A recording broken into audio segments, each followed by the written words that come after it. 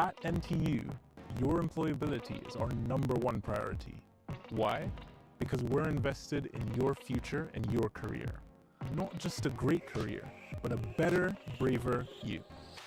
From the first days of your NTU journey to the years after graduation, we've got your back. We've built our degree courses on what employers expect to see. With 240 hours of hands-on experience, tackle real challenges with real organisations. Complete an internship or a year-long placement. Attend job fairs and networking events and show employers what you're worth. Enjoy one-to-one career coaching, 24/7 online support, and exclusive access to part-time, placement and graduate level vacancies. If you're not in work or further study, up to 15 months after graduating will help kickstart your career. We provide personal coaching and training programs. In fact, we even offer a paid internship within the first year. That's a promise. And when we make a promise, we mean it.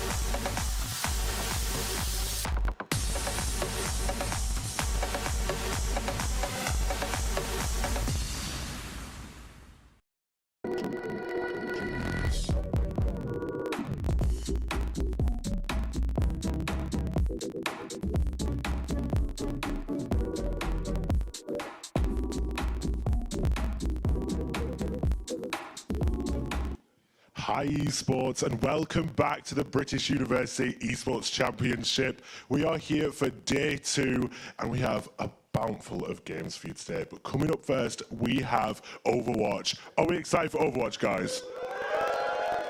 There's a lot of hype for Overwatch. This looks like it's going to be a pretty decent matchup. Both of these teams, I swear, they've been going back-to-back for in 10 different championships. So hey, this is another one to add to the belt. But casters, please tell me a bit more about these teams.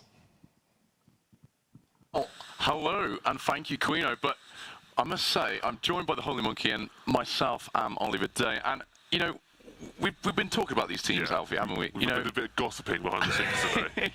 I mean, they're two teams that know each other very, very well. We know that these teams...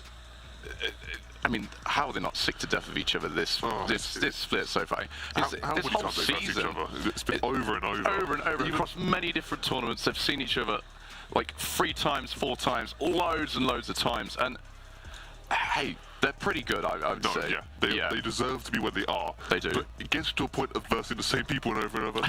You know what they're going to do. You know how they play. So there's no element of surprise to how it comes from a normal esport environment. Absolutely. I mean, obviously, one of the first teams, ICL, Imperial College London, with, known as Winston is found by a police helicopter. I mean, a very unique name there. Part of the storyline, as I've been told. Absolutely. I mean, a great little run in Stage 1, 6-0, and then obviously Division 1, only dropping 1 game to Warwick Angels, 2-3, which is a close game as well. But then Oxford Omnics, I mean, tell me about that team. Well, for what we've seen before is that they're very, very close overall. They're the only people that they've ever had issues with, funny enough, is Imperial College. Yes. So they're back at it again for God knows what time this is. But hopefully today they'll break the streak of coming in second, as they're on the 9 streak of coming in second in many different events. So hopefully 10th time's the charm today. Yes, I mean, of course they won NSC Winter Split 23, I believe. So, it's been some time that they haven't really, it's been some time since it properly came first place. That might have been just a different team at that point. That's a valid point. Roster. But hey, I see a lot of talent in that roster. I think, you know, Rene on tank, a huge fan of Rene. Love the Zaya play. Finn Funge and Mudkip, my goodness. Amazing duo. I mean, when it comes to a sports. dynamic duo. Batman and Robin, honestly, we've seen Finn Funge on the Kiriko, I think arguably their best character. Insane. And I mean, with it being Kiriko, come so on. aggressive as well when they play. And You should be on Kiri though. The damage you can put out on that character while having good healing at the same time, that's how you should play Kiri effectively, not heal buying or damage buying. Having that good balance is where Kiri thrives. You're right, but when Finchman plays Kiri, you see that kill feed light up, and you know, backed up by Mudkip as well, who's usually under Lucio or Wu Yang. Speed in the mid. Yes, I mean, don't get me wrong, we've seen Mudkip.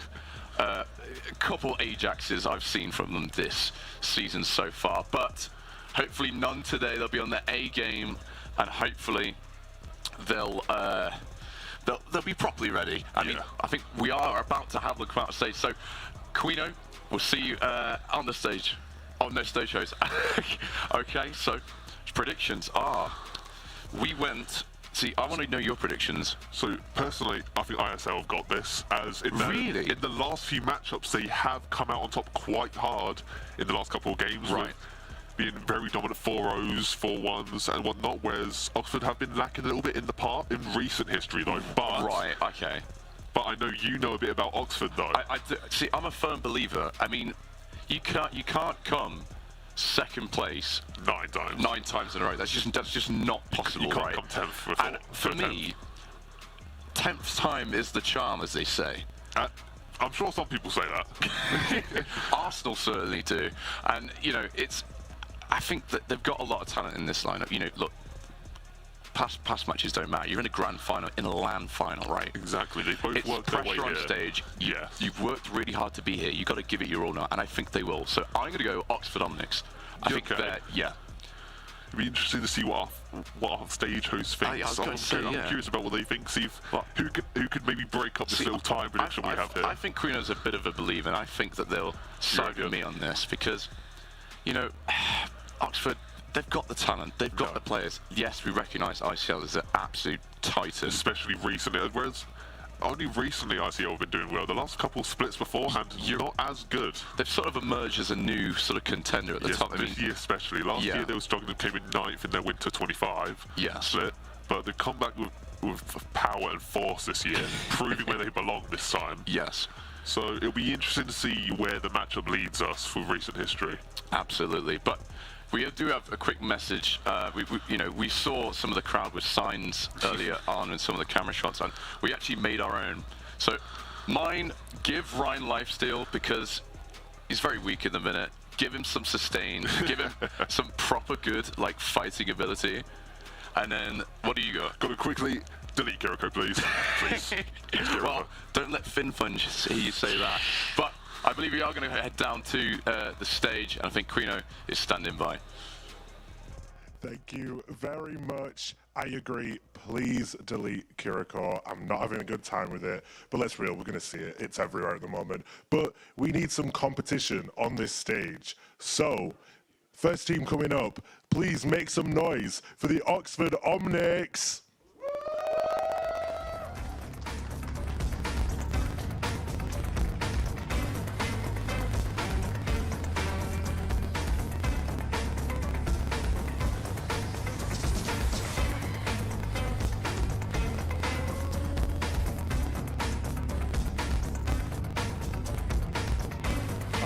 It's probably one of the first times the teams have actually been organised this weekend, so props to you guys.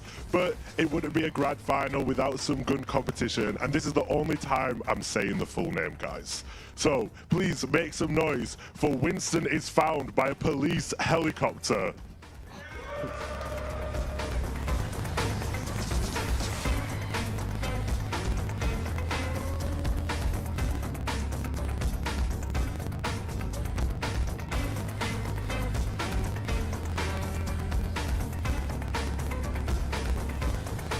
Ooh, they didn't have an emote like the other team, so I think that puts them in a different position. But please can I have the captains up to the front, you know, a bit of camaraderie before, have a quick fist bump, handshake, whatever they like. Let's see. I'll let you back to your teams. No, that was nice and chill. There were little good looks, all nice. But we want to get into the action. So please take your seats. And casters, please take us into our first game. Thanks, Queeno. I mean, I must be honest, those guys look pretty ready. I mean, especially Oxford. I loved a bit of that, you know, the primal rage coming out. Yes, I love that. And look, that's exactly what we need in this grand final. A bit of passion. You know, they need they need some optimism, right? And that's a great way to kick it off. Bit of emoting before the game begins. You love to see it. A bit of taunting. That's what you like to see. A bit of friendly banter. Hey, I would have some confidence going into this. Oh, look, yeah. They've got. Kind of say the crowd looked pretty packed out there, so they've got a good following either side. So hopefully, don't C9. Important message in the crowd there. I love that. Don't C9. We've seen a fair few of them, but we are going to head to our map picks coming up and our hero bans as well. What we thinking? So. Okay, Emre ban and Arisa, and for the first map, it's going to be Busan. I like Busan. You know, I think Busan... It's a good mix of a map. With you've got different types of angles. With the main train station area, we've got the nasty bullet train of death. Oh, my goodness. You've got the nice rooftops for snipers, but it's also quite close quarters. I mean, Sanctuary's pretty nice as well. The drum in the middle. Yeah, the drum in the middle. Always a brawly sort of point. Like to see a lot of snipers on that map. But the Emre ban's really interesting here. I think that... Emre's kind of risen in popularity a lot recently. He's got those buffs, especially with his pistol. And then obviously Arisa's just a nice all-round ban because nobody likes dealing with a horse. I think the Arisa ban's kind of nice. I think that, you know, it's a solid ban. You know, we know that, you know... She does good damage, she's hard to kill, she's got good CC. Overall round, not a bad target to get rid of. And Emre's just a killing machine. It's just good to get rid of such a monster on the field. And we know that, you know, Arisa is in the both tank pools of, like, you know, both tank players. She is present in both of their hero pools. So it's a solid ban to kick us off. And, look, I can't wait to get into this game. I am... As soon as them spawn doors open, I hear fighting. That's when I'm like, yes. I want to see the Lucio speed boost go in and everything. I'm just worried that Mudkip could potentially drop another Ajax. I mean, we've seen him so many times. We don't want to see it, but at the same time, it would be funny. It would be really funny. It'd be really funny. Look how cute that is. Love that. We love the energy. We do. Look, just a bit of... These players are really happy to be here. They've come a long way. I mean, Oxford... Good hour or so drive, 2 hours. A nice train ride, decent train ride as well, depending on how they decided to get here today. I mean, thank God they made it up here quite early, because one of the teams yesterday, God, stuck for 5 hours in the train, so very difficult. Missing it, having to use a sub, unfortunate. Unlucky, but hey, you know, we are seeing a bit of love from Geo there. I just saw a quick little sign. Love the support, love. But yeah, coming into this, Alfie, ICL, they obviously went with, I think Busan, that was their pick. So yeah. Just talk to me about the strengths of the players here. Overall, like how we've talked a little bit about the players, specifically if we're looking at tank power currently. From what we know is that we love a bit of a brawly semi-dive, because we know they have the Diva and the Winston in the lineup. What does that say? Malga equals honest. No. No. Malga. We don't like Malga around here. Malga. Boring. Reinhardt. Yes, well, I am biased. I'm a huge Honor and Glory fan, but I don't think we'll see any of that here. Sadly. We're going to see some proper serious HQ. Love that.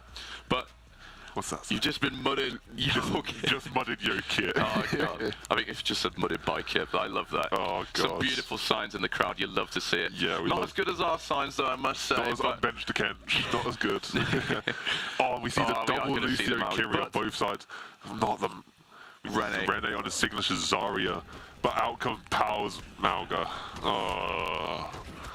We are, yes, of course. So Rene on the famous Zarya, Power on that Malga.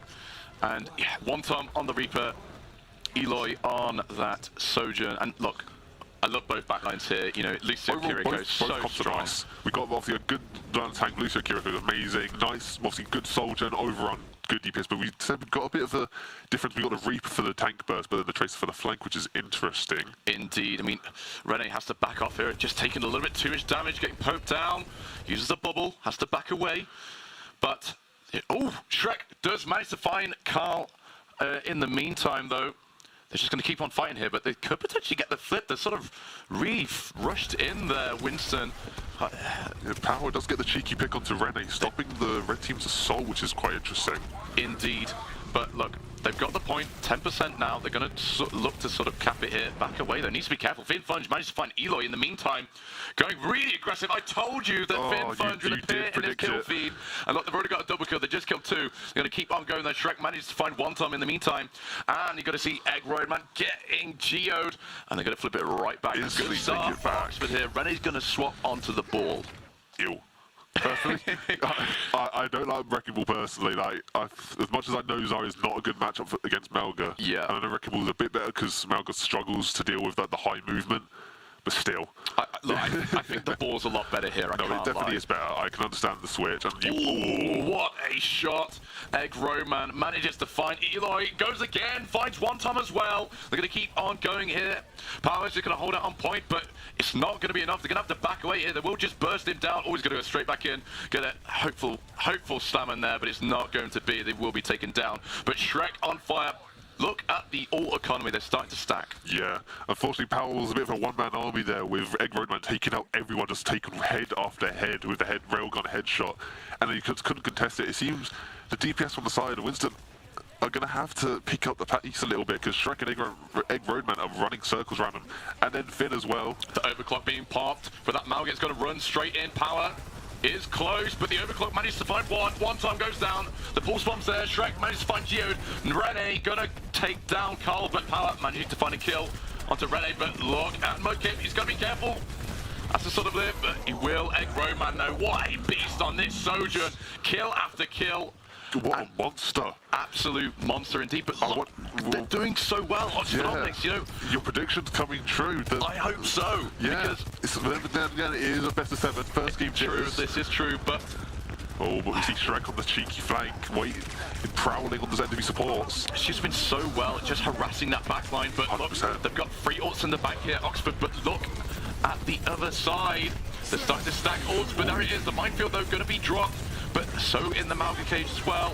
It's really, really low. Ready on the verge of death. But Eloy manages to find 1.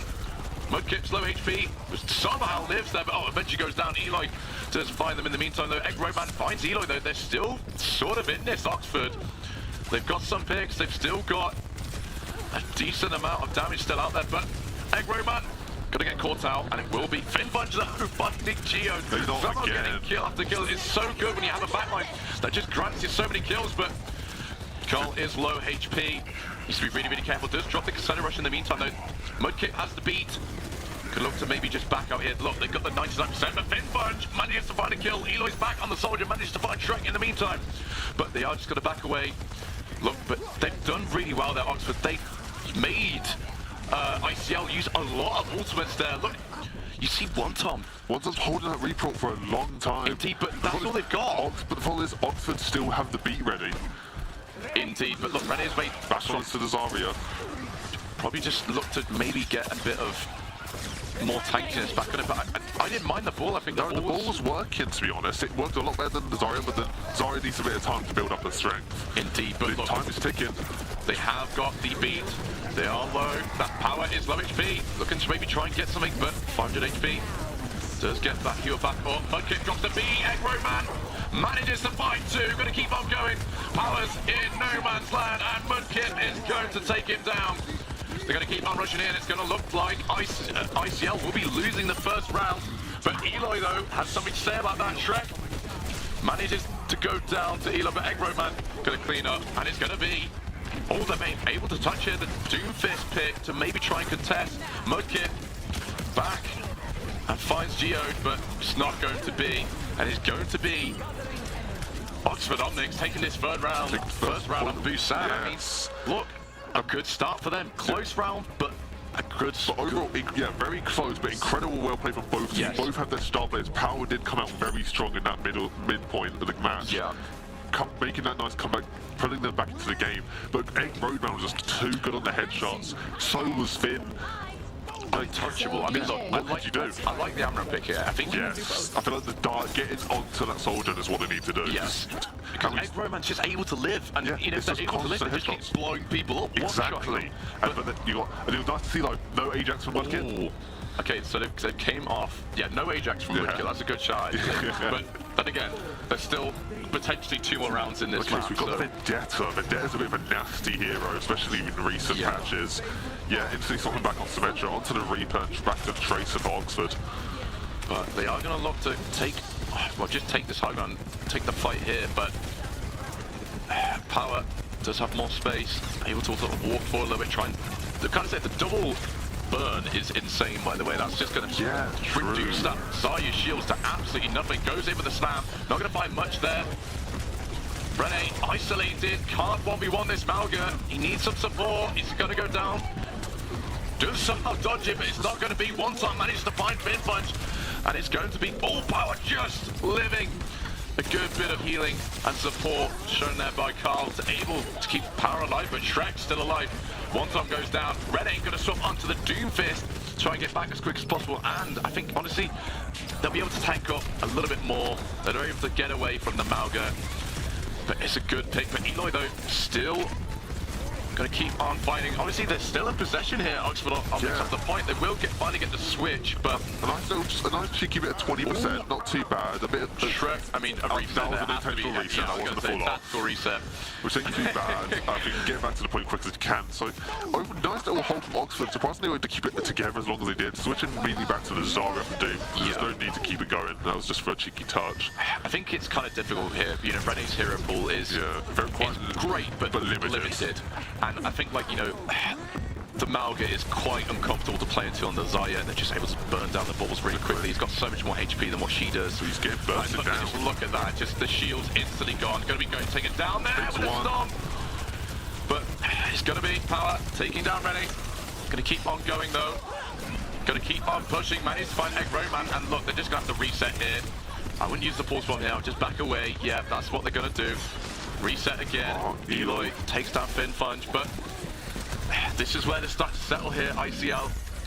They've got ults in the bank. Both teams have ults in the bank, but it's kind of just back and forth right now. We do see the both DPS on the side of Omnic do have ult, but the Malga has Cage, and both supports on the side of ICL, along with Reaper, all have their ultimates coming up. So right now we're looking at a much more sided towards ICL, which is unfortunate with the point percentage slowly creeping up towards the full capture.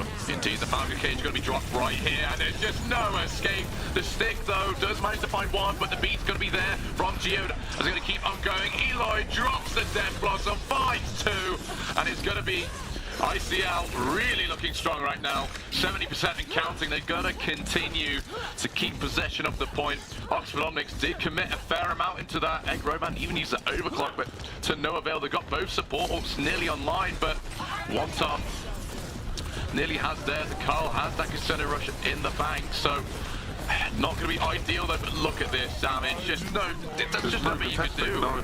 But then they did get a back camp to buy them a little bit more time. And they're just going to slowly build up that Vendetta roll with the Kiriko ult in the back ready to throw out last second if they need it. But as part of Oxford, they do have ults slowly coming up with both support, and Zarya's gradually making her way there. But would it be enough? Oh, Egg Roman does manage to find one though. The Cassandra Rush is going to be good. And used by both teams. That way, going to keep on going. Fin Punch managed to find one top. Going to take them down. Everybody's really fully free. They managed to get the flip. Good bit of play by Oxford, flipping the point just in. Take down the Malga Cherry. Just in time and running 5-2. A good little comeback fight from Oxford. They did use both their support ults. That's all they needed. Zarya has got online ready for next fight. It was an amazing pick taking out Egg Roadman at the start. Even though Aloy did get taken down as well, it was a worthy trade taking down the main driving force behind Oxford. I must be honest though, look, you've got to sort of use this ground around to 70%, and there it is going to be a really well used ground. Mudkip finds one top, going to keep on pushing forward. Look at the damage, Rene! High charge Zarya just keeps blowing everybody up. And they got this instant team wipe in just seconds. All they needed was a grab. It goes to show just the sheer power that forcing your entire enemy team together and not allowing any form of movement. it's just the burst damage from the start of Oxford is just too much, and there's only 10% left on the clock. This has to be a big force bomb here. They do have ults in the bank here. ICL, they've got them in the bank. 99% for both teams now. Overtime it is. Are they going to touch point? Oh yes, so they are. Oh, we're going to see 9 there. That clock was burning down. Already managed to find Eloy. Going to keep on fighting here. Eloy didn't drop, didn't build the Death Blossom. Oh, the Vendetta managed to get one. Shrek does go down, but Egg Roman's still alive. But look at Rene. Rene's low HP. The beat used. Going to be a really, really strong beat. Able to keep power alive. And they're looking to flip this round. Kisona Rush being used, but Finbunch trying to make something happen. We know how aggressive they are on this Kiriko, but the pulse bomb's going to be missed. Power manages to find free in this fight. Are they going to hold out? Are they going to flip it? Yes, they are. Oh, still contested.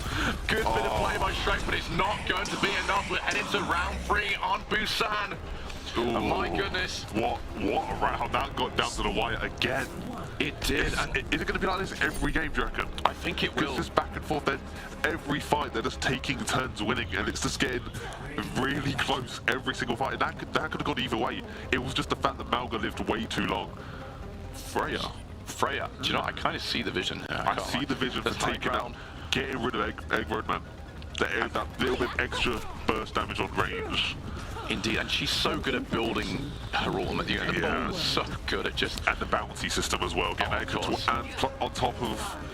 No, there's not for support. It's not for DPS, unfortunately. I was thinking of support. I was thinking of support role for a second. Yeah. But she basically has that anyway with her bounty. Indeed. So having that ult constantly online, being able to get, but basically guarantee a pick if you don't have cleanse or beat up. Indeed.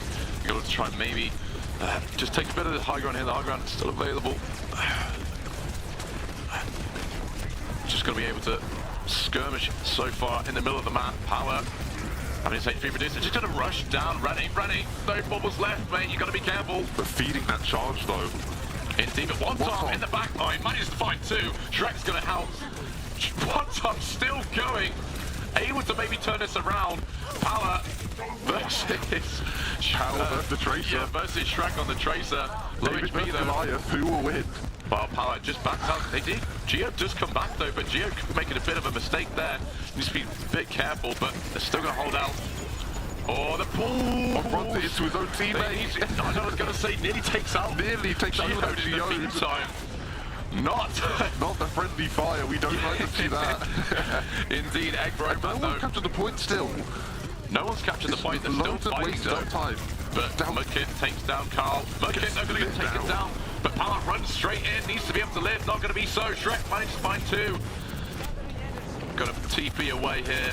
Oh, manages to find one right click from Rene. A nice Kobe over the wall. We love to see it.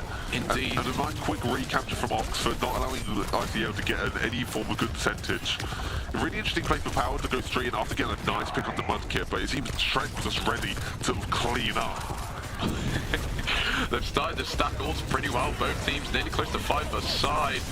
But oh my goodness, that's an insane Malga cage. And don't forget, they've got the Kisona Rush in the bank as well, but they're not going to deploy it though. They're just going to come out on top there, Oxford. Very well fought. They only used 2 ults in that fight, and they did get out the Malga roll from it as well, which I feel pretty unfortunate for ICL because that Malga roll is a huge playmaker. I get why they used it for the defensive shield, but it's just not enough. Absolutely, but they're going to keep on going here. Power taking some space. Needs his support to live. There we go. We're going to see that Kisona Rush coming in. And look, they're going to start to take down. Rene manages to find a kill though. Could they potentially flip this? They have the Death Blossom just in case things go a little bit sour. They're going to keep on fighting though. Finbunch goes down. Egg Roman gets a cheeky kill on one time. Ooh, looking at Shrek completely unnoticed in the back line. Took out 2 and cleaned up, and it is just the Kiri and the Malga up left. Absolutely, but 67% and counting. I know. Hopefully, after yesterday's shenanigans, we don't need a repeat from Valorant. No one wants to see that.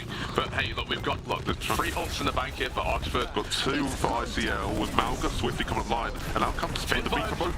Mudkip doesn't get. He almost got Ajaxed. Indeed. Very close. Low HP, but the Death Blossom's going to be used. Power. But does trade for Geo? But Geo does get, taken out by the pulse bomb. Finn going to keep on going. Managed to get two. Gets free in that fight, by the way. Rene's still alive, so they're able to sort of contest. But it's going to take a lot to try and burn down this Malga. He's got so much HP. But they will eventually. Yeah, Finn taking up the role of the local midman, cleaning up all the garbage outside. And it seems, unless ICL can't make a quick touch with Malga. Indeed, but they're going to just try and look away, try and keep away the headshot damage. Oh, just like headshot, the headshot. Malga goes down. Just get the kill, and Carl Shrek managed to find the killer power, but they keep on going though. They've got Rene still high energy on the point, close to that Gravitron Surge, but it's not going to be enough. And Oxford Omni take the first kicking it map. off, get the first map. Beautiful. Beauty. Yeah, honestly, really well played. They really played that third round really well. Much better than the last two rounds. It was nowhere near as close. With ICL only getting one decent fight in, getting a little bit of percentage. Yeah, and honestly, completely deserved playing the game. Very fun play the game. MVP of especially the first round, I'd say. I think that's when Egroman shined the most. As we can see, one shot after shot. Let's have a look. And two, wait for it. Reaper TP, by the way. Yeah, literally.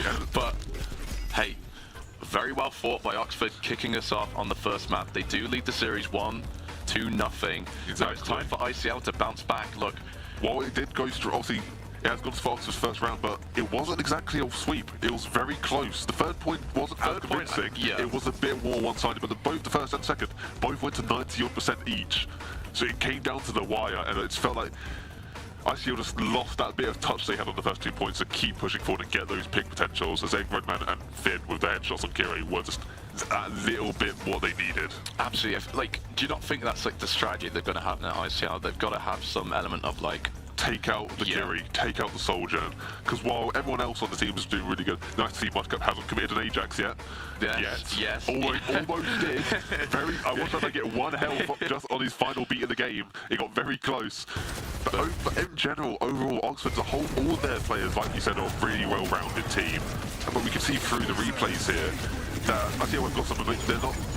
They're nowhere near the disadvantage, and their players are just as good and better in some certain cases, as we can see with this amazing team fight that they had from the second point. They're able to, like, ICL, look, the positives from this round is, look at this, they were able to hold out really well. It was crazy. Oh, Rene on side is like, magical things happen when Rene's on side. But look, they did roll this round. They managed to just take it to 99 overtime. So much. Power's cages though are extreme. I know he's used 1 or 2 for self-defense. But the cages have fairly consistently gotten at least one pick, and most of the time it was Rene who got taken down. It's such a shame here because one time went crazy getting a triple kill, but then just TP's into the face of a full charge Zarya. That's not where you want to be. He was not HP trying to escape. And then gets sniped on the way out. It's unlucky, but... We saw here, Power did use the cage for self-defense, but did just get melted inside of it. So if your team isn't ready to back you up in those cases when you go into for the 1v1, you're just going to lose in the end. Even if you do get the kill, you're going to come out and get taken out yourself. Indeed. I mean, Geode. Hey, it's fine. I didn't realize he jumped into the bomb. Did a little bit, but hey, it happens to us. It was a nice first game, very action-packed, thriving. It's got my blood pumping now. I'm feeling a bit better for the rest of the series. Absolutely. I think they're looking to, I mean, like, if you're ICL, like, character-wise, what do you pick? And just, you've got to take out this Kiriko, and you've got to take out this Soja. The Soja is untouched. Yeah, like I said, saying before, everyone's going to be playing, but the two I'm watching the most are the Soldier and the Kiri. They're the two playmakers. The saves from Kiri are incredible, and the Soldier's constant picks are just a bit too much for ICL. So it's the fact that, who would they pick to deal with this? Because they're not exactly the easiest champs to deal with, are they? With insane movement, insane damage output. Like, it's kind of difficult because I'm like, the Reaper is working really well considering like having to close that gap. It's working well, but could they maybe swap it for something better? The Soldier weren't a pick. Yeah, the Soldier. It didn't really do much at any point. The Reaper was way better. I would try the Tracer. You know, I think the Tracer's really good. They do need a flanker. Vendetta was okay, but Vendetta's more of a bruiser fighter compared to Tracer, who's an in and out. Like, I don't want to say Genji because I don't like Genji, but I see the vision of the Genji and it works well with the Malga. Because like, your railgun's charged. E, bang, back at you, mate. But I think What on mix. earth? No, do you know what? That's beautiful. I kind of see that. It's Zenyatta making God's image. Yeah, we love it. We love that. But and Oxford immediately, you know what? That's a valid ban on the Malga. Well, Power's Malga is just a monster. While it's still Malga, he does play it well. I'll give him that. I think we'll probably see probably the Orisa or. I think a little bit of the Ramatra coming in. I doubt we'll see a diva considering Rene's same as Zarya. Yeah. I doubt, unless Zarya gets banned, I doubt we'll see a diva. But hey, the Mei ban's quite interesting. I think it is. It's a bit of an odd one, but yeah, it's sort of come out of the blue. I would have banned Sojourn if you asked me, because I think that Sojourn, like Egg Roman was just doing so much on that Surge. 100%. Like kill after kill, just great at just bursting. We didn't see any like anyone down, tease of a tease of a Mei, so that's what's confusing. Why? Yeah. What is it about this Mei? Is there something we don't know about one of the players? Or one of them maybe a secret Mei one trick on an alt account? I think maybe it's look, Shambhali's, you know, you can play a variety in Shambhali, but I always like the rush on Shambhali, and Mei is so good in any rush composition. But we are going to see, we are going to see that power on the ramp. Eloy's back onto the Emre immediately. Once on keeping stick on the Reaper, nice to see the Lucio, Kiri. As a Zenyatta on Mudkip is interesting, and with a Widow on this from I think the Widow's probably just to have a bit of a scout. One cheeky. It's like, oh, can I get a cheeky headshot to start off the game? If not, I'm swapping. If I don't, I'm throwing. Yep. I mean, look, Mudkip on the Zen, I think this probably won't stay. No, that will also be for a cheeky one shot, because I see this a lot as well. Yeah, really. Huh? Just normally, what I see is on that door, you see a Widow, a Hanzo, and a Zenyatta all lined up at one angle, and it's on the peak up here. And we're going to see, does it get anything? Let's see, off goes to Zenchan, misses, and I'm back on the Lucio, I told you. As he off the Widowmaker. We do see the Orisa, like you said, so it wasn't bad. Took a bit of damage there. Oh no, Farah. Okay, I mean, look, hey, we're going to talk about Farah. I mean, significant changes to her What's the perk that they've changed it for, though? I haven't seen. I can't remember the new perk, actually, if I'm being honest. We'll have to look. But, yeah, I mean, like, look. Rene on the Orisa just able to... It's a nice rotation here, first off. You know, they've sort of flipped the point. Now they're sort of defending the point, but they've got... That they have. That only just occurred to me, actually. ICL is now attacking the point, which is kind of good because, look, they've got access to this high ground, and that's where they sort of want to rush. Gio's going to be taken down one time as well. And look, this bit of play was just very nice. There's a big, like, wrap around, and I love that, you know. Ooh, needs to be careful here. Oh, manages to get the kill. Good tracking. Needs to try and live. Good bit of play by Rene. 9 HP was that? 8 HP? Oh, that is so unfortunate for Carl. Not barely taking out the Orisa. But hey, look, we're going to see some swaps immediately. The Diva able to control the high ground on this. The last bit of this first point, but will they have a chance to contest? I'm not sure. That position swap was really nice, forcing them to become the attackers. It was really well played. I really like that form of decision making. Yeah. But look, hey, they're going to go in now. Look, the Diva's going to be here to try and maybe just burst down this Farah, but Mudkip, where the assassin, the assassin Lucio just takes down one time. I'm not really sure where you're trying to go with that, buddy. Straight to the back line, just get absolutely blown up. Power gets the cheeky kill onto Egg Roman, but it's going to be to no avail. Vinbunch making the headlines in the kill feed once more. As usual. It's the usual. It's the norm at this point. Egg Roman, funny enough, not being the star of the show this time. I've seen a lot more action from Shrek straight away. On the fire. I mean, look, they've nearly got the barrage, and you know, the very like kind of important change for the the recent Farah changes was the movement in the ultimate. Move, which previously obviously wasn't a perk. Yeah. But making that base kit kind of makes sense. It's a nice stuff. Yeah, that was a really good job from the fight. Now he's going to be sort of isolated here and potentially taken out. Can he wall ride his way out of this? No, he just gets out, and the Kiri does TP out. And out comes the Farah roll. Fire barrage, not going to find much. Going to be defense matrix, majority of it. But Power has low. Oh my goodness. Oh my god, that could be big though. But taken down Rene. What a beat from Geo. Manages to flip that right round because there were so many of the ICL players trapped in that Terror Surge. And we've got one ton of cleanup crew once again. Does get some more kills. Shrek gonna move straight back onto that Tracer. It makes sense. Tracer is just too oppressive, and Roman just escapes with his life, just barely. But going into that wrist roll was amazing. Getting, what was it, 4 people pulled in, trapped, but which was really good. But unfortunately, the sheer damage output they had, and he went in at quite a low health. It was an unfortunate play, but right mindset, right execution, it just kind of failed at the end. Which is unfortunate. Look, they've got the death blossom. No, it's gonna be good. One. And just, well, they just pop the Emery ultimate as well. Why not? I would just die here, Rennie. I'm not sure why you want to really drag this out. I guess a bit more ult charge maybe, but like you've just sagged yourself a bit, so now your team has to wait a couple more seconds. Indeed. Oh, and then we're going to get a quick little pause here. Who's the perpetrator? Who's in trouble? I think it might have been Power a little bit. But hey, well, we take this time just to discuss the first part of the game. I mean, look, it's gone very quick. It has. I can't get over that little switch round they had where they went through the right door and became the defenders. It really flipped ICL on their heads. They kind of weren't sure what to do as Arissa and the rest of the team just kind of launched themselves at that high ground, taking out Reaper immediately and then following up with the Embraer. And it's just, Kiriko did just barely not kill the Arissa. I'm sure Rene, whose heart was pounding for a second, kind of mine was a bit, to be honest, but it was really well executed. Yeah, absolutely, I agree. I mean, like, we don't see that often. I think, like, you know, the great bamboozle of 2018 Ali Gladiators against London Spitfire, that was a mark of history. A little hint of that, weren't there?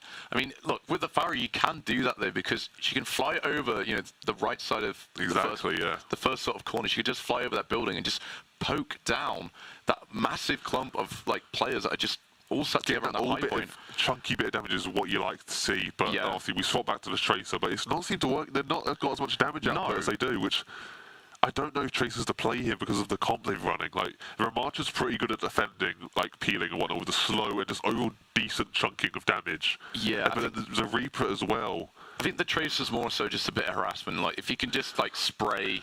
Annoy the supports, take their attention away. Even just for a split second, it'll be enough to take out somebody. Yeah, I mean, Geode's, like... Geode's ideal target. Geode's beat came in so clutch there with the Rissa roll. Absolutely. It was very, very clutch. Because, like, all 4 members of ICL, like all 4 of them were just trapped in the middle of that Terror Surge. And look, they do manage to deliver a good bit of damage. I wonder what the pause was for. So we are going to see Oxford just going to continue from their original point where they just coming back from spawn, to be honest. But Mudkip has the sound barrier. And Roadman does have the overclock ready, but D.Va does have the bomb. Here we go, we're going to see an aggressive beat, and we're going to see instantly taken down. Eloy. Nice to see another non-Ajax. Ooh, close though. Mudkip does take down Carl. Geo's going to go down. They're just going to keep on cleaning up. We are holding the bomb for next fight. It's not worth taking it here, which I think is sensible. They do get a nice little team wipe, basically. Get a bit of push. They won't quite make the checkpoint, but get in there. They'll still have time to contest, but look at the ult advantage though coming into this. 3 ults ready. A wrist roll will be up in no time because she builds that like one. So it's like, and all they have to defend it. They do have Kiri coming up, but it outcomes the overclock immediately. Trying to stun that D.Va from defense matrix. And down goes Geo. Geo goes down. The D.Va bomb is there, but it's not going to be enough. Instantly taken down. Good bit of play by Shrek, so Power doesn't have the chance to sort of contest. This is a quick team kill for the side of Oxford. Indeed, they've got some momentum feeling about them. I mean, the crowd must be really enjoying this Oxford Omnics push. They're playing so well at the minute. I mean, Rene they are. Does have the Terror Surge, has another one, and look, they don't really have the beat yet. I guess they've got the cleanse, and the Kitsune Rush, but you want to try and take this. It takes the shield perk instead of the spin, the javelin spin. But you know, I kind of respect that. I think the shield's probably the best. Gives a little bit more protection to that back line, especially that Sojourn. But they don't seem to get Rene doesn't seem to takes down Carl. Carl finally getting his revenge. Indeed, Carl getting a little bit of revenge, you're right, but Power's low HP. Carl gets another though, but they will just back out. Rene's not up yet. Okay, so we do have, it was nice, really nice Casino Rush and Carl coming in with a heavy aggressive, but we've got Arissa roll back online. See, this is good because Power isn't back in mech yet and hasn't died, so but if they do beat, they have to try and build it fast. That's an early beat look how low that D.Va is, and just go down. The Terror Surge.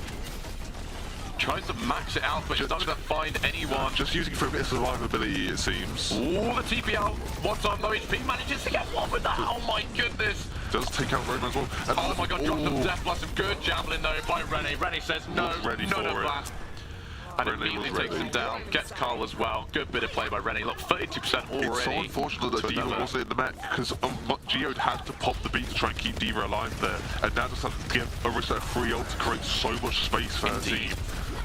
But look, Trek's got the pulse bomb. Nearly full. Yeah, Emre does have the ult coming online now, and power is not long. But Aloy gets taken down immediately by Shrek.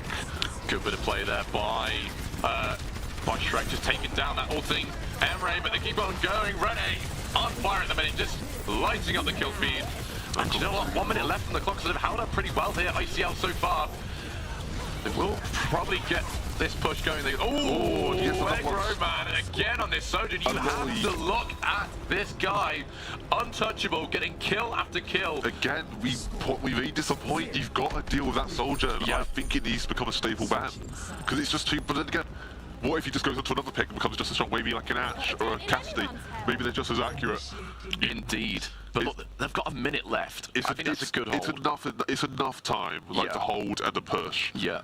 But then again, we saw how ICL did kind of keep them in the second checkpoint for a good few minutes. So it depends how far can they get with that 1 minute before they lose. Because they possibly will inevitably lose a fight. Absolutely. So how far can they get in that 1 minute?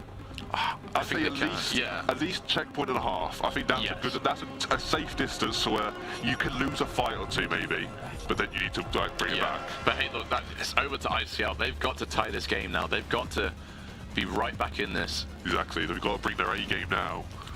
To try and tear this, because look, otherwise it looks a bit scary. You know, Oxford taking a 2-0 series, taking a 2-0 lead in the series. And look, for me, I don't know the guy that called this, but yeah, it's looking good. I wasn't expecting this turnout, considering in that last matchup, ICL did dominate. And we see Eggman has swapped off the Soldier though onto the Emre, and this is what I'm talking about. Is he just as a monster on Emre as it was a Soldier? I believe so. But we do see the change onto the Wu Yang from the Lucio, which is very nice. Indeed, but the Anran coming in.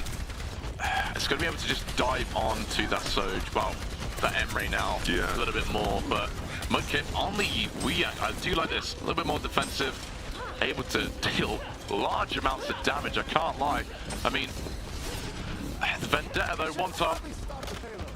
They do collect this really well. Okay, they give up space, but they're still all alive. Everybody's just trying to get a bit of poke down, but it's just not quite enough to deal with a tank. It needs to be focused on them squishies. Indeed, needs to try and take a bit of an off angle, but look at Shrek. Look at where Shrek is going to try and harass that backline.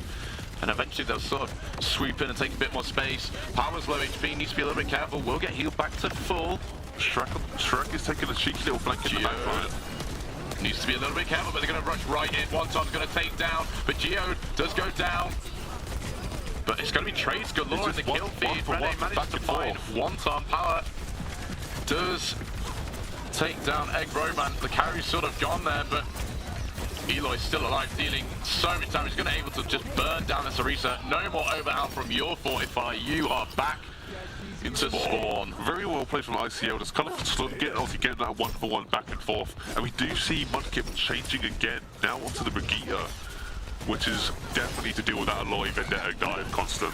As you can see here, just the pressure that Wonton able to put on. But look at the positions. They're playing really, really well here. Exactly. ICL. They've got so much momentum behind them now. Ooh, Eloy. Oh, just barely. Nearly gets the kill, but look.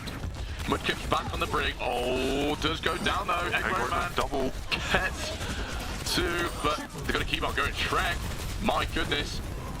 That seems to leave them on for next fight, fair enough. Can I say Shrek does so well in that fight there. They contest the point. Oh, the stagger. Oh, that's a dirty stagger. Good bit of play, but look at the ults coming in now. Oxford stacking ults. And Mudkip, even though just swapping onto the brig, has already got 60% ult.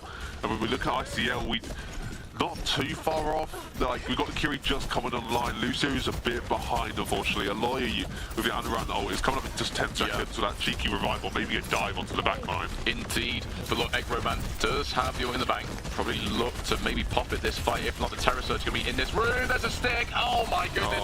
Eloy taken down. Good bit of play. My goodness, Eggro able just to pump out some more damage from the sidelines though, but it's going to be Shrek that's just going to be able to clean up as well. Rene. Good bit of play.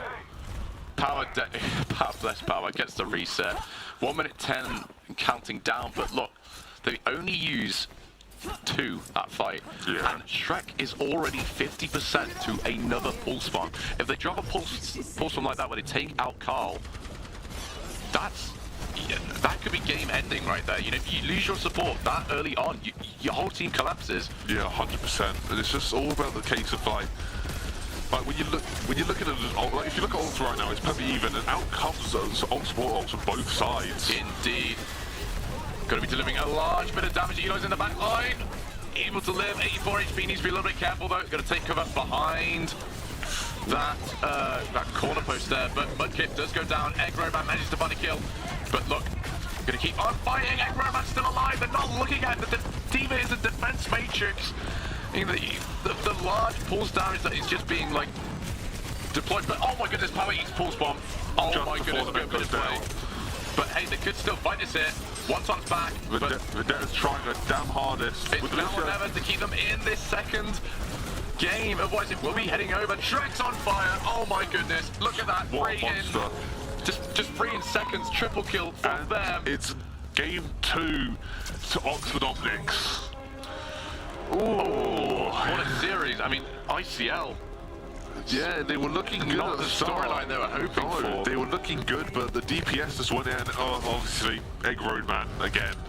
I'm surprised, honestly, I told you, even on the Soul, doesn't need Soldier to perform. Indeed. That Emery was just as dangerous with ult. Oh, that's a nice flick there. Yeah, oh my goodness. and straight onto the Reaper, double take.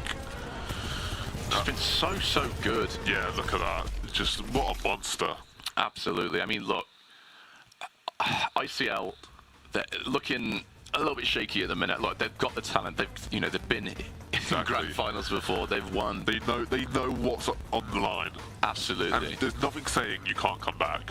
Absolutely. And look, they've played against Oxford like so many times this season. At this point, yeah, they're basically best friends at this point. Of how often they see each other. We want Tom. I love that sign. That's a nice little time as well. I can loot. Like, is that... Turn off aim assist. Oh, actually, you should. Console aim so well. I love Malcolm's laugh. Oh no, we don't. Guys. We don't. No, we don't. But hey, look, that Power though, that's an important message. Power is playing on console. Yes. And we've heard rumour that this could potentially be the last game on console before they switch finally to PC. Upgrading to the adult field of PC. Bless them. I mean, look, I remember when I made that switch to PC, and my goodness, it took me by surprise. But oh, yeah, it takes some time to adjust. It's humbling. It is. When you think you're pretty good on console, and then, oh god, you get put in the pits of like silver when you go to PC. It's painful. But hey, look, I think that they'll very much enjoy. The Power is better than most on the console, so realistically, if he'd have a much better chance than your average Timmy from console going to Overwatch, he will. Indeed, more used to definitely a top 50 console player from what I've heard. Playing these top high elo levels of play, it's just kind of used to it. But look at that, was just barely 20 HP. Goodness, Rene, good bit of play there. So he's been so strong so far in this series. Rene's been an unmovable wall while his DPS have just gone crazy. We saw this is what I was on about with the Shrek with the amazing little double kill and instantly taking down Power as well. It's just, look, that's what you want your DPS to do. Like, you've got the support who keep you alive. Here comes the ultimate, but that goes in while very low HP and does get bursted down by one ton. Absolutely. Good bit of play there, but look, the beat engage here is really good by Monkey. It's so aggressive, and they just walk on. I mean, as soon as Egg Roman gets that opening pick, that's it. The fight's won. Exactly. It's just over from there. Oh, look at that. And they just gradually steamrolled through the game. One ton did have one hell of a play here, but the ult just wasn't enough to keep him going, and Rennie cleaned up.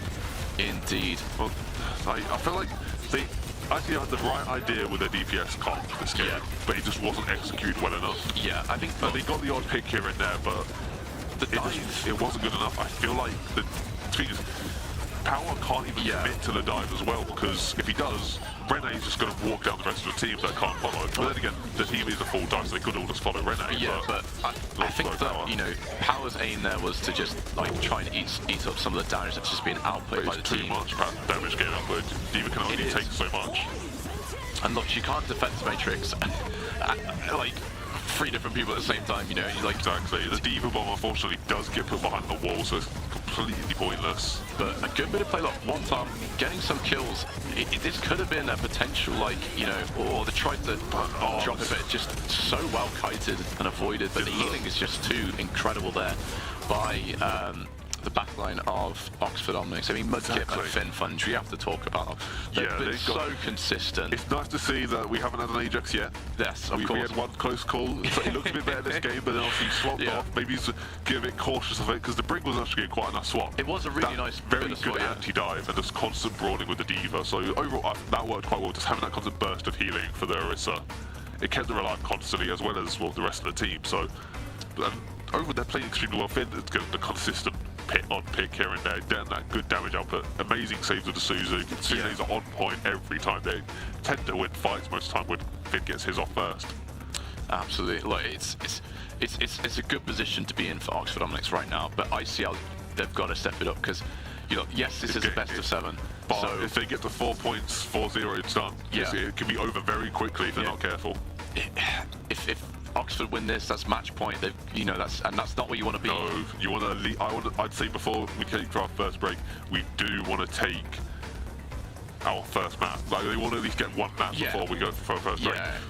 That's just the way they've got to go about it. They've got to have a map on the board and continue, because as soon as you get that first map, you feel better. You feel better. You've got momentum. But losing multiple games in a row, like, it happens to anyone. No matter you're on the back foot now. Even if it's professional play or you're just playing solo queue, losing multiple games in a row really affects the mental, and you start gradually playing worse. As much as you won't want to admit it, you do play worse after a few losses. But hey, look, they're here for this. You know, they're here for a reason. They are a solid team. They've certainly got the caliber. You know, we've seen them so many times. They've played well so far. Yeah. Just the odd few mistakes that we do see. The Kiriko and Reaper bans coming out. Okay, I see the Kiriko ban. The Kiriko makes sense, because they don't want to deal with Finn. Yeah, I can imagine. Finn's Kiriko is kind of nuts, but the Gurren and the Reaper, to be fair, Wonton's Reaper is nasty. It is. It's very good, very consistent picks, very accurate with that double shot. Yeah. Very accurate, consistently getting picks with that. I mean, Wonton through all fights has been getting kills. Like, even when they've been losing the fight, for some reason he manages to kill like 3 people. The team's dead, still takes 2 down with him. Like, he never goes down without a fight, and especially on a map like New Junk City, Reaper thrives on this map, and Kiryu kind of does as well.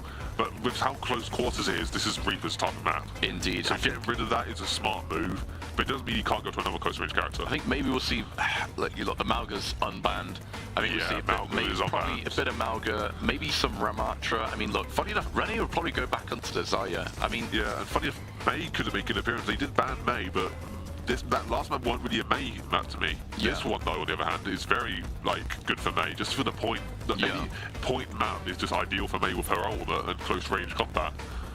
I think the May ban was a bit of a. It was a bit of an oddball. I think a bit of a whiff. Yeah. For me, I'm like, I really feel like to not target banning someone. Like, evidently we've seen both the second and now the third game have had target bans towards somebody on ICL. Yeah. And now they've banned the Kiri, which is nice. They've finally that's a really good up ban. and think, you know what, get rid of Kiri. Stupidly strong hero, delete the character, please. And also, Finn is just a monster on Kiri, not to mention. Like, put a strong character in a really strong player's hands. It's omnipotent. So I think it's a smart ban, and obviously the Reaper ban was nice as well, but I feel like they just fumbled with the first 2 bans, not quite thinking about them fully. Both teams simmed and just going to use the sim TP to try and get to Moira point, but do you know what? I see the vision. Moira Lucia is strong, a really strong OG backline. Yeah, true, very OG. We got the bat coming out from Finn, another very high DPS output. Oh my goodness, that Malga deck, hello! Oh my! Malga's grew wings! He can fly! Geo manages to take down Egg Roman. Mudkip though, both Lucians getting in on the action. One time taken down, but my goodness, what a bit of tech from power there. Must get back on the loose. Oh, very nice. So nice clean up. Does go down. They get the first point flip. That's exactly Very the start swift. of the ICL one. Bit of positive momentum going on now. Well, it seems that I actually did predict something just in the wrong way round. Egg Roadman has brought out the Cassidy. I didn't think it in his context, but I can see, I can understand the vision with the double dive being in play. Indeed. I mean, look, you've got the stun, you know, with the grenade, so you can just throw that down, stun anyone. But look, oh my goodness, Power's in, and Power is getting kill after kill, burning down this Zarya. Oh, a little bit of a stagger. There we go. The Malgus is too strong. Like, I think this is going to be like a wake-up call, thinking like, do they ban some of this, or do they just keep banning Malgus? Because Power is the main playmaker on ICL. Right, they can only ban once, and they've used that ban fairly early on. Look, it's got them a good lead, but like, look, 50% to a cage. Geo's, well, we need to close that Coalescence. Obviously, Coalescence not the most impactful. But it's a nice bit of healing, a bit of consistent damage output, so it's not too bad, but they are very gradually ticking up the time, already 10% off winning the first point, but just go straight in. Indeed, bit of damage in though, but look how tanky they are, especially with the Malga E. So they are just going to keep going. And look, Power is going to keep on going. Easy first point for ICL. They've got momentum. The crowd, the fans for ICL must be feeling this and loving this, because it's 99%. They do have and a they haven't even had touch here on. No, but they do. They have a contest with Shrek, but it's just weren't enough to deal with 3 of them. Indeed, that's exactly the start. This is what ICL need. I'm feeling it. Keep this momentum going. Keep Oxford on their toes. Indeed. Now look, taking away that Kiri seems quite strong, because Finn has not done as much as he was on Kiri. I mean, Bat isn't as prominent for that, but look, the Bat's just going to be run down pretty quickly. I mean, does have the ult though. It does have window, but it's a very tanky side on the side of ICL. And so, they don't. Oh, what a grab! Does manage to find the correct pick, but sort of use the Baptiste window there in a good way. Manages to just drop it right in sight of the Graviton Surge and just barrage damage onto them. But Shrek does get a couple kills in that as well. So the swap to the Pharah, very nice. I think, you know, yes, this is an indoor point, but the poke damage will be really, really strong. And look, they're not able to be sort of run down as much though. But Malga's got a cage. Can they drop it? But no. Oh, amazing Eloy kick. comes in. Dives in, sets everybody ablaze, and just mounts Egg Roman. The Coalescence there to keep them alive, and Finford they are stalling just go down. Stalling Rene just a little bit, was a nice little play. Unironically, Coalescence really nice there. Nice bit of kept the Malga alive while getting the cheeky pick just as at the end of the cast. And while they also were able to keep hold of the Vendetta and Malga, which is an amazing little lineup. Malga keeping people in a small contained area allows Vendetta to get a much easier pick. But Mudkip does have ult coming up in just a second. Indeed, this beat has to be huge. And look, they're waiting for it. They're lined up for it both. They're waiting. One top's ready. And out comes the cage. It's going to be big. They do use the Salmon in the meantime, though. They're going to just keep on going. Malga goes in, but Paola's taken down. But the Vendetta does not get any picks. Still chasing though, able to get some swipes away, a slash dash, but it's not going to be enough. Egg Roman gets 2. They have to flip the point here because it's still counting. Yes. I fear Vendetta waited a bit too long to ult there. Like, they were in the cage for a good while. They were. Beat was used at the very start of cage, so by the time she had charged up her blade to like its maximum output, the beat would have been more or less gone. Yeah. And well, she could basically one-shot through beat as it is, but at that point, that could have been a very easy kill on at least one of the main playmakers. The barrage! Oh, it's huge, and she can move around, and she does get a lot of damage up, gets the kill as well, and Egg Roman going to be cleaning up as well. Mudkip gets the boop onto and now there's going to stall a little bit, and that goes that, and I feel that this will be the first point towards Oxford, as there's not going to be much time to stall. Indeed, but look how well they take that fight though, Oxford. They only use one ult. Immediately put it onto the Vendetta. Vendetta goes for cheeky, doesn't quite touch them. Not going to be able to touch it. It's going to be 1-1 on New Junk City. Even things back up again. It's not still alright. It's still everything's under control. You've just got to deal with that Pharah a little bit now, because that Pharah's damage output is definitely showing a bit with these cheeky picks, and especially that ult onto the supports. Absolutely, but look, Egg Roman does have the overclock in the bank. It's going to maybe try and just burst down that Malga, being closed down really well though. Good bit of play, but he's able to live. Look at the support. that he gets from his teammate. From Mudkip. The Mudkip boot sent him right into Eggman's line of sight, and Farah was in there ready to clear up. And it's just a quick team fight diff for the side of Oxford, and immediately take the point again. That is exactly what you want as a DPS player. You got Peel from your Zai, you got Peel from your Lucio. So Lucio, you got set up. The boot was so good. That setup was amazing from Lucio. And it's just allowing Eggman to get off these picks, and it feels like the side of ICL's DPS need to pick up the pace a little bit because they're falling behind these Oxford DPS. Indeed. And Oh, the solo grab onto Geo. It's a bit mean, but it's the right decision. But that's one gets two. Down goes to Bab. Indeed, they could potentially flip this here. It's a good bit of play. That was personal. Damn right it was. But hey, good bit of play by ICL. They're back in this, 43%. They need to try and overtake 40% and counting. They are close to a couple ults, one time's close. Mao good cage coming up, beats coming up, and there's no grab to solo ult him again, ready for great B, but the far ult is up. And I think they've got to keep an eye out for her, because she might play up stale, but Mudkip is gradually slowly building up ult as well. So both beats will be up not long after each other, and we do have window ready as well. Maybe Finn can make a play, get a nice bit out of the window. The Baptiste window is going to be huge. Shrek goes down. But they need to try and isolate the Baptiste. The Baptiste is one, but they managed to do so. Power finds free. Keeps on going. Good bit of play by ICL as they keep a hold of this point, looking to get a lead here on New Junk City. We trade two ults for one, just Pangeo pulling out the B-ball. You get window and barrage out as well, but we do have Mudkip's ult coming up just in a second, so it might be enough, but we do see Vendetta and Malga have their ults ready as well, and what Geo just caught out on the Shrek. But the thing is, like, there's no ult, but out from Vendetta. It does get a huge bit of damage. But the beat is huge. And it seems they're just going to take this swift fight, which I think is fine. There's a bit of time left, so allow power just go down. There we go. They've got a bit of time. We do see the swap from Aloy onto the Emre, which is not a bad idea for the Shrek on the Farah. They have about 50%, so they've not got too much longer to push. They need to win next fight and be able to take this next point. They've got 1-for-1 in ults. I mean, look, you've got the egg romance. Overclock coming up in a second, but we do also have the cage with no support ults ready to back them up, so that could be a very swift kill. But it seems Shrek is ready for that. Shrek is ready for the Emre. Oh my goodness.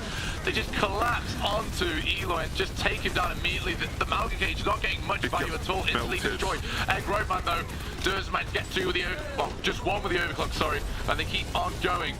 The barrage is up and ready, but they're probably just going to hold on to it, maybe. Oh no, they're going to drop it, but nearly take it down. Needs to be a little bit careful, Shrek. Still on that, still going to contest this point. Power gets the kill, but they do get the flip. Good bit of play. Does have the cardiac arrest? Yes, they do. Needs to try and stay alive. Emre bursting down Rene. Rene taking down both tanks out of the fight, but Shrek is still alive. Window's about to go down though. Emre needs to try, the Emre needs to try and find some kills, but they do manage to flip it though, Oxford, and they're going to see it out. It's going to be heading over to them. Vendetta's just a little bit late, but once one does get a nice bit of clean-up for a bit more ult charge. Such a close fight. I feel if Power just lived a little bit longer and Emre wasn't taken out, the fight as quick by Rene. But hey, it's such good play by Shrek and Egg Roman. You saw how aggressively they collapsed. They locked on the Vendetta and just thought, go. Take her out. And the thing is, did they take her out? No. Well, they did immediately. Yeah, they took out Elo. Shrek got put out of position and did waste the ultimates, not getting any value. But unfortunately, taking out Vendetta at the start of the fight there, I feel was detrimental to ICL losing. Oh, the grab. That's a big grab. Geo goes down. Carl's still alive though. Rene taking a lot of damage. Very nice bit. Shuts down the Farah. Eloy taking down Shrek. Gets a little swipe there. And it's just about Tease alive left, and he's down by Power. And it's just Egg Roman having to go back to spawn with his tail between his legs. Really nice play from the side of ICL. Really clean team fight. Getting that grab out while trading just the Emre. I think that's a perfect trade. Absolutely. But look, they've got possession of this. Potentially could be the last point if Oxford get a hold of it, but... Yeah, potentially. Oxford does have the B up and far out coming up again, alongside ICL having 3 ults. Such a big slap! But the beat is there just in time. But the barrage, they have the barrage! They use the, oh my goodness, that is such a good bit of play from Power. Drops the shield right in front of the bar. There's no damage going through. Lines, and because she's in mid-ultimate, lines it out perfectly for the Vendetta ult, leaving her completely a duck in the field. Absolutely good bit of play, but they do use a lot. They use free ults in that fight, ICL, but it's so worth it because Oxford don't have any else as well. They do have Window and Overclock coming up soon. Moira does have a role coming up not too long. Having that bit of extra 5 minutes. Going into the back line. Followed up they're by going to Moira. drop it, but he needs to be a little bit careful here. But the Moira does get one. The Coalescence Carl. So aggressive on this. Moira manages to get one. Egg Roman goes down. The flank. the back cap from Shrek. Shrek trying to back cap. Rene's low HP. Needs to back right up. Oh, but does get immediately taken down by Emre. And that's a very swift you know point. what? Completely What a point from ICL. Uncontested point capture for the side of ICL. Every point they've had that they've won, it's been uncontested. It seems the fact they need to win that first fight. Once they get a point, they're locked point down. They're very much a defensive side. But It definitely look, seems so. they're doing well so far. Eloy's on the flank, trying to just outpost a little bit of damage. Oh, needs to be a little bit careful. He's taken down by Finfunge. So aggressive, but Power gets the kill onto Rene. Onto Bat, lovely. And it seems history's repeating itself where they're going to win that very first fight with no ultimates needed to be used. Just getting a swift, clean sweep, and it'll take capture on the final point of New Junk. Right, if you're ICL here, how do you defend this point? Right now, I'm looking at Emre. Emre's got 16% ult, 15 coming up online. That's a really strong ultimate. And if they've been tracking ultimates like you should be, you will know Mudkip does not have B. Absolutely. Bat doesn't have windows. The only threat is the soldier with the railgun. Yeah. And here we're going to see it. It could be big. Oh, dodges first one. Needs to be a little bit careful. It's one onto the Nearly Moira. running out though. Doesn't get anything. Rene does take down Carl in the meantime though. They're going to have to keep on going. Rene's ready to beat and they do burst them down. Eloy gets the kill. Shrek in the backline though, just trying to harass Eloy as much as possible though. Egg Roman takes down Power though. Not ideal for ICL. But they're still fighting. They're still amongst it. No tanks alive here for both teams. They're going to keep on going. The Geo finds Finfunge, so they do have the support advantage coming into this, but Egg Roman is still alive in the backline. They're not able to take him down, just slides away. Look how low he is. Oh my goodness. Carl just taken down. Emre is just trying to get that capture, but just gets moved away by Mudkip. But Power is back, but there's no supports ready for them. So it seems they're just going to walk back the spawn and allow them to take this. Kills himself in the process. No, don't let them take you down, take yourself down. Indeed. But it goes to Malga immediately. The pulse bomb.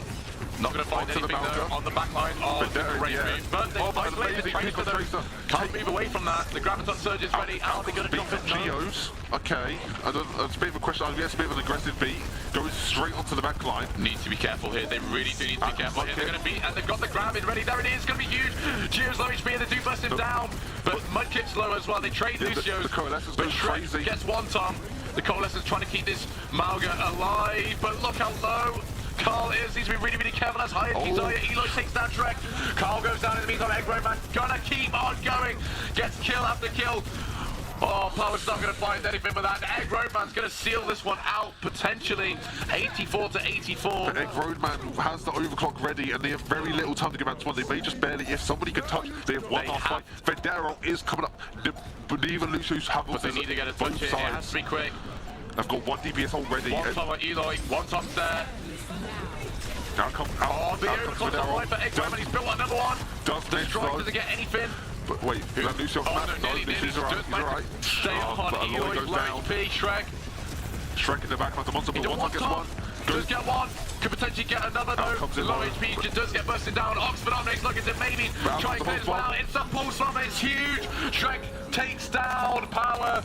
And that is a team kill for the side of Oxford Optics. Taking 0.5, map 3 is 3-0 match points. Oh my to the goodness. They lead the series 3-0. A good bit of play. ICL fought hard. So close. It was so close, but Egg Roadman again simply clutching fight after fight. If it wasn't for the Egg Roadman, they would have lost this map. I'm certain of it, because it was this fight here. Look at this. Gets a pick, gets two. Nice. If it wasn't for this, they would have lost, because they needed to take out Egg. They're not focusing as much as they should. Built like so many overclocks in that. It's absurd. It's just insane. And look, I think ICL, that was close. Very. And it was that they've understood what to do, and we were right. They much prefer control point maps. Yeah. And obviously Malgo is the main stake, but it's just that soldier. ban the soldier. Egg Roadman is an absolute beast. Like, Taking out the Kiri was smart because Finn was nowhere near as impactful. Yeah. He had a good few mortality fields or maybe one good window. Yeah. So he wasn't as much of a playmaker that he did his job. You know, he did his job in support, but it's that damn soldier. You can't. It's just they've got to ban it. Like they have to. Banned, or just got to flint everything onto her. And even then, when they did, she got away. 1 HP. Slide, jump. That one you can't fight get away. where she lives, I'm like, oh, how on earth is she alive? I'm thinking, oh, she's on the Moira. And then, oh, she slides away. And then she slides away again. And then she gets away. Oh, look at her, the support's already. But let's have a look at some of the highlights of This was it was a good retake for the side of Rene. And immediately popping the Coalescence, which is a nice little playmaker. And it allowed him to go straight in, and then obviously, and Rand immediately takes out Egg Roadman, which is what we need. That is what we need. Absolutely. Even just forcing an ultimate onto him. It's a good bit of play. Like initially, look, I like the Amran Vendetta sort of DPS. Like this was a good bit of play by Shrek. Just the Pharaoh. Yeah, the Pharaoh was really good. Great pick. Oh my God! This is what I'm talking about. And that was grab one personal. You cannot deny it. That was so horrible. And then this was an amazing fight. Really well fought. Look, Paolo just came in the slammed everyone, stunned everyone. Yeah, look, it was a clean 5-0 fight, that was. And then, like, that insta-dive onto the poor Emre was what he needed.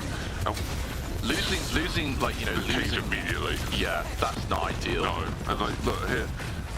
Emre's damage is just crazy. Popping down and immediately down. Oh, that's a nice shot. It just lock onto the bar was amazing. And then, like, it was a really good, like, nice, clean fight. It's just felt like this Sageman's a perfect example where they allow the soldier to do what he wants and they win. But in this case, they insta go in on them and take out 3. Yeah, they're just going to be really aggressive. When you got them out, you have to be aggressive. And look, they were for a large portion, and it was working so well. But Oxford just found a way somehow. I mean, look, this fight here, I wouldn't have taken this because you've got to read. They've got 2 ults there. Geode goes instantly down. Yes, the Malk is really tanky, but back away right now. You've lost numbers. You're currently 2v3ing. Yes, they're low, but well, now it's technically a 2v4 because Shrek's still okay. Shrek does go and take it down, but look, Egg Roman's still alive, finds free in this fight, and it's not ideal, is it? No, it's just not ideal. It is unfortunate, but it's never over until it's over. While it is match point, it's scary.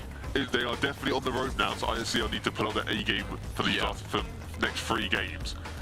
Which is unfortunate. They could have easily taken it to 2-1. Yes. So it's unfortunate where they are in their place right now, but it's not lost. It's Overwatch. Anything can happen. Exactly. And we've seen miracles before. We've all seen clean sweeps before. We've experienced clean sweeps before. Absolutely. Like, you know, who knows what could happen? Who knows what map could happen? But I believe we will have a quick little break. So stay around and stay tuned. We'll be back shortly.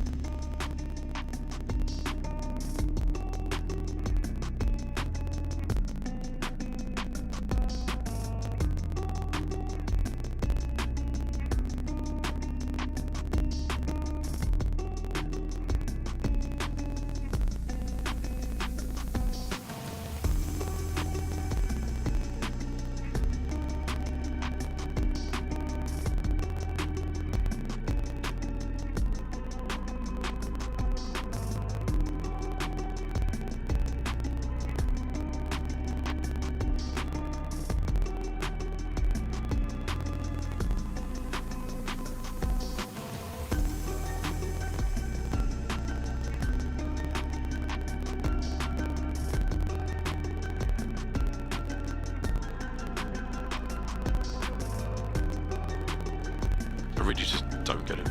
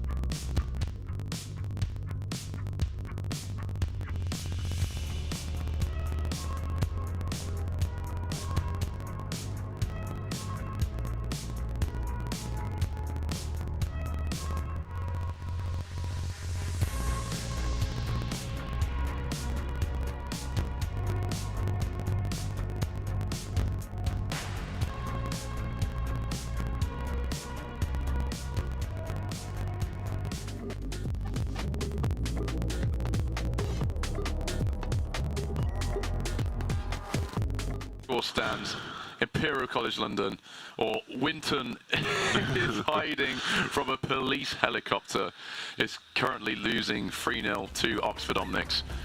So it's getting dicey. Yeah, like they are at this match point for Oxford.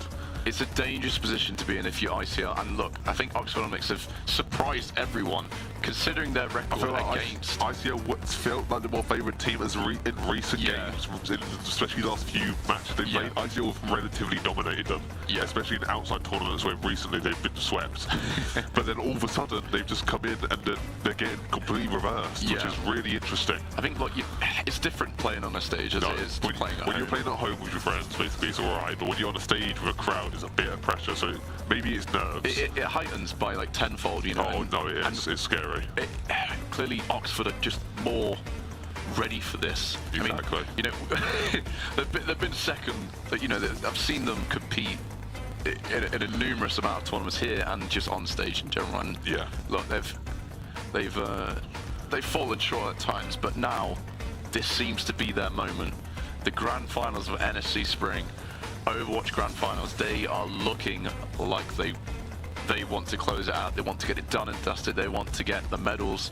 They want to claim their prize, which they've been waiting a fair bit of time for. Now we're looking at the bands Wu Yang and Vendetta.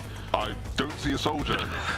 Why have we not banned soldier? I'm not sure, but oh well. Was Vendetta? I love that. Are you sure? Yeah. Are you sure you don't want to ban soldier? Are you sure? Are you sure? Can I say that is such a good bit of art, that is. They spent time on that. Absolutely. Like Vendetta, I understand the Vendetta ban. They're not ban because Waton's pretty good on it. Wu Yang. I mean, we know that Mudkip is a good Wu Yang. Yeah. But right now, I don't think the Wu Yang is a problem. As we saw it briefly, but it weren't for long. Oh my goodness! Look at the art in this crowd. Can I say, Overwatch crowds? They have the best artists, I think. Like, look at this stuff. It's incredible. It's very, very good. Did you see what it meant? Egg road, man, because it was an egg. Oh, was it an egg? With the roads. I could see it was a road. I just couldn't tell it was an egg. Oh, that's good. Yeah. I love that. Shout out to that person. Yeah, that is genuine genius. That was genius. Yeah, honestly, he basically is Thanos in his lobby. Absolutely, it's an accurate art. As we see, we're looking back at the comps again. Once again, he's back on Soldier. Powers on the Malga, Wanton's back on the Reapers, and we got Finn back on the Kiri. Everyone's back on their signature characters here. Absolutely. But just why don't ban the Soldier? I mean, I think that's such a bad not to ban. Runa Sappy as well, which is off angles, which is a Soldier map. Like, come on.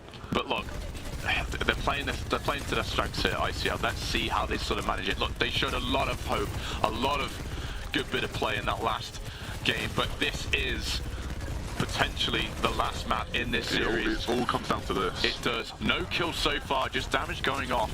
Both sets of teams just maybe trying to burst each other down. René, low HP, gets away, does drop the ball in the meantime, but Egg Roadman kicks us off. Does get taken down, but he does take Geode with it.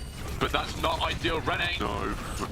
Does get taken down. Power, you're in no man's land, mate. You are not living there. Oh my goodness, how is he still alive? Both the Kiris are just pocketing their tanks, and Power seems to be the one to choose to get out. The Kiri, doesn't have his Kiri to get out, doesn't tank some of the damage from the Zarya. René takes down for it. Ooh, I think not a bit too deep there, a bit too deep.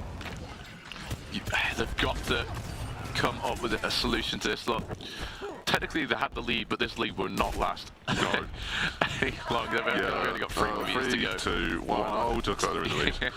Yeah, it's the thing is, ironically, the Soldier wasn't even the problem. It was in that game, Shrek was annoying them in the background as Tracer, and Finn was just both Curies. Yeah, Shrek. We're only a minute 40 into this, and Pulse Bomb and Kitsune's almost up. Grab's almost up. Like, Malga's still like 30% off, while Zarya is closing in on 5%. About to have it next, literally this fight. Needs to be a little bit careful though. Tries to back away. Obviously, they're trying to keep Kitsune rushes there. But out comes the grab. Oh my goodness, what a grab. What a grab from René.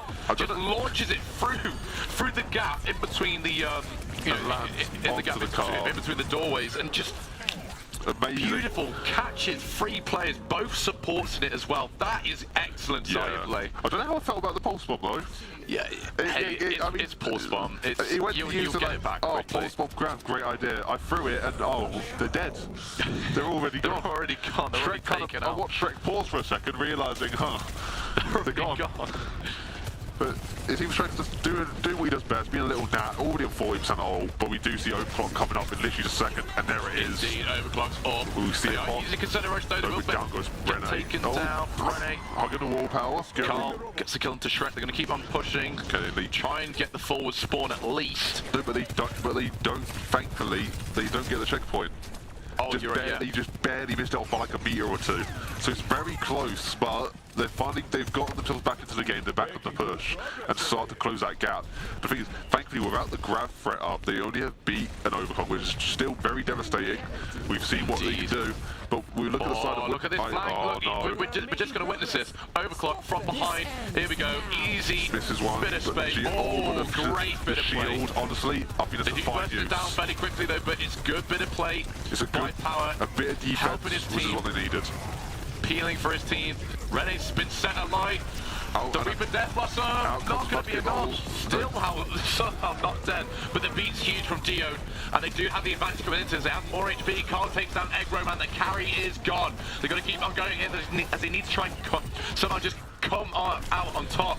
Mudkip takes down Eloy. Geode manages to get Rene, but they're still fighting this Shrek. Geode going off right now, manages to get 2.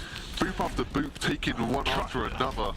They do manage to come out on top, so they will probably get the lead here if Shrek doesn't contest and quickly drop a quick pulse bomb. It seems like but they will. There it is.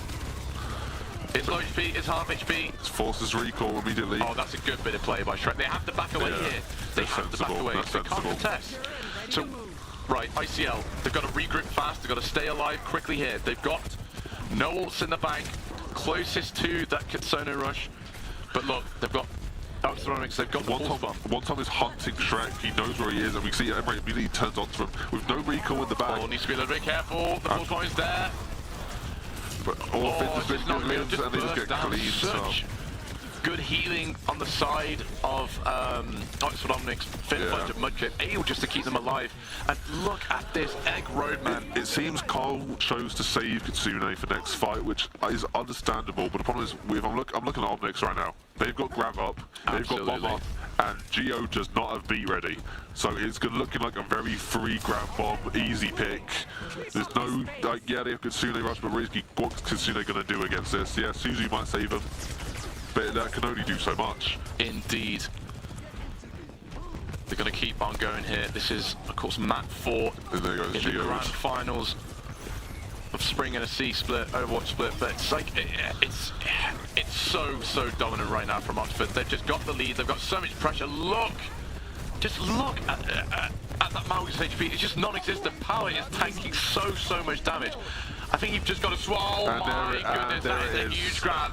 That is a huge grab.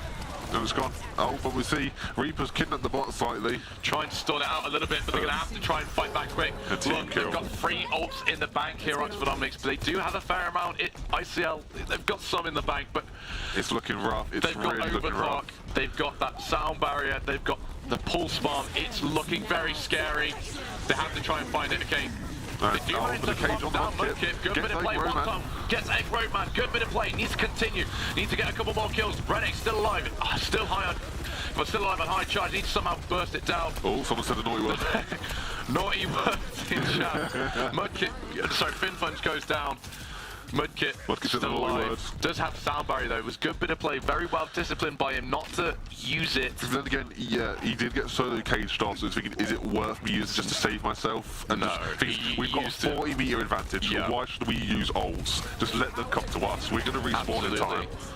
And they do a pulse bomb up ready. Kitsune is coming up as well. Let's see this stick. Out of the pulse. And just forces the fade. Good. Both beats are gone. Out comes Kitsune. Oh my goodness. One target, 2. Both supports are taken down. Good bit of play. Mudkip, Finfunge taken down. Geo goes down in the meantime. Shrek gets the clip onto him. But nearly gets another. Oh, barely little one. Power comes back to save Carl. Oh my goodness. That was beautiful. The sheer just having that patience to wait for the Lucio to pop and then going in the second you know it's safe to. An amazing clear up, and wasting both sports is massive, and Geo has already built up an advantage lead on Mudkip. One time, needs to be a little bit careful, does grab the health pack. There's almost one-shot Roadman though, leaving him at 1 HP. But Rene's really, really low on point, oh my goodness, Egg Roadman, insane, right. Rene does go down, Power taken down in the meantime. Power's still alive, Geo gets taken down in the meantime. Egg Roadman still alive with the overclock, dealing so much damage.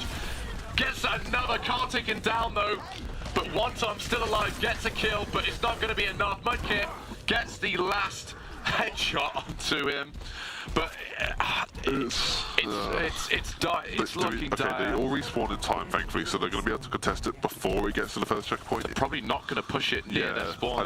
They're getting a little bit further, maybe they would be nice to try and get that checkpoint. And everybody likes Shrek. Very, very low. And is having to immediately back up, but look, we see the Reaper going for a bit of a flank, hunting them down. Everybody's getting some good poke onto Egg Roadman, and with Casino does come out. Indeed. They do use the Casino Rush, Shrek's on the flank. Where's this pulse one going to land? But they're still fighting it out here. They're not really turn around for him. They're just going to back away. Good kite here by Oxford Omnics. Geo's low HP. Supports are preoccupied at the minute. The Malga cage dropped. Good bit of play. Oh, that's a rush! But it gets excellent cleanse. Able to keep the rest of the team like Cole. Still gets the kill on Shrek. Power taken down. Stomps on Egg Roadman. But look at Rene still alive, trying to chase down Carl in the meantime though. Finn Funge and Rene still alive in the back lines of Finn is gone though, and it's just the Reaper. But still ticking away here. 1 minute and counting. There's 1 minute left in this grand finals. I must say, it's looking pretty close. One Time has ult, Geode has ult. They've got nothing on the side of Oxford Omnics. Eloy is close to his. This has to be a must-win fight from now on. They're close to taking the lead. It's contested just a couple meters away, 7 to be precise. They're going to take it really far forward. Shrek's stealing the point. Rene's low HP. They have to contest the point quickly. Someone has to get back. Look, they're sitting it. It's a C9. Oh my goodness, 30 seconds left. They do manage to contest it just in time. Good bit of play by Shrek there. Buys enough time, and look, they buy enough time for them, Oxford, to deal enough damage to get some ults underneath their belt. Lucio is ready, up and ready with a beat to deal with Carl has it in the meantime. The Death Blossom is not going to be big. Doesn't find anything in the meantime. Look how low they are on both sides. Eloy finds Finn Funge though. There's going to be no Casino Rush built in this fight. Egg Roadman just goes down. The grab touch is huge. Can they get it? The pulse. Manny's final power to the line. Mudkip goes down. Can they tie this up here? Yes, they will. ICL taking us to a game 5. My goodness, well fought. ICL finally making their claim in this grand final. 3-1. Amazing bit of play. Once again, amazing bit of play. Of course, he gets play again because he's got to prove that he's just much better. But holy, the absolute plays coming up from ICL right at the end there. Shrek did have an amazing idea to try and steal the bomb right towards the end, but it just wasn't enough. And the sheer pressure coming out from Emery, getting onto the pick onto the Kiriko, getting the pick onto the Lucio from the Reaper, and the Suzu stopping the pulse bomb as well. It was clutch after clutch, and they just could not keep up with it. Don't C9. Exactly. We nearly saw a little bit of that. I can't lie. Stupid cat. But I must say, good play by ICL. Yes. They finally arrived here in the grand finals. I bet that feels good. It must feel good. They've got smiles on their faces, a bit of relief on their faces. But let's have a look at some replays. I mean, oh my goodness, some of the fights in this went down to the wire. This one. 100%. We see obviously Egg Roadman and Shrek are just taking heads consistently, but this was an amazing first fight to get back there into the game. And ICL just slowly, gradually pushed their way forward into this game, while even though Oxford had an amazing start, but they just gradually, bit by bit, team fight after team fight, gradually pushed their way forward, and it was just ult after ult and an amazing team fighting that pushed them to win this game. Absolutely, and look, just look at this bit of play here. They've dealt with the Soz. They've locked it down. They've cracked it. Now look, they've still got that ban in the pocket though, because they can probably deploy that for the next map. Would you want to say that for the most important? Would you want to try and save it for as long as possible? I don't think so, because don't forget it's still match point. So if Oxford get one more map, they win the series. But I would use it. You know, why not get us to a map 6. Exactly, yeah. Keep it going, but look, a good bit of play here, Brennan. What a grab that was, Yeah, my goodness. the grabs have been crazy this game, but Suzu on that final grab was just enough to keep them alive, and it was enough to keep just Power alive that little bit longer to be able to clean sweep. I must say, Eloy, on this Emery had a really he had good a much showing. better game this game. This was finally his Emery game. He had a bit of a rough start, but it's got around there, and obviously one time to replay is just a monster. The consistent pressure he's able to put on some Finn, I'm sure is feeling way better back on the Kiriko, and he to perform a bit more. And then Gio, I feel like Gio really showed up this game. And Absolutely. Both supports on the side of ICL really showed up this game to try and just push their way back into Great stomp, great stomp. Not We didn't allowing find her to that slide. annoying. Yes, 100%. Not allowing her to slide away like she did on the third map. Oh, it must feel so much better. I mean, I must say, look, they're back in it. Yes. They've got some momentum now. Exactly. How do we, like... Because honestly, right now, it's still match point. It's all very on the table, but after winning a game, I'm sure they're feeling better, they're more confident. Yes. They're thinking, you know, we can win this. It's possible. If we just keep doing what we're doing, I noticed they were more focused on the Soldier. They were. They made the Banda, but they were more locked in on that repulse on her constantly. And along with Emery, they were both constantly watching her all the time. Yeah, she had a few good plays, like because Egro not just the go. He's gonna have good plays even if he loses. But they were more focused and didn't allow them to hard carry as much as they have in previous games. Along with Shrek. Shrek also had a lot of good plays, but they were constantly locked in on where they were. They were much more focused on where the defense were. Very well. And the peel as well. Because they were peeling. And the second, Tracer's on me. I saw at least one person turn around. At least one. And it normally are the Reapers turn around. Or maybe multiple. Tracer's on me. Here comes the Malga. The Tracer man. Okay, so Oxford. Gio's taken off Lucio, They've which... got rid of Mudkip. Okay. Just confirmation they are not the correct one. Okay. I was going to say, I was... Thinking of Lucio. Yeah, I was going to say... Oh my goodness. Poor Mudkip and Gio. What they do? They didn't deserve that. To be fair, look, Gio... The Tracer band that I do agree with. Yeah. And Shrek is annoying. He's like a little mosquito. But that's for Oxford though. That's said, but they're not correct bands. But I think that's a really good point. I can understand if it's them that wants to ban it, I can understand it. Oh, let's have a look at these sides. W power. W power. Yeah, HQB for the win. Just go hog. I hate that side. Go home. I love Malgaslar. Yeah. I can't lose. Exactly. Wait, what's the one at the back? Reverse sweep starts here. Yeah, I do see it. I do see that. I mean, look, it could happen. ICL fans getting really right behind their team. We want Tom. Yeah, we want Tom. Do you know what? Much love to the Overwatch crowd, I must say. It got very... Don't see lines up preaching that in this game because Shrek almost did. Yeah. Shrek had the right idea. If they didn't lock in, we've got more pictures. I need to see more pictures. They drew some more with Optiman. Damn it. But yeah, look, they've got some momentum now. Yes. They've got some... I must say, Power in that game was fantastic. The peel was great. Power was a monster the overall that game. setup as well. We can see, really strong. we're looking at bands. Hopefully they were correct. I saw Echo and Emery. And we're going to Midtown. Midtown with Echo and Emery band. I see the Emery. Because see the Echo. Both sides have got, as we've seen, a lot of... Winton, yes. Oh, no. No. Is that Tung Tung support? Yes, it is. Well, Peter Griffin and Triple T. Yeah, someone's a bit brain right, aren't they? Yes, they are. Bless. Poor thing. But, yeah, the Emery, we've seen both sides have got a pretty good Emery player. Yeah. But Eloy really showed up that game. Like, we saw a little bit of play beforehand, but he really showed up and was definitely a main playmaker that game. But the Echo, Echo's pretty good for Midtown. Overall, obviously, recently they changed the ults where she can copy teammates as well, which is quite nice. Which should have been basic here from the start, but hey-ho, Blizzard. Positive change. That's a very good change. Pretty decent change. Same with like the Farah ultimate. That should have kind of been basic kick, it makes sense. Actually does have jets on her back. But like, I just don't know how to feel about the Echo check the ban. I think it's... Echo is a strong champ, always has been. I don't think we've seen signs of Echo making an appearance in this game. So. And considering there's a lot of hitscan, we know we've got some hitscan players. Yeah. Echo really struggles against hitscan. Like, I know Farah struggles as well, but Echo also does. Into the Farah, I kind of see it. You know, Echo's great into Farah. Yeah, maybe it's like, because obviously Tracer's not banned. Like, that was obviously a wrong ban, so... Tracer's still in place. I don't know if we'll see Shrek on the Farah because he tends to put out with Tracer's quite not to play, but that game we saw Tracer was perfect. But Farah for Midtown is good.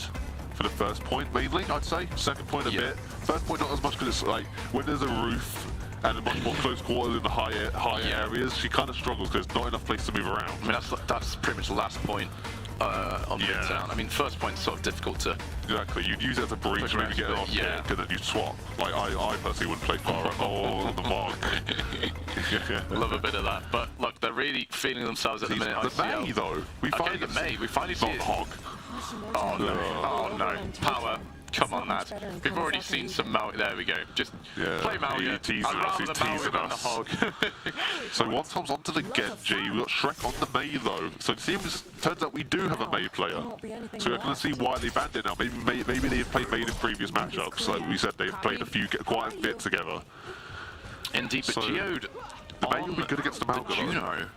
Probably use a speed ring from spawn, then probably swap to Lucio, I think. Wu Yang on the Mudkip on the Wu Yang. Oh no, they're gonna... Okay, they're sticking with this. They're all javelin into the lamppost. Yeah, gone back off the Genji, which is interesting. A lot of staying for the Emre, but also got Egg. Good old Egg Roadman onto Soldier. That wall is already up though, cornering off the mountain, but he doesn't seem to care. Oh, they've isolated the Surgeon though. Egg Roadman, low speed does go down once up, taking them out instantly. Great They've finally cracked down on it, and look, the Vidette is the back line. Lives, but is eventually taken down. But the wall power is low, stuck in that room. But it seems that's going to be a quick, unless they can touch last second. They're going to try and build up a bit. They're building it up, getting 2 ticks onto the point. No, they walk off. They allow. Though takes down June. And he pushes it into the wall. What an ice wall! Indeed, completely separated those, but they're low HP, taken down immediately. They're keep on going. ICL starting this 5th point off with a bang. Shrek's popping up. Shrek gets 2. Does get taken down, but look, that's going to be... Vidette was ready and waiting, and is ready there to finish off the Wu Yang. Indeed. ICL. Yes. Good start to this game. A good start. Shrek, nice little double kill for the Mei. And that little push into the Mei wall combo was vile. Like, that was gross. The team synergy there is amazing. Just like they're like, oh, get ready with the Mei wall. I'm going to push them into that small room so you guys can finish them off while I continue pressuring the point. It's a really good comp. But obviously, they have Kiriko just instant TP and saved them. And then Emro shortly follows with the cleanup. They've got to be really careful here though, because Power, I know what he wants to do. He wants to go to that right side and take, just get off there, but he's got to be careful. We do have ults building, both Kiris do have ult, Wu Yang does have ult, we were nowhere near the Juno. Does take a little bit, but he's still comfortable. He's... Okay, out comes the Finn. The Kitsune Rush is going to be trying immediately from here. They're going to try and walk forward. They just kite it really, really well. He's going to be careful. But Egg Roman does get the kill onto Carl. They're just going to back away here. There's no point really staying here and fighting They've lost one. They got an ultimate out. They might as now they have Kitsune advantage. So realistically, there's nothing to counter that. They do have Wu Yang ult, which I guess they put on the Orisa maybe to send them in. Yeah, but look, hey, it's fine because they've got a good amount of time left in the bank. 4 minutes. And like 8 seconds to be precise. Yeah, there's no pressure. Finn does get an amazing double headshot onto Aloy though, taking him out the fight straight away. And Finn there gets followed soon. In a spot above her, but they're starting to struggle a little bit here. They're just stacking all their odds, but they don't really need to sort of stay this far on. They've got a Terror Surge. Rene. They've still got 4 minutes on the clock. They can still buy the time. Rene's just trying to get a bit of the pressure on. Indeed. But we do see Juno finally has ultimate up. Oh, needs to be a little bit careful. Carl's low HP, they just want the Juno Ray. Oh, Mudkip taken down, the freeze is huge, gets... Triple Mudkip on the Wu Yang. Oh my goodness, trapped free in that freeze, just a good bit of play all around. And the freeze was too good. Look, to be fair, that's two... Actually, that's just 1 for 1. Never mind, I thought it was 2 for 1. May already has 25% off, whereas Geode's and is dead in spawn. Oh my god! And Rene takes out 1 tom. Oh, they're losing their footing here. They are struggling a little bit. Oh my goodness, Rene. Juno needs to swap. Yeah, actually. Juno's not the play. I think Geode, I see that. I've seen an issue, and I don't think Juno's working here, as she has been nerfed a little bit. So... She's not in her prime anymore. Indeed, just swap, I think. Just go something like the Lucio's been so strong. Oh my goodness, yeah, Lucio isn't bad. Just receive the tidal blast though. We'll just try and stay alive. But Mudkip and Egg Roadman are still just as strong. Everybody does come out with the ult. They're all trapped in that room, but they do use Cassandra Rush. Eloy just drop the ultimate, but they're going to return with it. The Terror Surge. But they do kill Two taken down. Ready, good bit of play there. Tries tries to get the stomp off, not going to land on anyone though, going to keep on fighting. Wonton takes down Egg Roman in the meantime, but both supports still alive here. Mudkip and Finfoots, the dynamic duo, Batman and Robin at the back line for Oxford Omnics. They're still alive. Oh, the DPL. Oh my goodness. What is this Kiriko character, man? I hate it. I hate it so much. It's more so who is playing this character. It's the one and only Fidge. Insane bit of play. And, Yeah. you know, Mudkip does get caught out eventually and taken down Cole. So it's unfortunately on down the support for this point, so they're kind of have a huge disadvantage without that Wu Yang. Indeed, they're going to keep on pushing it though. Oh, we do see them down on the flank. Coming out with the ultimate. I didn't think they know they're there. And a double kill Get two! That's disgusting! Oh my goodness, just drops from the skies. Just Gets a double literally from kill. the skies, absolutely no, but oh my goodness guys, there's a Rene killing your backline, turn around, does get taken down. Wonsong's there to clean up. My goodness, what a good bit of play by Wonsong. But they have only the Juno for healing here so far, but the main freeze is there. It does trap the Malga. No, he just barely, I don't know how he did get out there. Egg Roman though, low HP. But they do get out away, and avoid the embryo. really well. He's trying to stay alive. Power. Oh no. Not ideal. It's a good push though. They finally got the car to the other side of the bridge. But look, they've lost the ground there because they're just going to set straight back up on this bridge. But look, they're close to the Malga cage, they're close to the Juno Ray. And exactly. Mudkip is close to the Tidal Blast. It's going to hold their attack a little bit. They can't get as aggressive because as soon as that Tidal Blast is thrown onto Rene, he's just going to stun them all. Yeah, Power getting immediately blitzed down by Sarissa, who has the ult back up again. And Wu Yang's ready as well. Terra Surge is ready, needs to be a little bit careful. And Power does try and use it, but doesn't really get anything. But it doesn't matter because the DPS are there to clean up. And seems Carl's going to follow swiftly soon, yeah. They've got 30 seconds to touch this point. Yeah, but to be honest, if we know anything about ICL, they like love a last bit of push. They've got 20 seconds. They're going to hold really fast. Juno does have the ult back up though. So does the Malga. But unfortunately, also does have both support ults, so they do a bit of survivability. But then again, ICL does have 4 ults on their way. They've got 10 seconds. They have to touch this point really, really fast. But yeah. They need to speed it. They need to speed. That Juno bubble needs to go in. Oh, but look at the spam. The poke is so strong. The Juno's really low. He needs to try and keep her alive. Juno gets ult off. That's fine. She can't die now. Is there. So does Sune. But so is the Juno Ray. Oh my goodness. Oh, come on. Mudkip gets one. One-Top gets Finfoots. Power's still alive. Manages to get one as well. Rene's still alive though. The one-man army. The one-man army. Power is going to be taken down. There's no way he lives this. No, it's not. He had to the cursed reload. Indeed. A good defense. A strong defense. Decent push. It wasn't too bad. It's doable. But they need to have, their defense needs to be perfect. Yeah.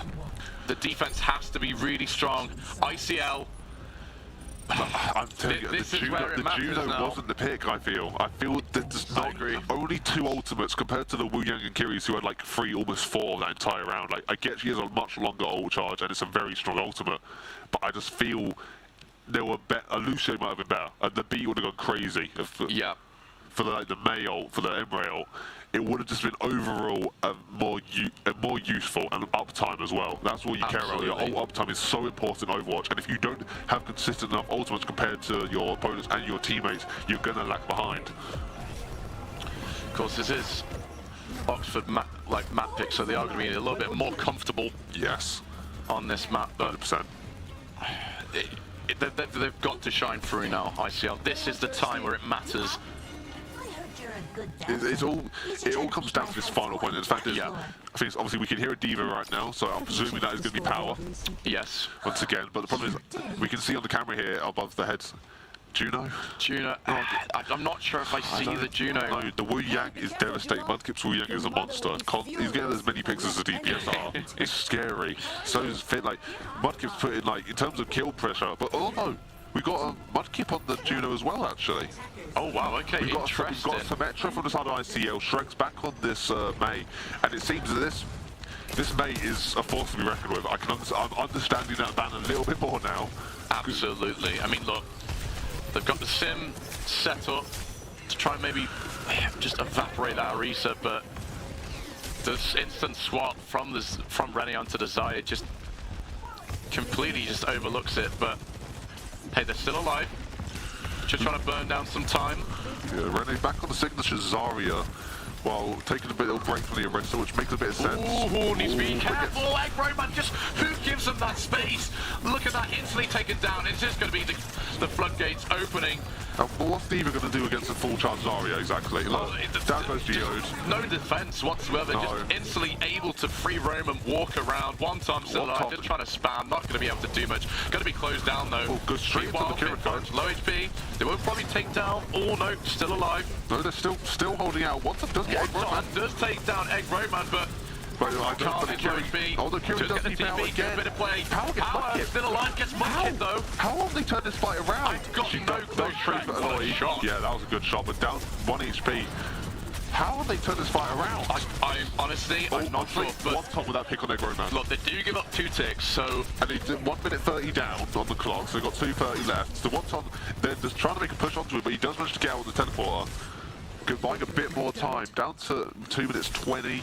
The Mayo is ready though, and May is in the building. I don't think they're aware of her presence. And look, One Tom has no idea. Does get caught out, I believe. The TP does get down just in time, and he does get out with the skin of the teeth. Good bit of play. They can't give up a tick here, though. They have to have someone on the point now. Do you see the Diva missing the window? There. They are going to just walk on point. Diva does now need to contest point. Does have the bomb ready though. Indeed, has to keep contesting. His low HP getting beamed down. Drops the bomb, the main freeze is dropped. Needs to be a little bit careful though. No, just gets barely. The remake. But do they touch? So just still alive. Pushes again. The Mayo is gone though. Down goes both DPS. The sim barrier huge. Focus on the rush is being used. Eloy, the grab gun surge has been deployed, but it's not going to be enough. They're just outputting the damage. All ults used for both teams. And look, it's just not enough. They still haven't ticked it over. And they get the stagger as well. Look, this is good bit of play. ICL, they're fighting back. It's 1 minute 30 left on the clock. Thing is, we're looking at ultimates here. Unfortunately, Oxford right now have the ult advantage with their Juno ult coming up along with ICL. They have to shut down Egg Roman. But Egg Roman has ult. That's the problem. He can easily 1v9 this team fight. You can match the Juno raise, but you have to shut down this soldier. Yeah, look, instantly going down onto the Zarya, almost one bursting her. Harry's forcing it back. Out comes the other enemy. They do counteract it though, so they have to kite it. Yeah, if they kite it, it's just fine, because unfortunately, wait, both ults have come out. Oh, both Juno rays being used, that's not ideal. Torpedoes over, kicks low HP, then he tries to push it down. Egg Roman gets one, hasn't even popped. No, sorry, has popped the overclock. And they get it clean. And they do get it. Oh, that is unfortunate. Low HP, but not going to be enough. Get a nice bit of stall, Trying to stall that as much as possible. They did burn down the clock, so they're only going to get around. Yeah, they burned down the clock. 3 minutes. They got the ultimates out, and the thing is, it was good to kite, but I think they kited a bit too far back. It makes it's difficult. I'm sorry, because it's like there's too much going on, and the problem is it's too much going on, but also not enough. Not enough, because like ICL did nothing to that fight. No. They just allowed it to walk. I get it. It's a Juno empowered soldier now. It's scary, but if you don't put any form of pressure, they just walk all over you like they did. Indeed. One time back to the Be careful. One time. Don't want to get Rene's just getting burst down the One time though, get the kill on Egg Roman. Good shutdown. This is what we like to see. 2 minutes 30 left. Carl is locked in, he's getting these picks this time round. And again, nice bit of pick, pushing him back, 30 seconds away. We're down to 2 minutes 20 left on the clock. It's so winnable for the side of ICL. Oh, it is getting heavy. They are.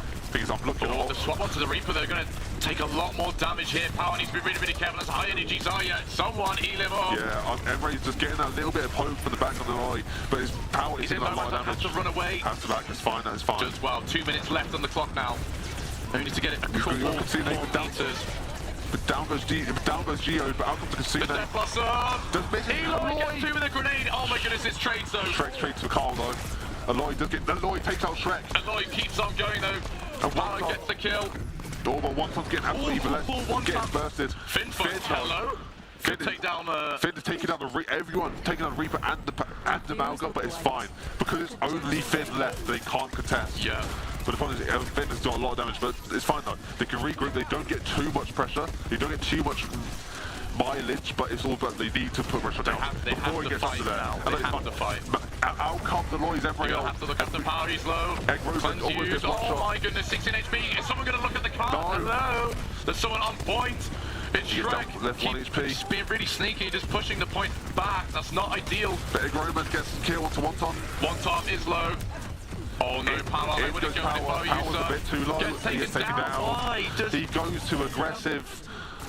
Oh, that's not ideal. No, and it's looking pretty scary now. They've got one last fight. The thing is, that's all they need. Shrek gets the kill onto Geo. They've got 45 seconds. They need to touch the point. I think they can. They do have. Unfortunately, Geo getting taken down. 40 seconds. It comes down to this fight. But they can't group up. They can't group up. They do use the grab. The grab does but it's go going to be Rene trapped in. Yeah, they can't do anything with it. But unfortunately, Shrek does take that This has to be a big blossom for one shot. It's huge. Money is 5-2, but it's not enough. Shrek's still alive. And Rene as well. We're going to keep up with Oxford. They've done it. They have done it. They've won this series 4-1. Your NSC Overwatch Grand Finals champions. There was hope for ICL, but it wasn't enough. They managed to get it over the line. Rene burst down, used the grab early in the fight, and that's it. They've finally got a first place finish. No more second place finishes now from now on. Time was the charm. That's what we love to see. Absolutely. Oh, it is all over.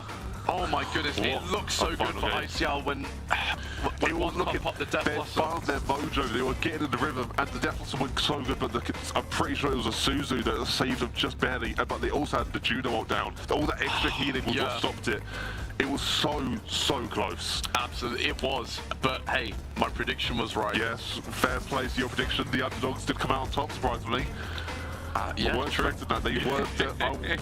They weren't as favoured, to be honest, but they were both here for the finals for a reason, so it was anyone's game, and unfortunately, ICL just could not find their mojo quick enough. They found it too late. But look, they put on a great performance, and every game was quite close. Commiserations to them. They played really well. But Oxford Omnics are your grand finals champions for the Spring Split Overwatch NSC tournament, and look, it's been a great performance by them. 100%. Well played all around. Every player played amazingly from every team. All had their own moments, their own highlights. Love this. Beautiful bit of sportsmanship between the players. It's exactly what you want to see. Exactly. We love to see it. We know how tight the Overwatch community is, especially at NSC, and both players, both sets of players know they performed really well. Yes, they did.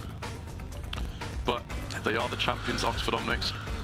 I believe we'll be heading down to Quino pretty shortly.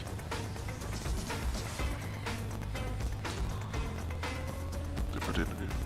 Thank you very much, guys. I'll pass you this microphone so we can pass it down the line when we ask questions. But please, just as we get started, please can we give a huge round of applause for the Oxford Omnics.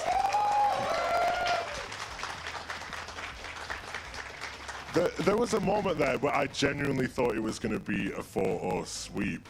What do you reckon, like, tipped you over the edge this time? Because I've heard it's been a struggle to get first place for a bit. I think, in fairness, there was a few close maps. Like Busan was really close, and New Junk City was really close. So I think it was more a case of there was a few that were like, very on the edge, and then that one didn't go our way. I think there was things we definitely could have done better, but then they take the same amount of maps they lost. So I think. When they were at their strongest points, I think it was tough. Like when they had sort of maps in their favour and then bans that helped them, then I think it evened it out. And then there I think were a few maps where we got onto what we were really strong at. And I think Midtown, Route, and Shanghai, I think we showed the difference.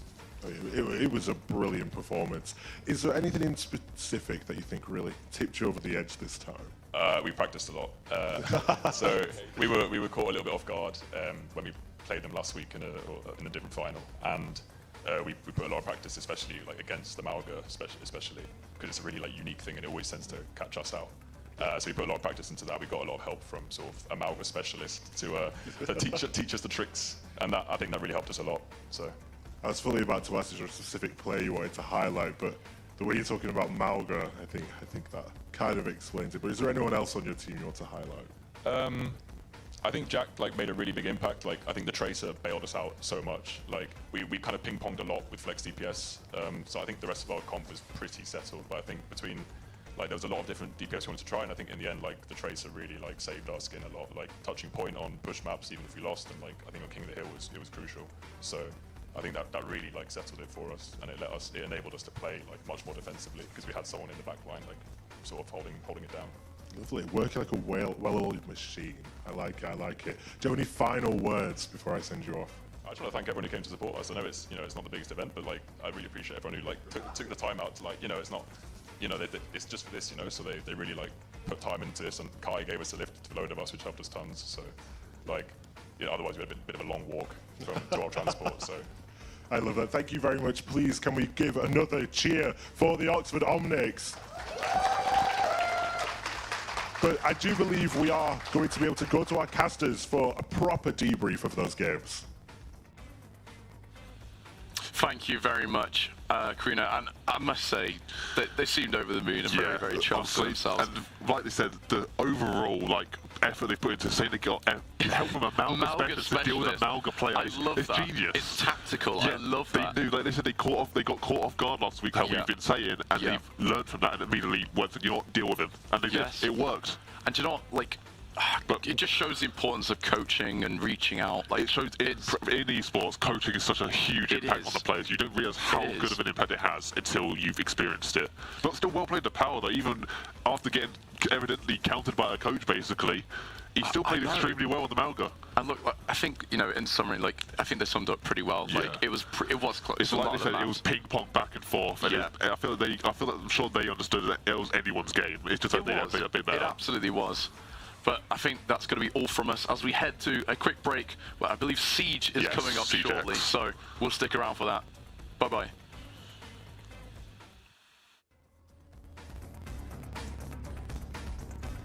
Really funny. It'd be really funny.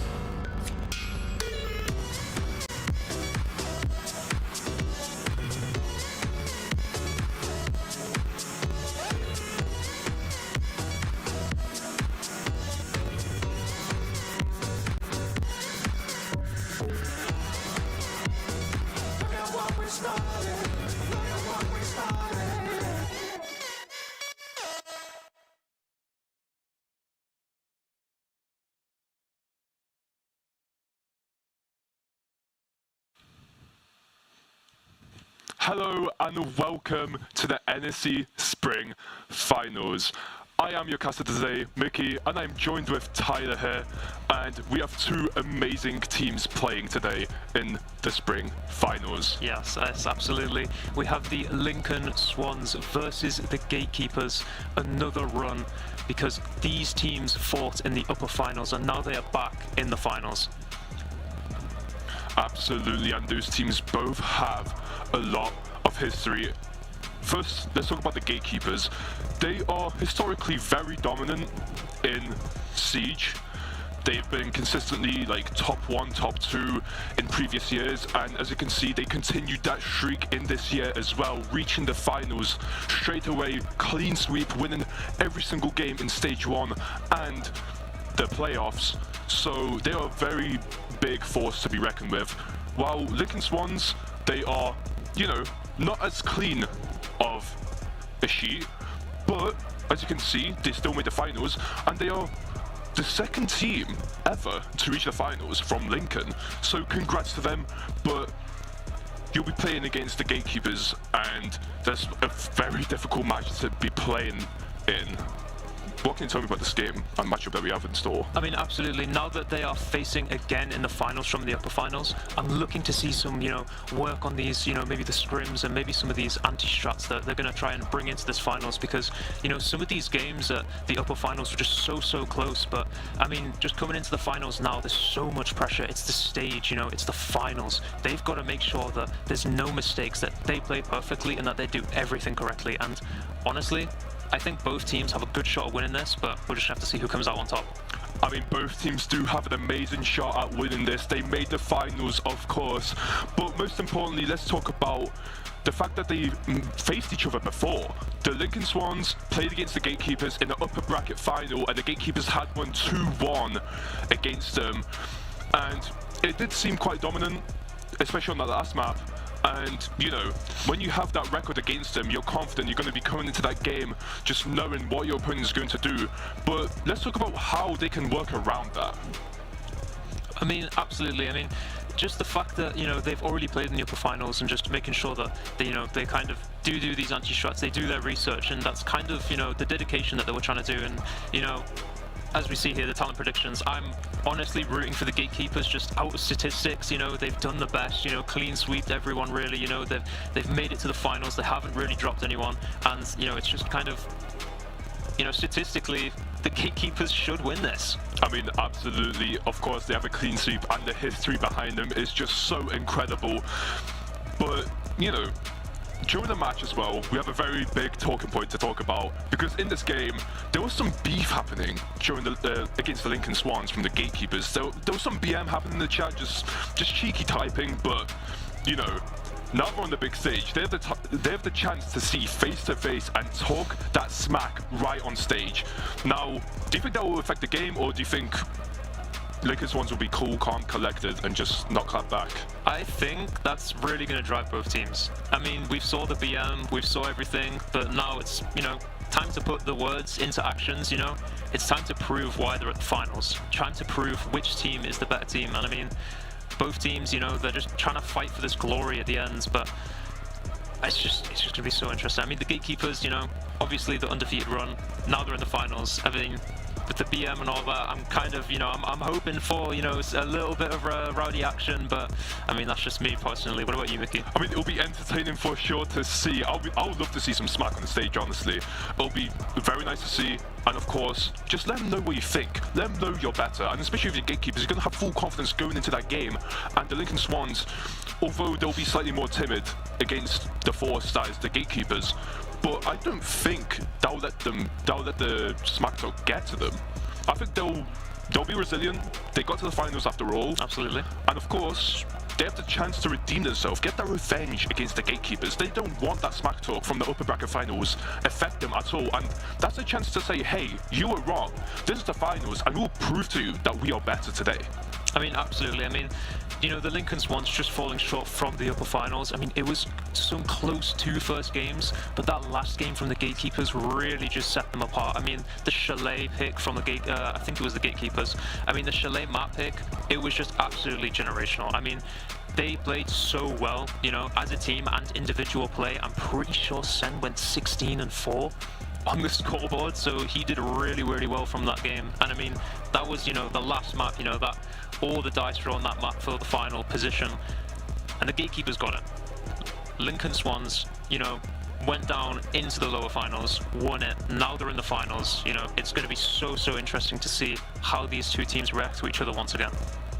I mean, absolutely.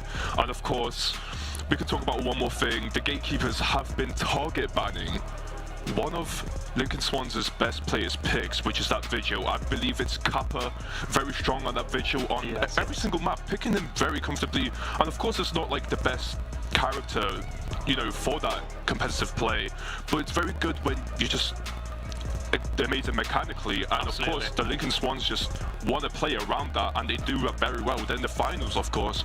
But the Gatekeepers, I thought they would stick to the game plan of banning that Vigil and make it as hard as possible for the Lincoln Swans to just be in a comfort zone. I mean, absolutely. I mean, the Vigil pick on the Kappa, I mean, he's just so confident on it. I mean, you know, it's just something that maybe, you know, he's kind of, you know, lived with, brought up with in Siege, you know, maybe that's just his favorite character, comfort character, maybe, you know, proper weapons, you know, just something about it, really. I mean, I completely agree with you. And, you know, we'll go to a break now. We'll see you guys very soon, and we'll carry on with the spring finals. Okay, that's not that bad.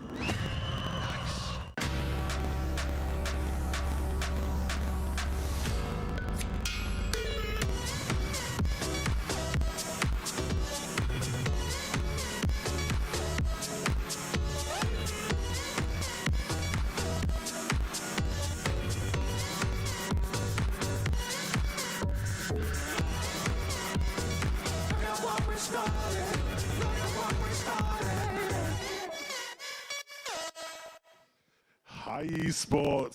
Now, I hate to be the bearer of bad news, but believe it or not, an esports event is having tech issues. I know. Can we get some booze for the tech issues? Come on, guys.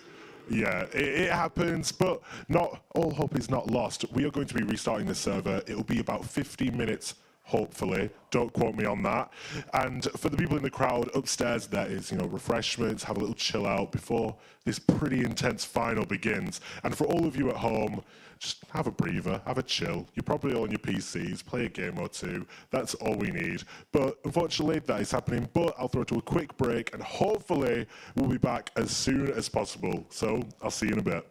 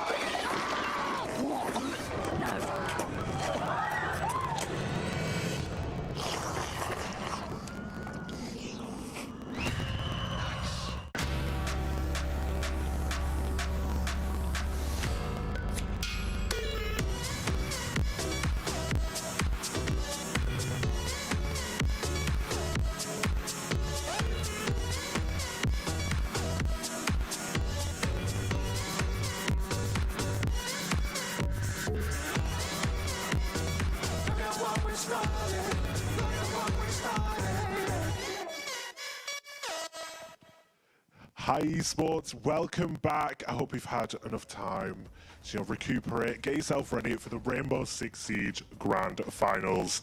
Honestly, this wait's made me be a bit more buzzing for it. Has it made you guys ready for it? You ready? See, the crowd, I don't know how they're not asleep. You know, we've been waiting for a while, but we are ready to get our walkouts. So, are you ready to meet the teams? Oh yeah. So please, welcome to the stage, Gatekeepers.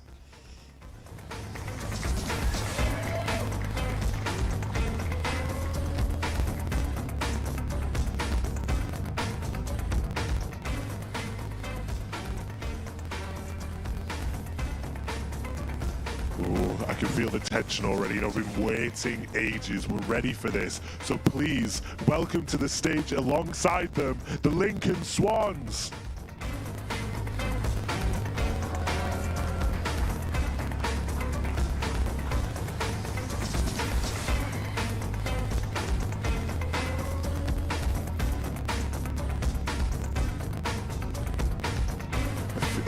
Mixed emotions in the crowd. That's what I like to hear, a bit of banter.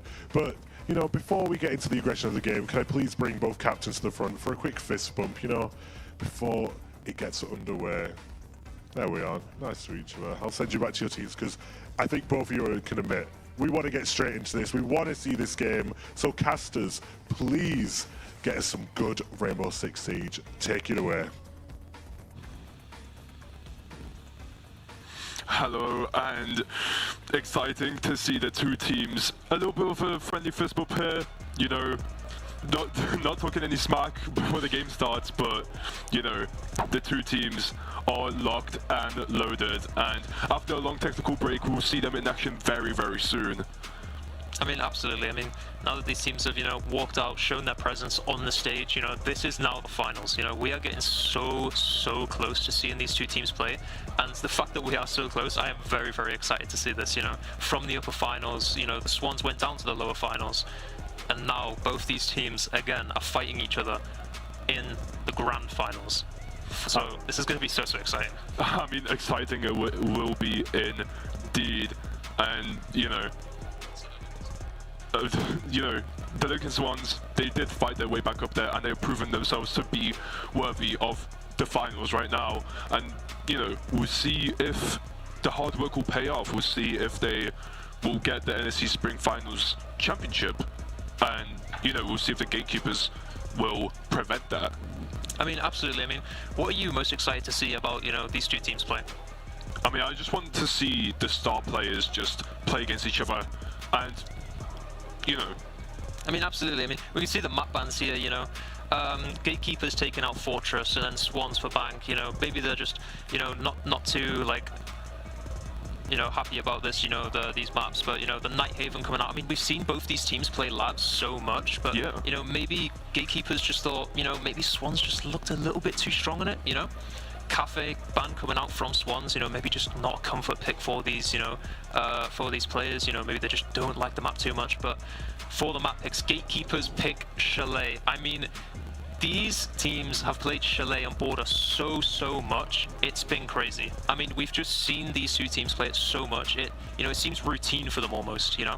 They've played it so much, and especially with the Border as well on that decider, they've played it so much. It just seems, you know, so refined from both teams, and just seems impossible for them to, you know, kind of slip up and make mistakes. But maybe on the grand stage, maybe they will slip up, you know, make these mistakes, make these falls, make these stumbles. The other team might capitalize on it. But the second map hit Clubhouse. I mean, Swans have played Clubhouse, and, you know, it was a very close game. Swans just barely coming out on top. And, you know, it was just, you know, that ever so close. Maybe Gatekeepers, you know, are confident that they can, you know, take that win from the Swans. I mean, absolutely, and we'll see if they did their research as well. Of course, the Swans only playing this map one time against the Sea Stags Black, I'm pretty sure, but, you know, maybe one map will be enough to counter-pick, counter-play, do their research, and maybe even a quick 2-0. We did predict that the Gatekeepers will win this match, but do you think it's either 2-0 or 2-1? Well, personally, I hope it goes to the third map, so I'm hoping it goes, you know, 2-1, like either way, you know.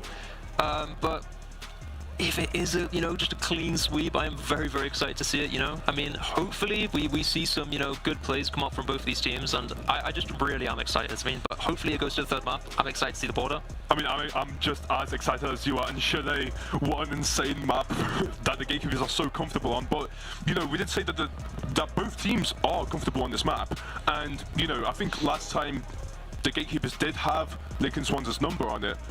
But we'll see if that changes. We'll see if the previous matches from the upper final will change something. Let's see very soon. But, well, of course, we can talk about Border as well. They played this map before too. Yeah. They've played it before too, and you know, both these teams have played this map, and again, like I said earlier, it just seems routine. You know, they've played it so much, it just seems kind of, you know, maybe comical if they do make a mistake, you know, something so like trivial, you know, as, you know, not flanking or not having somewhere, you know, not placing down a piece of util that they've, you know, practiced, you know, not comming properly and just, you know. But hopefully, Chalet, Border, hopefully we get to that final map, because these maps look like, you know, some mega action maps. Yeah, absolutely. I'm getting a feeling of deja vu from the upper bracket final here. Maybe minus the smack talk, but, you know, maybe we'll see it later on when they get more heated up and excited on that big stage. And as we're coming into the ban phase, we'll see, will the gatekeepers target ban that vigil away from Kappa, or will they stick to the normal game plan of just banning the strongest characters on this map? Yeah, I mean, as we can see here, the Asami ban coming out, you know, maybe just wanting to keep that, you know, that the, you know, lines of sight just kind of clear, you know, just, you know, maybe it's just a comfy thing, you know, just making sure that, you know, it's just not there. And the Deimos ban coming out, you know, such a strong champ that we've seen, you know, both of these teams play really, you know, and it's just such a good character to, you know, just get this information, just make sure that they know exactly where at least one player is. And, you know, the pistol being so strong, it's just might as well just be an insta-kill. I mean, absolutely. We can see the gatekeepers did not go for that vigil ban, leaving Kappa his strongest character. And now we're going to slowly come in. Both teams have been working so hard for this moment. Well, now you have it. Prove yourselves on the big stage. Prove that you are worthy of the NSC Spring Finals. It is now or never. No room for mistakes. No room for error. The fight for the title begins. Both these teams now just placing these reinforcements down, making sure that they have their sight locked down. And gatekeepers, they picked attack first on this map. You know, they're coming into the series, you know, they don't want to play passive. Lincoln Swans are now put on the defense, you know, they can, you know, try and just chill out, play passive, you know, let the gatekeepers come to them. But now that the gatekeepers have picked attack, they want to take the fight to the Swans. This just looks so aggressive from the gatekeepers, and I'm so excited for this series to begin on Chalet. I mean, absolutely, and we can see the gatekeepers just slowly holding for any aggressive peeks that the Lincoln Swans might take to catch them off guard. And they're just going to slowly just take this approach, try to take as much map control as possible, and got sights on the bomb over there. We can see the gatekeepers are not too hasty with their approach, keeping Lincoln Swans guessing, and they're going to find that opening pretty soon, breaking that castle barrier, just creating more questions for the Lincoln Swans, cause more chances for them to open up a pick. And Curryson misses that shot, doesn't find the early pick, and gatekeepers have sights on the first character, which is the castle. I mean, absolutely here, just gatekeepers just trying to take this map control, you know, maybe they have researched just a little bit about the Lincoln Swans, you know, what map control they take, where they roam, how they roam. The drones here, scanning Kappa. And Kappa found, and the peak will be coming through on the stairs. Rooney taken down. Oh, Hewer finds Kappa on those stairs, winning that fight. And Rooney takes down Currysons whilst on 1 HP. Kung Fu Aries trades out by getting that pick on Hewer. And it's down to a 4v3, but it's still going to be very hard for the gatekeepers to find an opening, especially when Rooney is on low HP here. And walking into that site with that shield is going to be harder than expected. The gatekeepers just slowing down their approach, trying to see if they can catch any more players. And they do spot one of the Lincoln Swans players. They're going to slowly walk down, not making noise, and Mr. Rue trying to see if it can catch any gatekeepers overstaying their welcome. And it's Rooney on that other side. Sent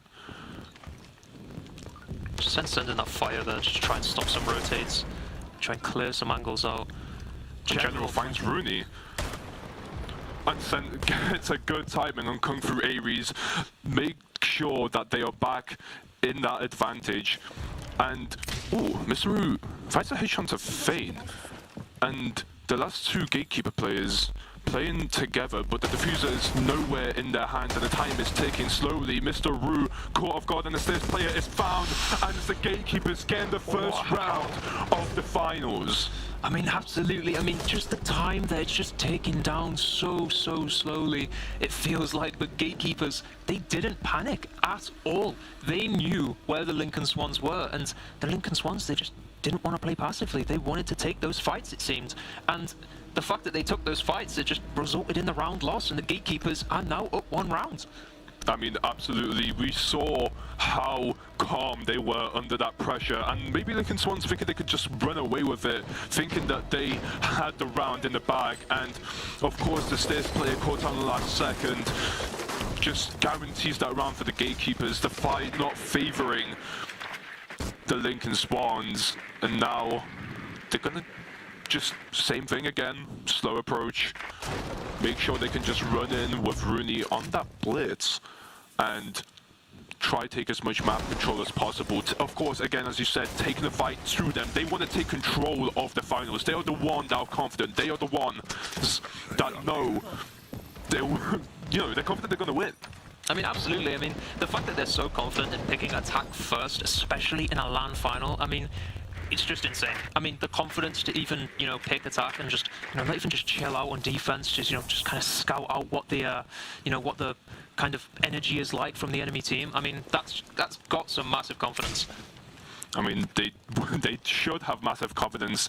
Their history is insane. Of course, they had 2 top 1 finishes and the top 2 finish in the past 3 years. So maybe they'll try another first place finish in this finals right now, but we'll have to see that later. Of course, General taking out that drone, and the early peek coming out from Sen just deterring General from that angle, as he's gonna see if he can cause any trouble for the Lincoln Swans. He has a very nice angle on the bomb site. He can call his teammates over. As Feint walking up the stairs, they're going to try use Rooney to just get as much control as possible. I mean, absolutely, they're playing this so bad, it's so slow, just these shots coming out, just warning shots, maybe just trying to take some space. Smoke grenade coming out, stopping the blitz push, pushing them back just a tiny bit. And that angle is nasty from Sen. He's gonna definitely find a lot of value whether he gets a pick or not. And he's just destroying more gadgets around, sending out gadgets of his own. And Mr. Rue just holding on to that angle too. There's brawls happening alongside the map. And peeks out into the shots, the smoke grenade out, just holding their position and their approach slightly longer. C4 not finding anything from General here, as he just positions himself in a more safe spot, knowing that he's down to half HP. And comfort areas also take some damage. The smoke coming through from the gatekeepers, they're going to try walk into this site without getting caught in a crossfire. And Rooney's already planted the bomb. Mr. Root gets caught out by Jamer. And absolutely, the fact that he didn't have any smoke grenades left, maybe he just tried to get a pick, but the gatekeepers do get the diffuser down. And Hewer finds General. Kappa finds some shots onto Feint, but it doesn't find anything. Kofuri finally gets that deal from him. And Jamer, another kill. And he finds a triple kill onto Kurisan, and that angle is just nasty. He cannot be stopped. He holds on to that so confidently, and Lincoln Swan's just dropping one by one. I mean, absolutely. I mean, we saw Hewer just, taking his time, really detached from his team, maybe just gathering that slow info that made gatekeepers, kind of pressure the bomb site from where they did, That fact that Hewer got so much information just kind of let gatekeepers know that Lincoln Swans, they are so congregated on this bomb site, They are so together. And the fact that Smoke used all of his grenades so early, there was a minute left and he had no grenades left. There's no stall for Lincoln Swans in that matter. Yeah, and they completely abused that fact. Planted the diffuser so early into the round. Not like the gatekeepers that you really like taking down that timer. But it's also sent and Shamer's angles there that really just were so problematic for the Lincoln Swans. We saw Sen just like shooting away at the walls, having so many angles, and Shamer was there just completely destroying everyone's. Lincoln Swans just peaked one by one, and they did get taken down. Shamer just getting the better of them. And right now, let's see if the Lincoln Swans will change their defense around. I mean, you know, they're kind of going for a more, you know, trap setup. They're removing the smoke, getting the mute in. They've got this door, and they're still bringing out the castle, you know, trying to, you know, maybe use the castle barricades, you know, just as information instead of stopping. You know, maybe they're placing them where gatekeepers are coming in, you know, just trying to get this information, trying to find out, you know, strategize where they're coming from, you know. As we see here, they're still all on the bomb site. There's no roamers, really. It's just, you know, it's very, very safe from the Swans, you know. They don't want to play solo, it seems. They're confident in this team play, but going into the third round now, they want to get a round in their hands. I mean, absolutely, and again, it's just going to be another slow approach from the gatekeepers. They're going to try catch out as much information as possible, and the solid snake pick from Hua is going to be very big here as well, using that gadget to spar anyone. I think finds an early pick onto General. Caught so early out in the round, gatekeepers can just slow down and force Lincoln Swans to cause any mistakes. Absolutely. The ace breach is coming out now, creating the angles for his team. Blitz, just waiting, you know, just waiting around, patiently waiting. And he's you got know, enough time. Curryson just setting up slowly, but gatekeepers are having none of it. Sen just destroying some gadgets here and there. As the gatekeepers are going to slowly start approaching towards the site. First one spotted. It is Curryson falling down, and Kung Fu Aries finds Shamer, finding the best of him through that blitz shield, I believe, and Kung Fu Aries takes some chip damage, and Mr. Ru can't really do anything from that angle. Some missed shots over there, but it's down to 3v3. Kung Fu Aries finds the equalizer onto Hua as the diffuser gets planted by Feint. But Gatekeepers being so low on HP, it gives Lincoln Swans an opportunity to just run in and cause a disruption. And that's what Kung Fu Aries is going to do. The flashbang coming out, not really finding Kung Fu Aries over there, but the smoke is definitely going to stop them from peeking. And Kung Fu Aries drops down, but Mr. Ru finds him, and Sen and Feint cleans up the Swans. I mean, absolutely, just another round from the gatekeepers. They know what they are doing, you can tell. I mean, they're taking this map control, but it seems like Swans is just giving it to them. I mean, they haven't really fought full map control. Swans haven't been roaming, Swans haven't been, you know, playing in these angles, you know. They just haven't been confident in taking these fights, you know, this individual play. I mean, gatekeepers, they're doing individual play, they're doing team play, they know what they're doing. They've came into this with a strategy, and we can see it. I mean, it's just full confidence from the gatekeepers, in my opinion. They were very good in the Chile. They know it. They play into their full strengths every single round. We can see the score being 3-0, and you know, at times it was less confident. Of course, in the first round, the timer was just so low. It was like a small mistake from the Swans over there that costed them the round. But nonetheless, it's a 3-0. They are running away with it, and they are rampant. I mean, absolutely. I mean, now we're seeing the Jaeger come out. Again, the smoke coming back out. You know, I would like to see, you know, a little bit more passive play with the smoke, you know, making sure that, you know, smoke grenades are just there for the end of the round, you know. This, you know, when the diffuser's going down from this blitz, from these shields, you know, now the Blackbeard's coming out instead of the blitz. I mean, that's deadly. Absolutely, and you know, Lincoln Swans did ban that blitz as well, but really just going under that Blackbeard.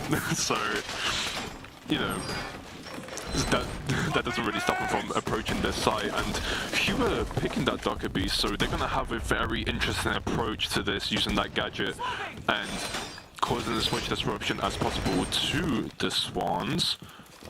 But again, they have a very similar setup to the first round that they had, where they had that near success.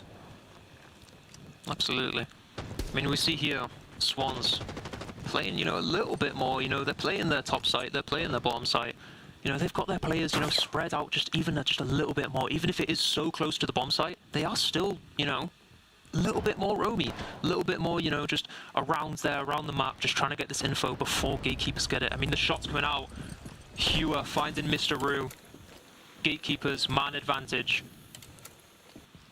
Absolutely, and Hua finding that first pick is just so strong. Mr. Ru just falling down so early into the round. That's going to be so hard for the Lincoln Swans. But for now, again, it's just a hope from the gatekeepers. They always do this, find that early pick, and then just carry on with their game plan, getting that map control, which is absolutely lovely. And, you know, Hua is just going to bide this time and wait to use that gadget in the perfect time so Rooney can get as much space as possible. Grenade comes out and tries to cause distractions. The smoke from the Lincoln Swan comes out just to stop their approach slightly further, and Curryson took some massive poke damage over there, but gives some back to Rooney. And that's the Dockerbee device ringing. The gatekeepers could start their approach, but they just want to get more information on the Swans, gathering the information on their whereabouts. And Grenade just tickles General slightly, and this forces into slightly less comfortable positions, the two on the stairs right here. And the gatekeepers are still holding on to those angles, waiting for the Lincoln Swans to make another mistake. They are a man down, they need to find that equalizer, but nothing yet, as Concrete Aries takes a bit of damage. Just walking around, and that's the first person spotted. Curry found by Rooney over there, and it's a 5v3. And the time is slowly tickling down. Sent finds Concrete Aries, and it's just a formality at this point. There's another Dockerbee device used, and the Lincoln Swans are just slowly getting sandwiched by the gatekeepers. But Kappa fights back. Rooney found, but it's a quick trade from Hua. Double kill for him, and now it's General in an unwinnable situation. You have to perform miracles to win that one, son. And Thane just finishes the job. I mean, the gatekeepers are playing so well, but the Swans, you know, they are playing well, but the gatekeepers are just a step above. You know, they've kind of read what the Swans are going to do, and I mean, they are just literally running them down almost, and then, you know, stopping, running them down, stopping. They're setting the pace. You know, they know exactly what the Swans are going to do. And when they stop, the Swans are, you know, just kind of bottling under the pressure, really. I mean, you know, they just don't know how to, you know, respond to this, you know, tempo set from the gatekeepers. I mean, the Swans are just playing right into the gatekeepers' game plan. And the gatekeepers are just wanting that. They know that the Lincoln Swans are under pressure. They are the ones trembling in fear from them, and they're just completely using that as an advantage. And it's just lovely to watch. I mean, absolutely. I mean, the gatekeepers are playing so well, but the Swans now trying to get one round in their hands before they swap sides onto attack. I mean, this would be very interesting if it's a 7-0. Gatekeepers just showing how good they are. But let's not jump to conclusions just yet, as we're going to begin round 5.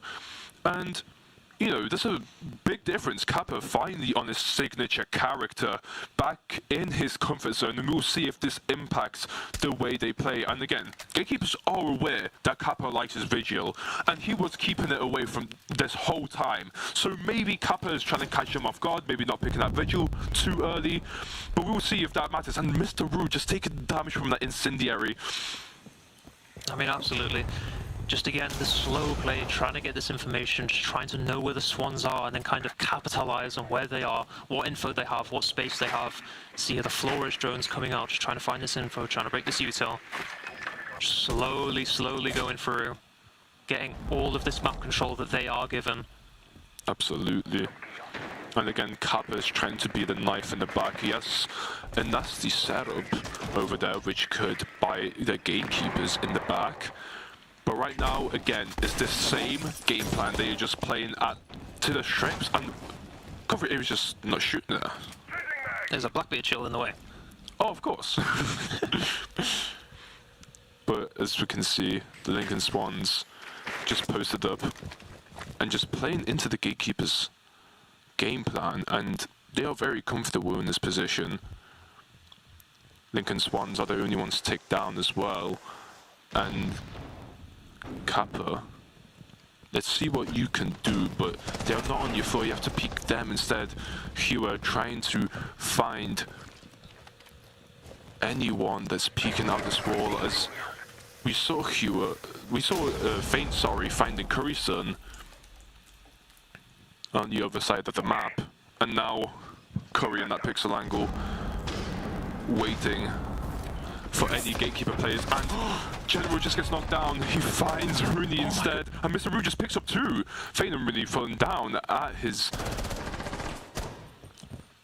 feet. I think that was a little team kill from Feint there. I think he accidentally shot Rooney. Possibly, but Jamer finds Kung Fu Aries, and now the gatekeepers are back into the lead. Hewer finds Kappa, and that's the vigil down. Mr. Roo seems to be spotted by Sen, but he still waits. He's down to half HP, and again, this would be very hard to pull off if you're Mr. Roo, but there's nothing that he can't do, but it's Hewer just stopping him right at his tracks. I mean, absolutely. Again, we saw from the gatekeepers, they took the space that they were allowed, and they just played with it. They ran with it. They knew exactly what to do. They had everybody just, you know, calm, calculated, you know, just collected, making sure that they could, you know, just go into the site together, make sure that they had that team play, but also the individual play. I mean, we saw some good shots there. I mean, using the angles that were provided by the defenders. I mean, you know, just making use of that. I mean, that, you know, that's just showing the individual play that the gatekeepers have. I mean, Lincoln Swans yet to get around in this game 1. Can they get one? I mean, General switching to that Tubarao is a very interesting pick from me. I mean, you know, it's good on the basement, you know, just to kind of try and stop the, you know, massive garage from opening up from the thermite that they have here. You know, that hard breach that they have, you know, it's just a massive, massive one. Not bringing the ace though, not bringing the Hebana, you know, just opting for the thermite. They want that massive, massive hole on the front of the board. Just that massive sight line. You know, even if they don't use it, that's still pressure that they've applied to the front of garage, and, you know, maybe they'll just get a little bit scared. Maybe Swans just won't want to play around there. You know, that's what the gatekeepers have seemed to be doing, you know, creating these lines of sights, creating these holes, creating these angles, and then, you know, even just backing away from them sometimes, you know, that pressure onto the Swans. I mean, the Swans just don't know how to combat it. I mean, the gatekeepers are just making the Swans play into them, it seems, every single round. They are forcing them into their angles, they are forcing them to get out of positions that would, you know, usually make them more in the advantage. But, you know, the gatekeepers just so confident on this map, and they are definitely just running away with this one. And of course, we can also talk about Rooney, just so confident on those shield characters. And again, it was Blitz, now it's Blackbeard. He's just so good at just creating space, walking his team into those sites, and the Lincoln Swans just don't really have an answer to that. I mean, absolutely, they're happy with the info that Rooney's getting from the side of gatekeepers. I mean, maybe the Goyo's trying to stop it with his traps, but that's all they've got currently. That's the one trap operator that they have brought into this round, is the Goyo. Saving those traps, maybe for the last couple of seconds, maybe for the Rooney, you know, try and isolate these fights if one walks onto the site. But again, Rooney getting this information as the Blackbeards, I mean, it's just vital to the gatekeepers, really. It really is a big part of their game plan, as well as just the Dockerbee being picked out almost every round. The Thermite being picked occasionally, but, you know, those breaches are just very strong. Works synergizes very well with the way Rooney plays too. And of course, we have Hewer and Jamer being the stars of this map as well. And we can see gatekeepers are slightly faster. Feint finding Kappa on that visual, not finding any value from his star character. And just a very fast approach, flashes coming through, drone tries to spot anyone else, and it does. Rooney is down to very low, but the shield will protect him for slightly longer. Kung Fu Aries with that shotgun will try get any angles, but Mr. Roo finds Rooney. He was the low HP player from the side of gatekeepers, and it's down to 4-4. Feint holding on to angle. Sen walks into the Incendiary to throw a flash grenade for his teammate. Was it worth it? Maybe not. Sen gets taken down by Curryson, and that's his first kill on the board. But again, gatekeepers find the advantage, but Kung Fu Aries fast on that trade. And unnecessary peek from Kung Fu Aries. Hewer finds that to make it 2-2, but he's down to 1 HP. The HE grenade does not find a lick of damage, and his general getting Hewer down. It's a 1v2 for Jamer as he's slowly walking through, finds the angle onto Curryson, and this would be an insane clutch to get. General on the angle, and Jamer is the one that wins it out. The 1v2 to keep the Gatekeepers' perfect score alive. I mean, absolutely, we saw it there. They played so well, and Lincoln Swans, they fought so hard in that round, but they just couldn't close it out, even with the man advantage. Jamer just absolutely destroying in that 1v2. I mean, they played it so well to begin with, and then the Swans put them on the back foot, but that just didn't matter. I mean, it was the Lincoln Swans just brawling the Gatekeepers, making them play to them finally.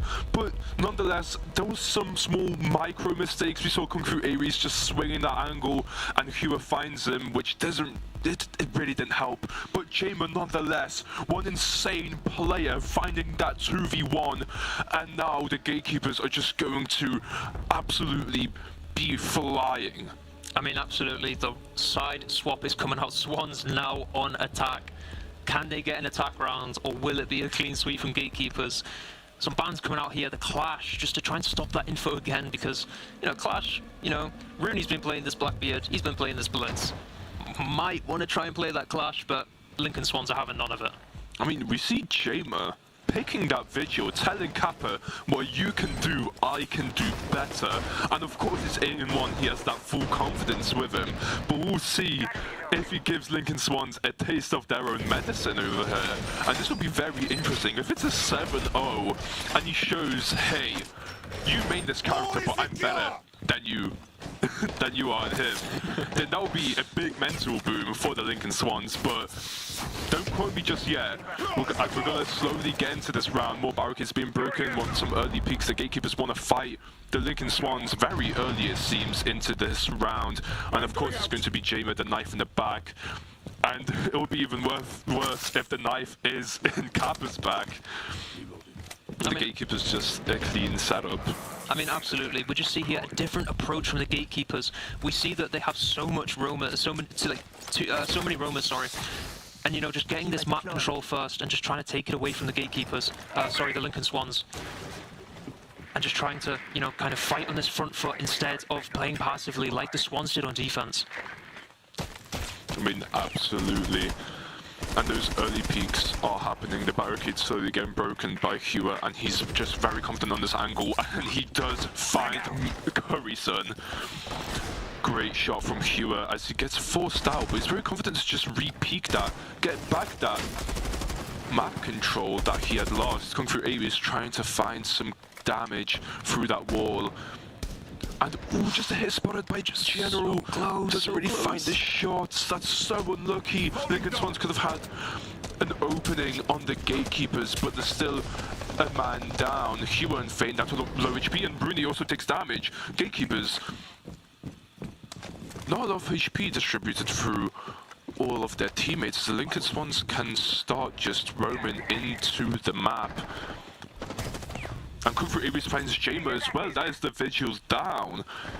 One of the strongest players from the Gatekeepers being down so early, especially with 3 other players being so low. It's just down to Sen, the only full HP player that can really be confident enough to peek any angle. And it's Kung Fu Aries just slowly trying to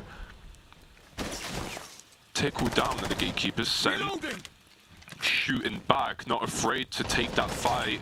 He knows he is better than the other side. And for now, the Lincoln Swans are just slowing down their approach. Sen, still confident on that angle, takes a small amount of damage, but still something as he slowly peeks into Kung Fu Aries. Not knowing it's him, but the Kung Fu Aries is down to 1 HP. This small bit of damage can just take him down. As he walks into Sen's crosshair, General finds Bruni on the other hand though. It's down to the 3v3, 2v3, sorry. Can't find Sen in the end. And now it's the 2 1 HP characters on the Gatekeeper side. But it's a 2v2 Fate finds the Lincoln Swans with that shotgun. And he finds another one, Mr. Roof falling down. And now it's General. Oh, Fate! You cannot be doing this! You're down to half HP, peeking everyone with that shotgun, getting a 3k.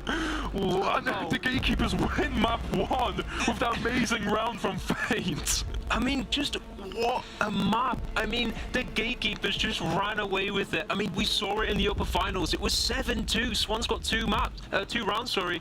But now Gatekeepers, They refined their strategy and they brought it back into the finals. They're just so confident on Chalet, man. And especially Fane with that like final 3 kills too. We saw Jamer with that 2v1. It's just everything, every single puzzle piece is in the right spot for the gatekeepers. And you can see they are so confident. They're just smiling away with it. There's just full confidence on this team. They are beaming with confidence. I mean, absolutely. They're just so happy after that win. I mean, just flawless match. I mean, you know, flawless in score, but also flawless in play. I mean, individually, they were just so good. I mean, they were just so confident as well. They were just absolutely destroying, you know. The gatekeepers knew where to go, how to play. You know, they were setting the tempo on attack, but even on defense, they were taking the fight to the Swans. I mean, absolutely. They were just so confident to take those early fights. They know they are better. And the Lincoln Swans, I feel like just this like both hesitation and gatekeepers are just onto them every single time. It was Fate just peeking them on half HP with that shotgun. They just didn't really have an answer. And at the end, it was just a formality, honestly. I think our predictions are just very spot on, but as we can see with those replays, it could have been a way different game if that round 1 goes to Lincoln Swans. They really had so much control in that first round, and nonetheless, the gatekeepers just found a way to get rid of them. And again, you know, it was back and forth. Round 5, it was here and there, especially on round 6 where, oh no, round 5, sorry, where Jamer did get that 1v2. Oh, that's 1v2. It was just, it's so clean, and it's, again, that's what the gatekeepers do. It's the only thing they know how to do. They know how to be all up in your face and just being better, being more confident, and they showed that perfectly. I mean, absolutely. Even when gatekeepers were on that defense, it looked like they were taking the fight to them. And even when Swans thought that they had that, you know, tempo set, you know, they were doing what they wanted to do, it seemed like gatekeepers were just, you know, maybe just putting that facade up, you know, like, oh, you have control. They really didn't. And, you know, they just ran away with it. They did so well in this first map. And it just shows that gatekeepers, you know, running that flawless and now coming to the finals, they're just going to play so well in the second map, I think, as well. And we'll have to see. And we'll have to see after that, after a short break. So we'll see you guys very soon.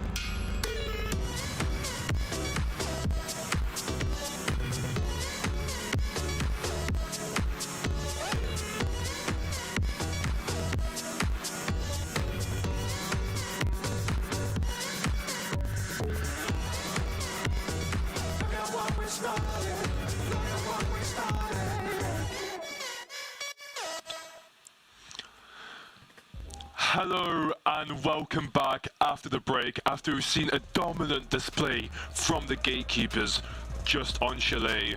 Now, what can you tell me about what we just seen? I mean, I can tell you that the gatekeepers knew what they were doing that entire time. I mean, they were so confident in, just making sure that, they had every single piece of map control, attack and defense, even if it just was one defense round, they made sure that they set themselves as the boss of this tournament. I mean, just the fact that they played so well to get that flawless, I mean, just the tempo setting, the map control, the map awareness, getting these picks and, even being a man down, they found these, places where, they could come back and just, try and win the game. I mean, the Alpha Pack opening right now. Not Black Ice. Not Black Ice, sadly. No, not Black Ice, sadly. I mean, I would have hoped to see it. I mean, a little bit of hype, really. Yeah, honestly. get some hype in the crowd. But anyway, let's talk about map 2. We're going to Clubhouse. Now, we don't really have a stream record of the gatekeepers playing Clubhouse. However, Lincoln Swans did play it in week 5, I presume. Yes, week 5. They played Clubhouse, and it was a very, very close game. I think it was 7-6 or 7-5. Very, very close game against Stags. And, they came out on top, obviously, but it was so, so close, but maybe they've refined it, maybe they've come back stronger, maybe they're a little bit more confident on these angles, on these rotates, on these strategies that they have, even if they have them, maybe they're just coming into this with vibes, Honestly, maybe. It's not your map pick, so you might as well come into this with the highest vibes as possible. You're better on that border. The gatekeepers very strong on that border. They had the better of the Swans on the border pick. But, we could be wrong. The gatekeepers could just have the Lincoln's number. They could have practiced this map so many times, they just have it down to a T. And, there is more footage on the Lincoln Swans in this map than there is on the gatekeepers, of course. So maybe some anti-shredding too. I mean, absolutely. I mean, the fact that the gatekeepers, have that, kind of VODs to look at, and try and, get that information, anti-strat as well. We are going into the second game, Clubhouse. The ban's coming out. The Mirror and the Thermite ban. I mean, the Thermite ban, pretty good. It's pretty good. We know that the Thermite is being played a lot by both teams in this game. And we could see a clash ban here as well from the Lincoln Swans, just making sure that Rooney doesn't have as much impact as possible over here, of course. I mean, absolutely. I mean, Rooney, good on those shield operators, but now that Clash is banned, what's he going to do? He's going to go into that smoke. Of course, absolutely. And again, we see the vigil pick. Of course, Jamer tried to do that in the last map. It didn't really go as well, but maybe he was more confident on that pick himself. And again, the gatekeepers, I mean, they do have a good comp, but he will of course paying for vibes as well. But prove me wrong.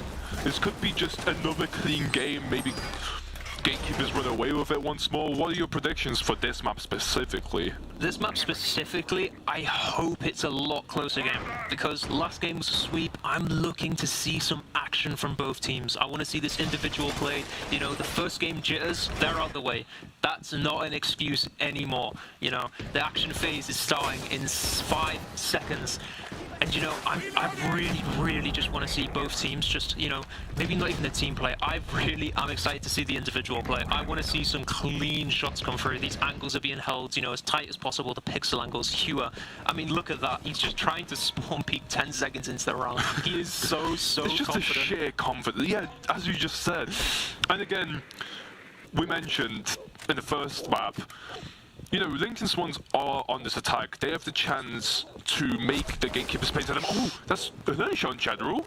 Just interrupting what I was just talking about. But again, it's the gatekeepers on that defense. They can slowly snowball these rounds. And of course, coming out from a map 1 that was so dominant in a 7-0 fashion, this can even be a double flawless final. But again, that HE grenade being thrown by Lincoln Swans doesn't really find Rooney over here. And again, Kappa on that angle, but sometimes Kuroso with that C4, the Dockerby gadget comes through, but doesn't really provide much disruption for the Lincoln Swans. They can't really get an opening from that one, as Mr. in general also down to half HP, slightly more scared to peek an angle, and over here Finn has the right idea. But again, So many angles to be looking around, more C4s being thrown around, and the gatekeepers. It's just Jamer runs in. Hello? General punishes that immediately. That was a very bold move on Kung Fu Aries by Jamer, and of course, rightfully, he gets punished. I mean, he just ran into him, really. I mean, there's obviously going to be someone holding him. Well, he maybe got the zoomies from that flawless round map, I mean,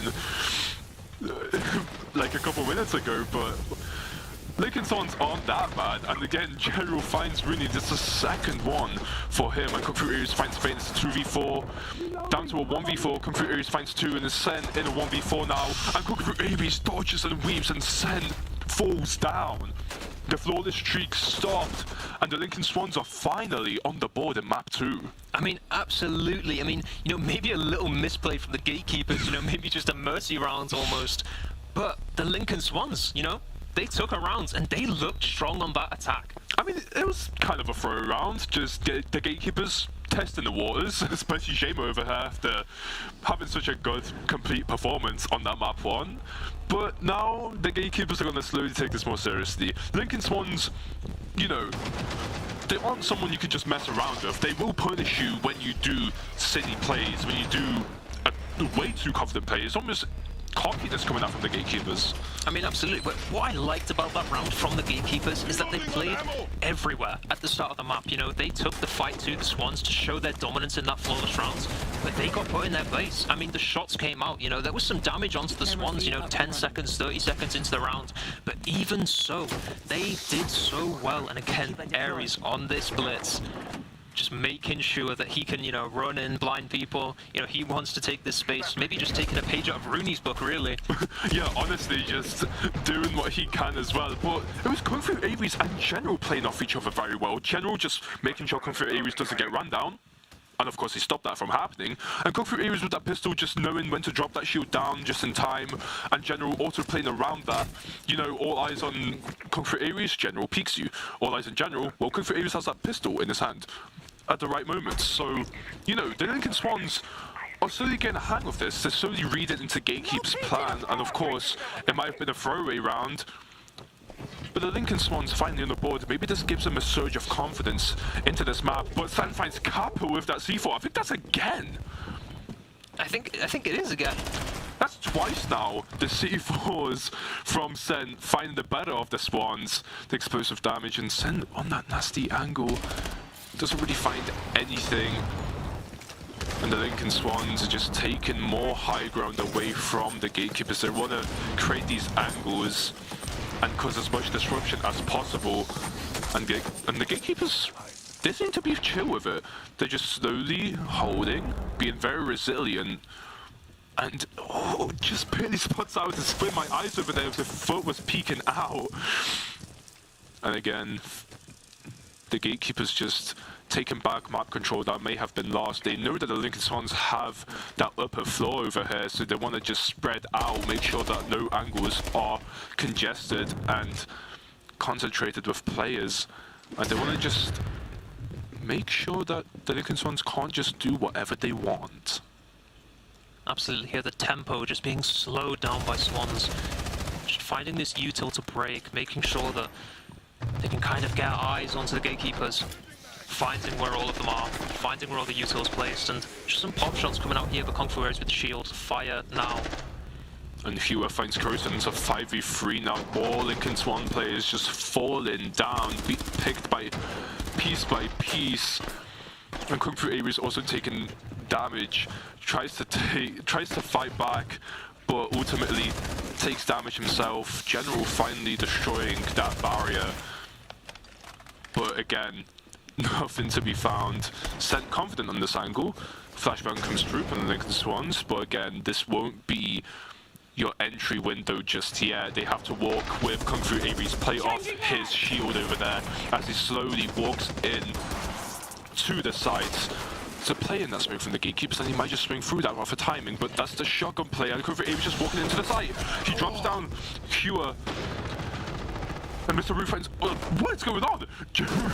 It's balls everywhere. Gatekeepers find the better of the Lincoln Swans, but the fights were everywhere. There's smokes around, and the Lincoln Swans, they had the plan to walk behind Kung Fu Aries, but ultimately they just disconnected, and this cost them around. Gatekeepers picking them one bit by bit, and of course the heroic play from Kung Fu Ru just being caught out by Hua.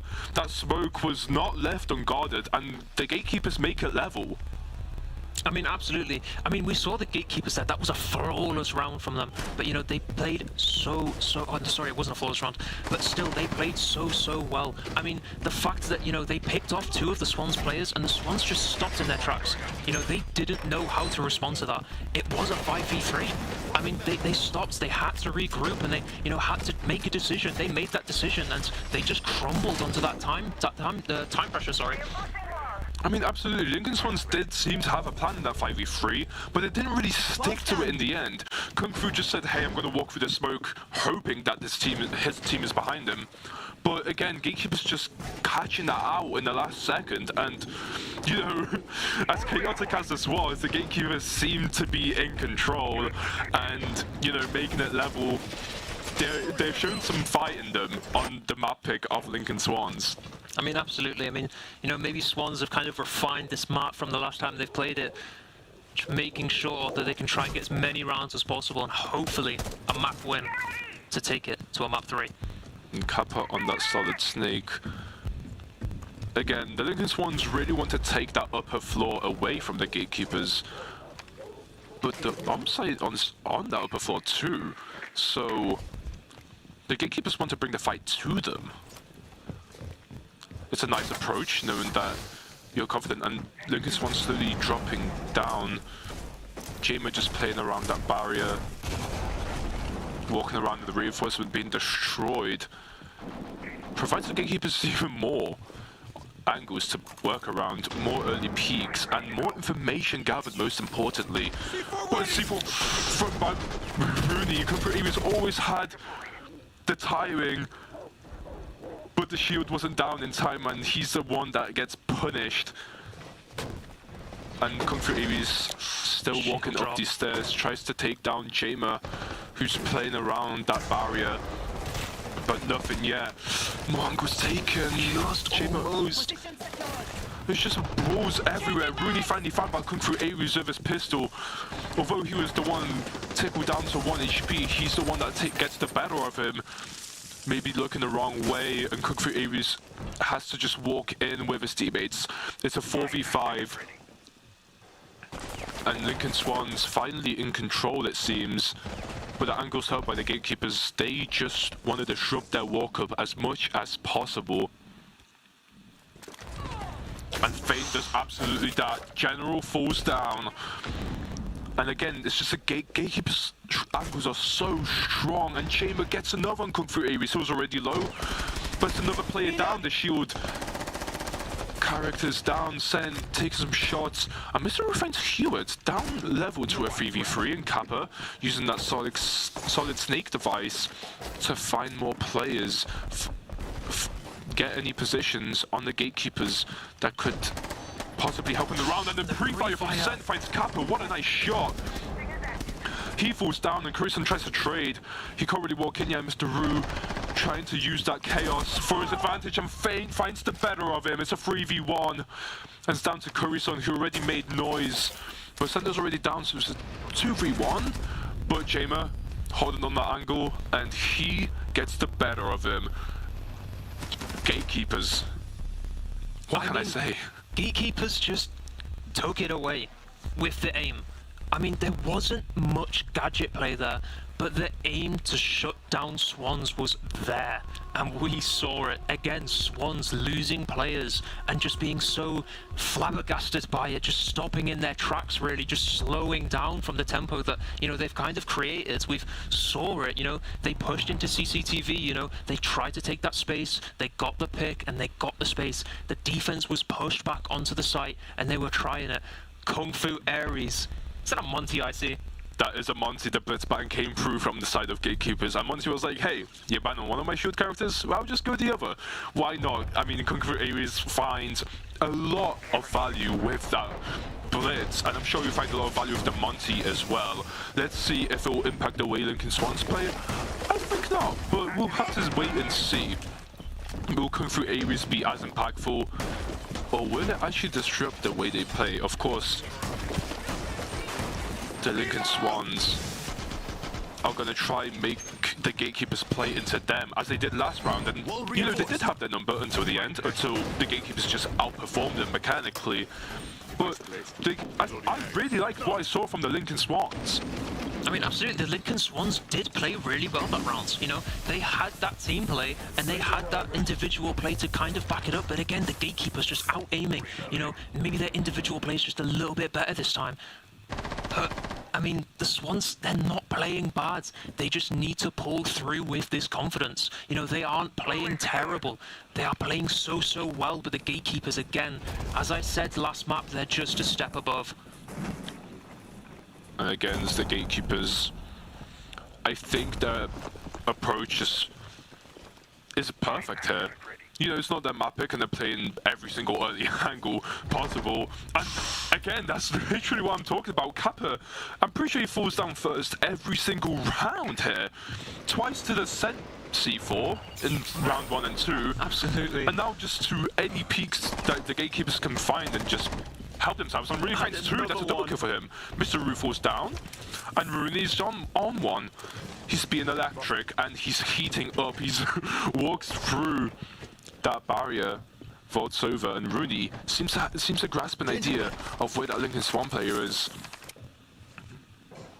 He's slowly climbing up, walking away from Rooney, enough to deter the Lincoln Swans from entering into the building, into the site.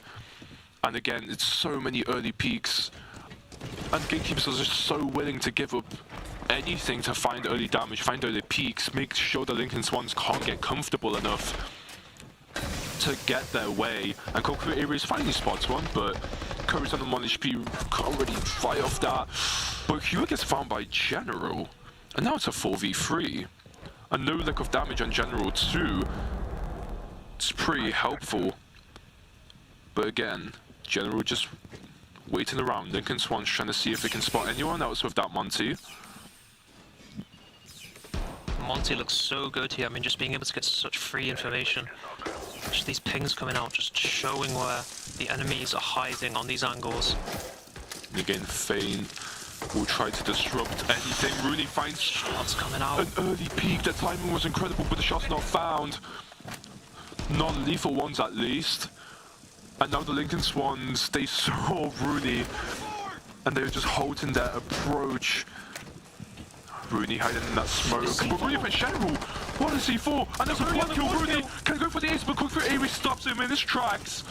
But a 3v1, Rooney put them on that front seat. And it's just Kung Fu Ares with a small pistol and a shield. Will that be enough to fight against the big guns? It just might be. 2v1, Kung Fu Ares showing off his abilities, but there's so much happening, and Sen finally gets the better of him.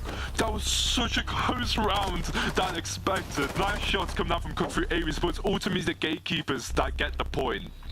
I mean, Rooney's shots there were just insane. I mean, the C4 just being thrown over, finding that pick. They couldn't get out of that choke. I mean, the wall couldn't be broken down because of the bandit util, and then also just not being able to get out because of these Fenrir gadgets. I mean, if they walk out, they're blind. They don't know where to shoot, and there's bullet traces flying everywhere, but, you know, just fighting blind, just not gonna work. And Lincoln Swans, Capital and Dockerby going down so early is just not good for the Swans. I mean, having the Capital die and the Dockerby, they can't ring the phones. Capital can't use this fire to try and get the defenders out when they're just pushed on site. I mean, absolutely, and after that round, Kung Fu Ares feeling confident, going on that demos, honestly, I love that from him. After these nice shots, he's like, hey, I'm feeling it, and I'm going to give it to you. But of course, the Gatekeepers are not going to care. But ultimately, we'll see if that really impacts what happens. No Monty. coming out from the Lincoln Swans, so that approach will be very different. That might catch the gatekeepers off guard. And especially as Kung Fu Aries on that demo, someone that I'm pretty sure he played before in the previous matches in the playoffs, but something that wasn't really thrown out yet in this final. I mean, absolutely. Maybe it's just a comfort pick, really. You know, Rooney now playing the Cades. Maybe Jamal has to take over on this smoke, and you know, maybe he can keep these smoke grenades a little longer. Maybe he knows a little bit more. But again, drones still coming out. Swans opting to play this just slow once again. I mean, their game plan's definitely good. They just want to do the same thing as the gatekeepers, take map control, and of course, it's very good to do that, but with the early picks of gatekeepers, it's really problematic. And again, those drones coming out even more early than before, just making sure that the early peaks aren't really going unpunished. And again, gatekeepers just see right through that. They don't go for those early picks, and Sen almost finds that C4, gets shot mid-air, and Kappa gets the better of Jima over there. And of course, Sen was so close to getting that pick. It's a nice shot from the side of Swans to drop that down, and Jima, of course, one of the better players from the gatekeepers, being down so early. This might be a huge impact, a huge blow in the round. But again, Lincoln Swans getting more control over this map. The two drones coming through. And Sen feels like he's getting squished. He has to hold two angles, but it's just this one that he's interested in. Curryson shooting through the floor, trying to see if he can get anything, and he does! Nice shot from Curryson, finding the headshot onto Sen as he sends him down to his grave. And Rooney trades it out. Pretty nice. And he's very comfortable on these angles I've seen this map. Just taking the advantage of every single early fight that he takes, and that's another C4 onto Kung Fu Aries. The Demo's being shut down, and Kappa is down. And he needs help immediately, and Rooney knows this. He's just waiting for that peak. And he slowly creeps through. Rooney, will he be faster? Will he get that shot off? It's his jiggle peak, but he does get the better of Mr. Rooney, and it's a triple kill, but Rooney gets found by Curryson. But he's dropped down, and another C4 kill from the gatekeepers, and they get another round on Lincoln Swans' map pick. I mean, absolutely. I mean, these picks that are coming out from the gatekeepers are just so strong. But I feel like Swans are just letting the clock run too dry. You know, they've been playing so slow and so passively, which, you know, is a good thing. Finding out where the roamers are, pushing them back onto site, and then using your util to take the site. But doing it so late into the round, having these smoke grenades up, having everything else that just stops the attackers from coming in, that's really hindering the Swans. I mean, just getting into a man deficit as well is also not helping the Swans. I mean, just being on the back foot every single round, it seems. I mean, again, the Lincoln Swans approach was very nice. I like the fact that they took map control. I like the fact that they abused the fact that they got the early pick. But then the gatekeepers, you know, Rooney on the angles he's very confident on, and Lincoln Swans just walking into it. And it was good trades, good everything else. And of course, the Lincoln Swans just kind of caught off guard by that, even though it's a common occurrence in this game. I mean, absolutely. I mean, it seems like the gatekeepers just have information on everything. I mean, it looks like they've done their homework. The Swans are being read like a book. You know, gatekeepers, it just seems like they know. Kappa, hello? Kappa reads Jima like a book instead. Oh my goodness. What a shot. I mean, Kappa was the first one to go down every round until now, gets the first picks in the last two rounds. So, hey, you give and you take from the side of Kappa. Absolutely. But again, Lincoln Swans back to square one where they were in the last round. And now let's see, will their game plan change, or will they go for the same strategy, but slightly faster to not run down that clock? And again, really gets picked up slightly. Just swapping over there, using the gadget, getting some more health on the other robot. Absolutely, and again, Rooney likes to take those early angles, so it really helps him out with that gadget. And of course, the Lincoln Swans are very aware of this. so the gatekeepers can't really do whatever they want. The Lincoln Swans reading them slowly but surely, and again, Lincoln Swans do have the advantage, so the gatekeepers will feel pressure to make a play, get anything to get back into this round, and Rooney is the one that finds Mr. Roo. Going in! Again, that early angle from Rooney finds so much impact. And more Hibana gadgets thrown out from the Lincoln Swans. But again, it's such a slow approach. It feels like they use drones to get information, and nothing is found just yet. And Faint typing in chat and see to come through Aries, and Busan finds Hewitt down to a 3v3, making it level the Lincoln Swans. And again, the slow approach might even work in favor, but they have to slowly walk through, and the gatekeepers know that. They'll just carry on holding on to these angles, and even if they don't take him down, they do enough damage for anyone else to take him down. The timing was always there. Kappa shooting that trap in time of the peak, but again, gatekeepers don't really find that as Lincoln Swans finally get a location on one side, and they'll try to walk in. The flashbang comes through, doesn't really catch Rooney, and Kappa will try. The pre-fight is happening. Rooney finds General. Kappa getting the trade back, and Faint and Sent clean up the round for the gatekeepers.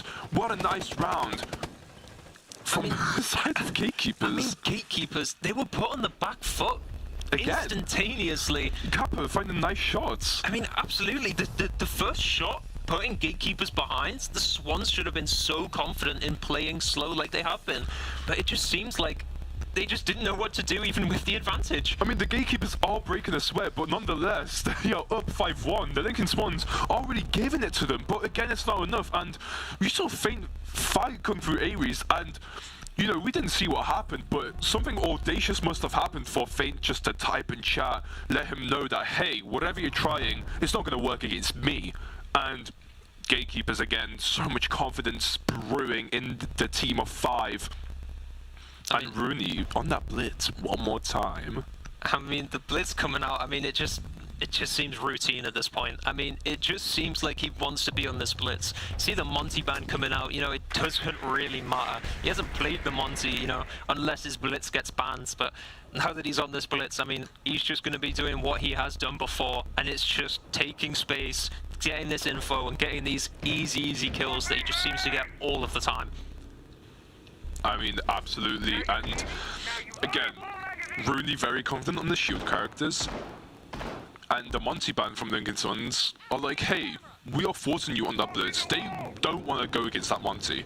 They would prefer Rooney to go on that blitz, but he found so much impact in that first map, which was flawless, by the way. Absolutely. And, you know, this will even bring more confidence for Rooney, knowing that, you know, he could just stick to those shield characters. And even if Blitz and Monty were banned, have Blackbeard. I mean, absolutely. I mean, if all those shield oppers get banned, I mean, the Blackbeard is always there, just as, you know, a backup, really. I mean, Blackbeard has now been promoted, really, to a shield op. You know, having that shield, being able to put it down, even with a rifle as well. I mean, that's just a strong point of Blackbeard's, but really opting for the blitz, maybe just running in with the flash is just, you know, maybe just a lot better for him. You know, maybe he just wants his flash. I mean, yeah, it's very strong, especially when you have such strong mechanical plays from the gatekeepers. Flash comes through, peek off that. You know, you will get them very quickly. So it's not like the gatekeepers don't know what they're doing, and they are very confident on that blitz. It's clearly been practiced before. And gatekeepers, again, it's such a joy to watch them do that slow approach. I mean, absolutely, the gatekeepers just knowing when to set the tempo and when to stop it as well. It really is good to watch. I mean, just knowing how they play, you know, making sure that they have this tempo, they have this everything. See here that Rooney just taking some shots, trying to find his feet, but more just on the trade. I mean, Rooney just looking like a decoy, really. I mean, just running in and just kind of standing there while everybody else is just, you know, shooting, just getting these kills. I mean, Rooney now on low HP though from Kappa. I mean, Kappa just carries on that trend of, hey, I'm either going to die first or get a kill first. And this time it's die first, and gatekeepers are having all of that. and Mr. Rue dies as well. Hugh again, the best of him, as Rooney just being so amazing on that shield character, making sure that any peeks can just go unpunished, and the gatekeeper's down to a 5v3, but not down, sorry, up 5v3, and 4v2 now. Rooney gets a trade on Kurusan. Rooney gets the angle, but doesn't get the better of General, takes him down, and Kung-Fu Aries gets another on Feint, evens it out to 2v2, and Sen and Hua are down to make it. Are you going to carry on the win streak of 5, or will it go down to 0? Will the Lincoln Swans halt that from happening? But General on that pixel angle is just edging that angle, but it doesn't happen. Shots coming through, it's just not fast enough on the reaction time. And takes down Kung Fu Aries from the side of Sen, and Hua, nice shot from him. And the gatekeepers are just enjoying their time. I mean, absolutely. I mean, it just looks like they're here for the fun, really. I mean, Swans just being put on the back foot just every single time. Even when they have the advantage, it looks like they don't have it. I mean, Swans, they're playing well, as I said. I mean, I'm just loving what I'm seeing with, you know, trying to have this tempo set and, you know, getting these picks and these shots coming out. But gatekeepers just look like they own it. They're just completely owning the Swans. What we saw is 7-0 map, and now this might be even a 7-1. Dropping 1 round. I'm talking about rounds. Dropping 1 round in the finals is an insane feat to have, and the gatekeepers are just showing that history can repeat itself, and the Lincoln Swans can just do nothing against that. It's inevitable for the gatekeepers to win this game, but prove me wrong. Prove that you can come back and take this to an OT. I mean, absolutely, the Swans just needing that OT to even go to a map 3 for the finals is just crazy. I mean, Swans, it's looking impossible. I mean, can they bring it back? Can they do some sort of magic? I really want to see it. I mean, the gatekeepers just look too strong for it, just putting them down every single time. I mean, do you believe in miracles, Tyler? I do, but the Swans, It would take more than just a miracle to beat this team of 5 down to a 6-1, and it'll be more than flawless. Like, that's just crazy to me. I mean, the gatekeepers are playing so well, the Swans are playing so well, but one of them is just levels above the other, it seems. It seems like miles, in my opinion. Gatekeepers are just way ahead of this competition. And again, they'll just do whatever they want. And it's the slow approach of gatekeepers again. And will they be the ones that stop the miracle from happening? I mean, they're just so confident in playing this slow push. I mean, just, you know, making sure that they know exactly where the defenders are, knowing where to use their util, where to throw it, how to act upon it, really. I mean, that's what it all comes down to now. This last round, is it going to be individual play or is it going to be team play? And the gatekeepers just taking the fight to the Lincoln Swans, taking some early shots, and it's also Rooney on that other angle as well. But again, the gatekeepers not forcing anything. They know the Lincoln Swans are under pressure, and the gatekeepers are on match point as well. So they know they can just take their time and slowly work towards that victory, the well-deserved victory. And absolutely. Just, oh, Kurusan being taken down by Sent. And Sent starts it off. They are the ones to slowly climb towards the trophy, and Mr. Rue is just looking around, seeing if the gatekeepers are going to try and do anything, force anything out. And Chamber, nice flashbang that comes out into General, but can't really peek out of that yet. That barrier is just so Sen, nice shot, General. It's a double kill for him, and you know, Sen thrives in those environments. Mr. Rue can't really find anything, and Rooney drops him down to 4v2, down to a 4v1, and it's the gatekeepers that hold on to their legacy, but maybe not. Kappa? Can he do it? He has to ace to keep them in. On the stairs. Maybe he does, but Rooney is just BMing. Kappa takes him down, it's 2v1, down to the triple kill, and the diffuser's being planted. 1v1 now. 1v1. Both of them on the lick of HP, but Kappa is the one that seems confident. Hua The prize is in your hands, takes a peek, takes another, but nothing yet. Kappa wants to take the fight to him, shoots for the wall, but nothing found just yet. Bomb sticking down, Human knows he could just run away. And now it's on to Kappa to make a miracle happen, but nothing yet. 4 kills found, but might not be enough. He's going to defuse the bomb. He's going to carry on. Baits out the peak, but Human reads him, and he finds the kill. Gatekeepers, they hold on to their legacy, keeping the Swans away from the title, closing the gate right in front of them as they are once again crowned as the NSC Rainbow Six Siege X Spring Champions. They played exceptionally well in that last map, and even in the first map, it just looked like they were on the deficit every single time in that second map, but the Gatekeepers always brought it back. They just played exceptionally well. The Swans didn't know how to react. They did not at all. And again, they gave that lifeline to Kappa. You know, Kappa in that 1v5 takes 4 down, but again, the pressure getting to him, tries to get that diffuser down.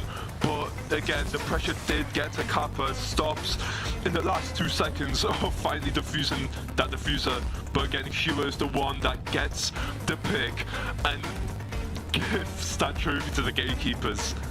I mean, absolutely, the Gatekeepers just absolutely running away with it. I mean, they just didn't know when to stop. Every single time, it looked like they just left a breadcrumb for Swans. Seeing here, the handshake's coming out. It was a demolition job. You know, the Gatekeepers won 7-7-1. There's a 14-1 across both maps. It was just incredible. I mean, absolutely, they played so well.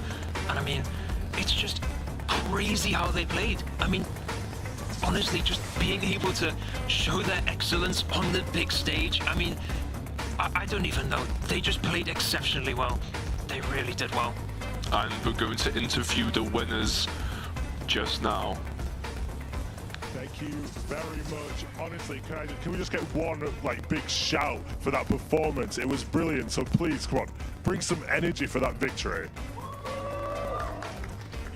So I'm joined by the victors. I just want to ask general feelings. How was that? That was great. Before we came here, we know we were going to win it. Before the match even started, I told them congrats on the second place. They thought I was joking. I'm not joking. I don't come here to play. I came to win. There's a difference between participating and winning, and they're not on the level that we are. Damn. I feel like that's going to go in like a show reel or something, isn't it? It's not. We won this like 7 times now, so it's not even our first time for them. It's the first time and last time, but for us, we've got many more years to come. Ooh, okay. So I was going to ask, what tips you over the edge over other teams then? I think it's just that the amount of hours we put into the game for the last 5-6 years, the chemistry that we have, that we play on and off, and it's just the natural game stance that we have, as in we play the game every day. So eventually, if you put the hard work in, the result will pay out. Lovely. Now, one final question. Do you have any final words? Final words? If this team gets to stay as how we are, I think next year, if you're the host, you see me again talking to you. Ooh, okay. I'll hold you to that. If I'm here, I hope to see you on this stage once again.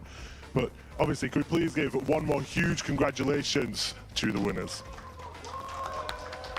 Thank you very much.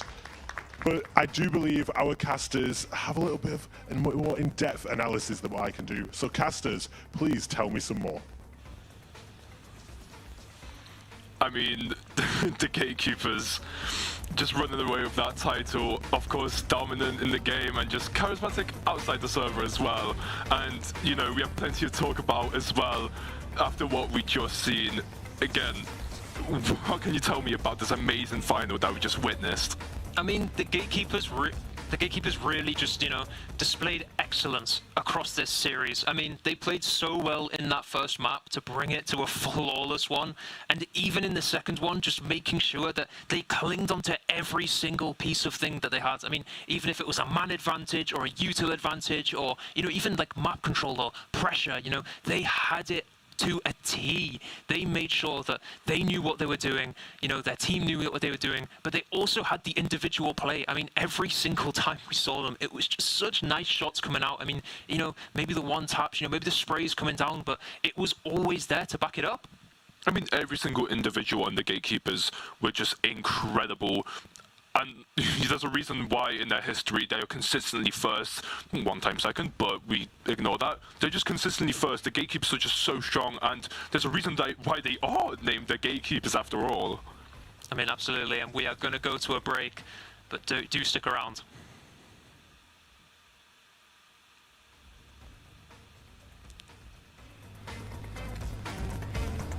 I think this is it. No. Because we're going to Rainbow Six Siege then. We can find the area.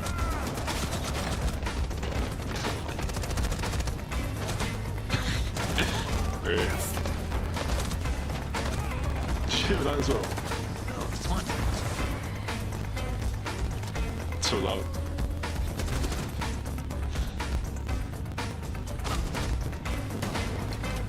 Wait, dog.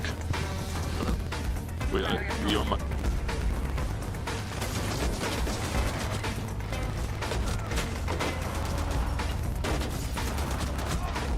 Reloading! Cover me!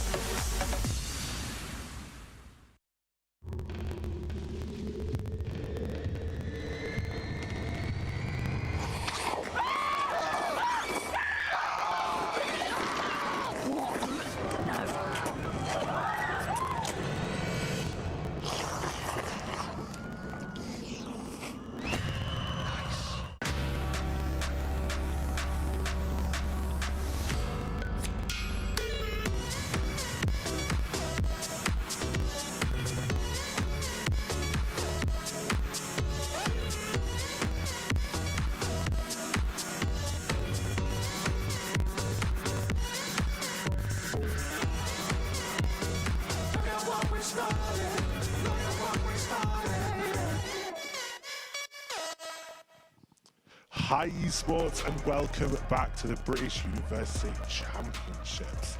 Now, we are getting to the final bit of the weekend. We have our Rocket League Grand Finals. You've been through every single other finals with us and we are down to the final one. It's going to be good. The teams are just getting ready. We have Roehampton and we also have the Scousers.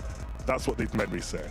I'm a big fan of Liverpool, but it could go either way. So casters, I want to know your opinions on this matchup. Please, give me some info.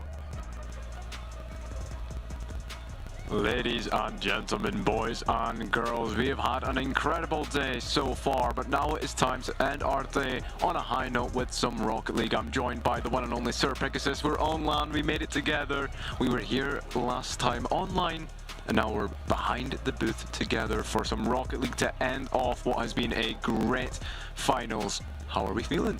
I'm feeling really good, and as per usual, we're going to finish it off with a bang with the best esports that the BUEC has to offer, and we've got ourselves quite the matchup today. It's going to be Roehampton Esports versus the Scout Shooters. Roehampton, of course, need no introduction. They have won the last 5 British University Esports Championships. I mean, that bottom row is all filled with ones, but that's just because they can fit all the wins that they have, and their trophy cabinet is looking pretty darn impressive.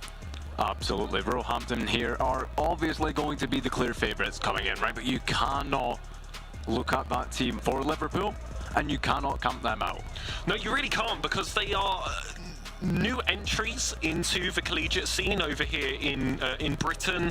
They joined in the 24-25 season. They've been able to consistently get themselves top 8s on their first ever attempts, and well, you have Natty and Daniel just joining the mix in that last year on their now 2nd year of being at university and competing. But there is a school that has been here before, and well, you can see the predictions underneath us. There is a very clear favourite in this matchup. However, I do like the host prediction on Liverpool. I really do. I love it. You have to, there has to be someone that's going to root for the underdogs, right? I mean, we know Roehampton, we love Roehampton, and it should be as clear as day that Roehampton are going to come out victorious on this. But sometimes an underdog story, it has potential, and Liverpool, well, we spoke to the players from Liverpool, and they seem confident. They seem that they're ready to dethrone Roehampton. They don't have a lot of LAN experience. I know that they had one opportunity on their own campus where they got to play in front of somewhat of a crowd there, but of course it would have not been as wonderful as what we have over here at Confetti X. It is honestly a gorgeous arena. You've been able to see that before, and I can only imagine the nerves that adds to the players, but I'm sure they are going to be iced up when we do see them walk out. So ladies and gentlemen, here come the players. Yes, we are ready to meet the teams. You know, I'm excited for this one. It is the final of all finals. So, are you all ready to meet the teams? I like that bit of energy. So please, welcome to the stage, Roehampton.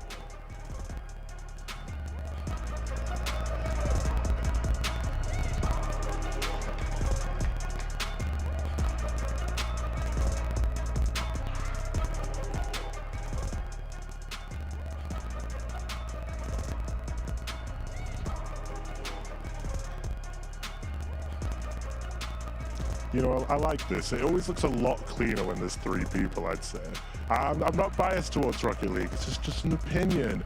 But I do want to welcome the next team onto the stage, the so-called underdogs, the Scout Shooters.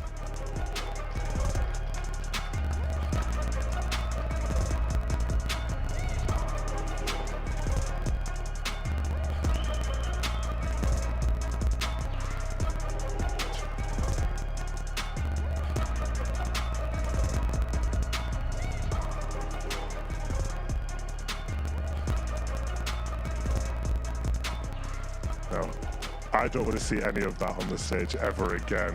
But please, can I get the 2 captains up to the front for a quick fist bump, handshake, just a bit of camaraderie before we get it going. There we go, a bit of good luck. I'll let you get back to your teams. Now, that was a nice one. They're ready for it. They're excited for it. Come on, make some noise for our finals of the day, Rocket League. Oh yeah, I'm ready for it. I know the crowd is ready for it. Casters, are you ready for it? Well, Sir Pegasus, you love to see it. They're confident from both of those teams. You have Roehampton there. They stand in gold because they know what gold feels like. They are just so incredible as a team. But what we've not mentioned is that team is not the same team that we're used to. No, it is not. The substitute is in place. DJ is a very talented player in his own right, but the reason he is here to replace his teammate is because his teammate is so good. He made day 3 of RLCS. He fancied that a little bit more than coming over to Nottingham. We know that he likes to play from the comfort of his dorm room. We spoke to him about that actually back in winter. So that does definitely put some weight on DJ's shoulders, and Roehampton are under a bit of pressure recently, especially with their recent collegiate performances in Uni Rocketeers. Very used to making those grand final spots against Dr. Booman, but actually losing out to a UK team in that lowest 4-1 against University of Birmingham. We know them as the bottlers over here at NSC. It was actually Roehampton that ended up bottling that one, but Scout Shooters were not involved with that tournament. They unfortunately just could not make it on the day of the event, but they've made sure that they've shown up today, and I hope that they can show up on the pitch as well. I don't want this to be a simple 5-0. There is that 1 game advantage to Roehampton in that first match for qualifying for uppers, but we can see those get burnt rather quickly depending on that first game. Oh, exactly. Game 1 is going to be where the magic happens, right? I say this time and time again. Game number 1, that's where you see what the other team is capable of, what you're capable of on that LAN environment. You mentioned it yourself. This is a very new environment for Liverpool. They have not had an awful lot of LAN experience in comparison to Roehampton, and they're going to feel that in Confetti X, in front of a live audience, first grand final, and they've got the added pressure of being the first team from Liverpool to qualify for a LAN.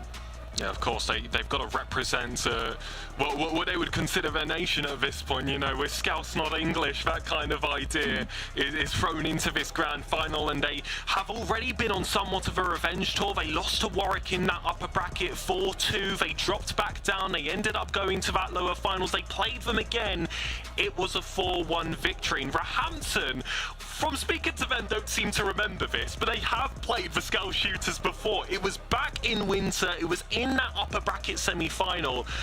They swept. They did Roehampton things. They got to the grand final. They ended up winning the competition, of course. But this is a different story now. There are those question marks on the players of Liverpool, and there are questions that are still in the minds of Roehampton, whilst losing one of their main team players and coming off the back of quite a disappointing performance in another collegiate event. They said that NSE means the most to them. We really are going to find out today how much that means when it gets to the pitch. I want to see passion in their gameplay, and I want to see that typical, we can call it what it is, that Roehampton ego spreading into their gameplay as well. Come on. Oh, 100%. When you've won every single final back-to-back, you have to have that ego, and these players have it. But Liverpool, they also have the confidence that they need to be there. They have the confidence to be challengers, and we're going to see that. In this game number 1, though, that's where everything is going to be sort of laid out for us, right? We're going to see what both teams are capable of, like I mentioned. We're going to see what the LAN jitters are doing to both teams, and we're just going to overall have a sort of good feel for how the rest of this is going to go. Will Roehampton be able to stomp like we think that they could do? I don't know. Hey, ladies and gentlemen, that's a wonderful sign we've got here. Come on. In an age of AI, can we just hire some graphic designers? Make sure to get in contact, ladies and gentlemen. But we spoke about one side having their substitute. We've got to mention that Scout Shooters are using one themselves. Stocky considers himself a sub, but when we're looking at his actual gameplay and the history he has in the game, he mentioned he's been 2K for at least 6 years. I'd be very impressed if he was 6K. My goodness, I would wonder how he would have gone under the radar for that long. He is the oldest player on the team. He's the only one in his 3rd year of university, and just focus on his studies. He decided he wasn't going to compete, but then that spot opened up. He's stepping up to that mark. It's not really a super sub, so to speak, because this is not going to be a step down in quality. This is a Titan returning to the pitch on the grandest stage over here in Nottingham for one weighted best of 9 against their favour. Let's hope that David has packed some stones, because Goliaths are looking tough as ever. Absolutely. Well, I'm sure we will be shortly into this, but Roehampton, it's hard not to back this team, even with Risen gone. With Risen gone, it's a spanner in the works, but every other player, Aero, Stat, these are incredible players. Then DJ as well is going to have to step up to the mark, but we both are very confident that he will step up to the mark. Aero is an excellent player in his own right. I have said before, I'll say it again, I'm probably going to say it multiple times during this series based on how he plays. He is the best collegiate player in the UK. I don't think there's too much argument there. He's made very consistent top 32s. In fact, today is the only top 32 he has not made in this entire season. Risen has taken that role from him, and thank goodness, because we needed 3 plays on the pitch, and I believe they only had 4 available, unless Freecant wanted to step up to the mark. But not today, not today. We do have 3 typical players. They did say they do have that bit of a 4-man rotation regardless, so you just know talent is full to the brim over at Roehampton, but they are such an esports focused university. Oh yeah, 100%. Everything they do, they live, they breathe, they just love esports, and that you can see it reflects in that Rocket League team, in that roster. But then on the contrary, this Liverpool team, you can't really say the same. Of course there is passion, right? These players are incredible players, and the passion is there. That's why they're here on this grand final stage. However, do they eat and live and breathe esports and Rocket League the same as Roehampton? I don't know. Well, Liverpool as a university, as a constitution, unfortunately, I know it's not the same as Roehampton, but it's a simple case of no one is doing it like Roehampton, especially this is specifically, of course, for Rocket League. You do look at other universities like Warwick, of course, that do have great systems in place for a lot of their esports. Is not the same level as Roehampton when we're talking about Rocket League. They are designed to win. And they have pulled that off for 5 finals in a row. This is number 6. This is the most dominant team in British University Esports Championships history. And it is not even close. And we're not talking about Rocket League. We are talking about every single esport. So this team has such a high pedigree. Anything less than first place is a disappointment, and that does circle back again to that Uni Rocketeers, where they ended up placing 4th, not even a spot on that podium, and you could tell how much it meant to them when they didn't pull off that win. Stat has gotten his hours up. Instead of 2 past 2, he's on 6, tripled his hours. I mean, hey, these players, they're confident, that's the thing. They're confident and they're ready to go from both sides of the teams, but again, it's so hard to call, because on one hand we have a team like Roehampton who we want to be able to be confident, be like, okay, this is going to be a storm, sure. But then we also have Liverpool, who, whilst they are the underdogs, yes, whilst they aren't, they don't have the pedigree that Roehampton have. They have 3 incredible players who are feeling so unbelievably confident. We spoke to them briefly, and they feel ready, they feel good, and that's what matters. Of course, the LAN environment is going to change that a little bit. This first game, I'm expecting it to be very jittery, at least for the side of Liverpool, right? Roehampton, they're used to this. They know the environment of a LAN stage. This is not new to them. In fact, they might as well just always be on a LAN stage with how many times they've been here. But Liverpool, they don't have that. Scout shooters, they're gonna need to kind of adapt to their environment. This isn't your comfy, cozy bedroom that you can just sit and play Rocket League from the comfort of your own home, and you don't have to really worry about too much apart from like your internet speeds. No, you've got to worry about the big live audience right in front of you who are going to be cheering on for Roehampton, who, again, they're just going to bring absolutely all the vibes in this. And when you are looking at the 3 Roehampton players that are playing here on the stage, and you are talking about that LAN effect, of course, you don't want any placebos in place. And these are the 3 players of the 4-man roster of Roehampton that do not get the placebos. We know that Risen gets plenty, but these 3 do not have that to worry about whatsoever. And you see a bit of team bonding as well before the first game of this series. It was a very different energy from both of these teams on the warm-up. By all means, they looked confident. It was a bit more poised and professional on the side of Roehampton. As for the Scouts side, they were definitely playing up to the cameras a bit more, and I like that. You want it to feel like you, to an extent, don't want to take it too seriously, because that's when the weight really starts to pile on. You stop playing like you're at home, and while it was so successful to get to this point in the first place, may that continue, because this is a wounded Roehampton. They've just come off the back of a loss. They've just come off the back of losing one of their main team players a day before the event started. But here it is, ladies and gentlemen. First game of this best of 9. We have kickoff. Kickoff is upon us, and like you mentioned, it is weighted, so Roehampton, they do have the advantage going into this. Not that they need it, but hey, they've got the advantage. But like you said, it could be gone in an instant. That advantage could be taken away in an instant if we just have shooters perform incredible. But this first game, it's all going to be about seeing what you can do, what you can't, getting the chemistry flowing, getting your positioning down, and just having a good time with it. And I've spoken a lot about weighted formats when it does come to the double elimination stage. Typically that's a best of 7. We do it a little bit differently over here at NSC with a best of 9 format to end it all off, but it can go the distance. We saw it go the distance a few years ago. Roehampton were of course involved in that wondrous insomnia against Lincoln Park. Monkey Arrow though, breezy flick on target. Natty will get the same stats on the follow. We'll pick up our first goal for Roehampton. And it is an explosive, mechanical start to the main man of the team. And it's a very quick start.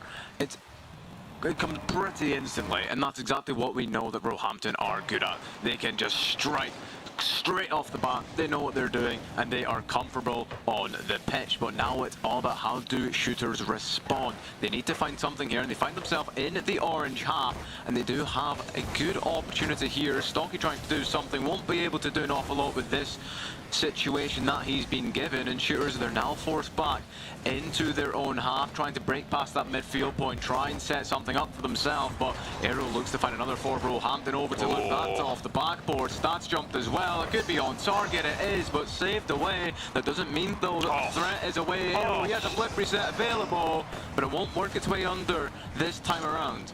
That was all in that first touch coming from Arrow. The perfect send touch to just keep that ball in close control. And often he is the player to mechanically change the game from any position, defense or offense, whether he is in that bit more of a creation role or he scores the goals himself. But this is a first chance from shooters. The double will land, and Natty will open up the score for Liverpool and reignite the deadlock.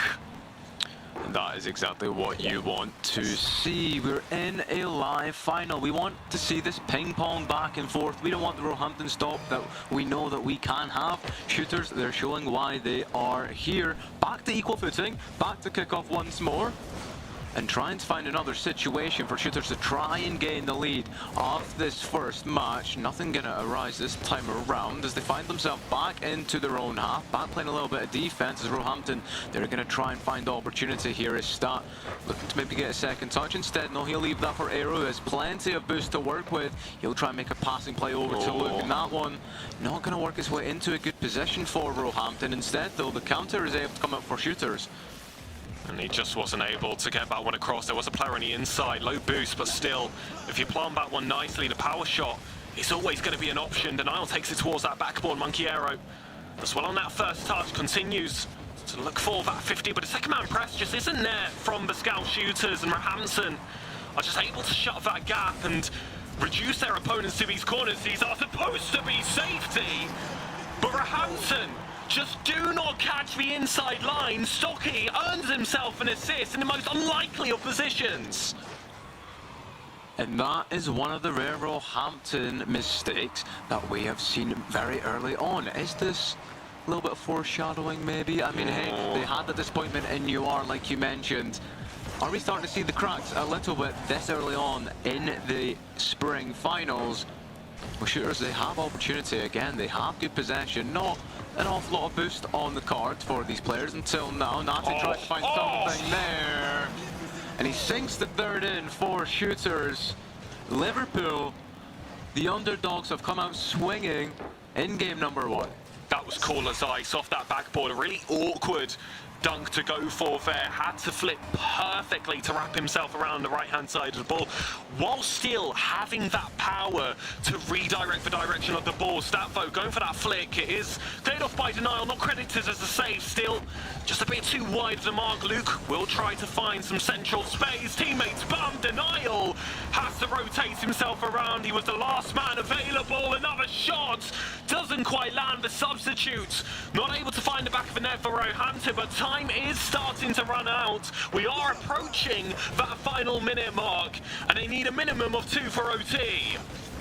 A minimum of 2 is very doable for Roehampton, but they need to be in the other half of the field, and they find themselves in a rather tricky spot. Natty taking out a couple of players as well. That's really going to burn time off the clock, and there's not an awful lot of it. Stockett as well, he'll be taken off the field temporarily. Maybe an opportunity for Roehampton and Stat to do something. Tries to find the flip reset, won't be able to find it, but the ball still remains in that danger zone. We could find the second for Roehampton, and we could be further to closing this one out.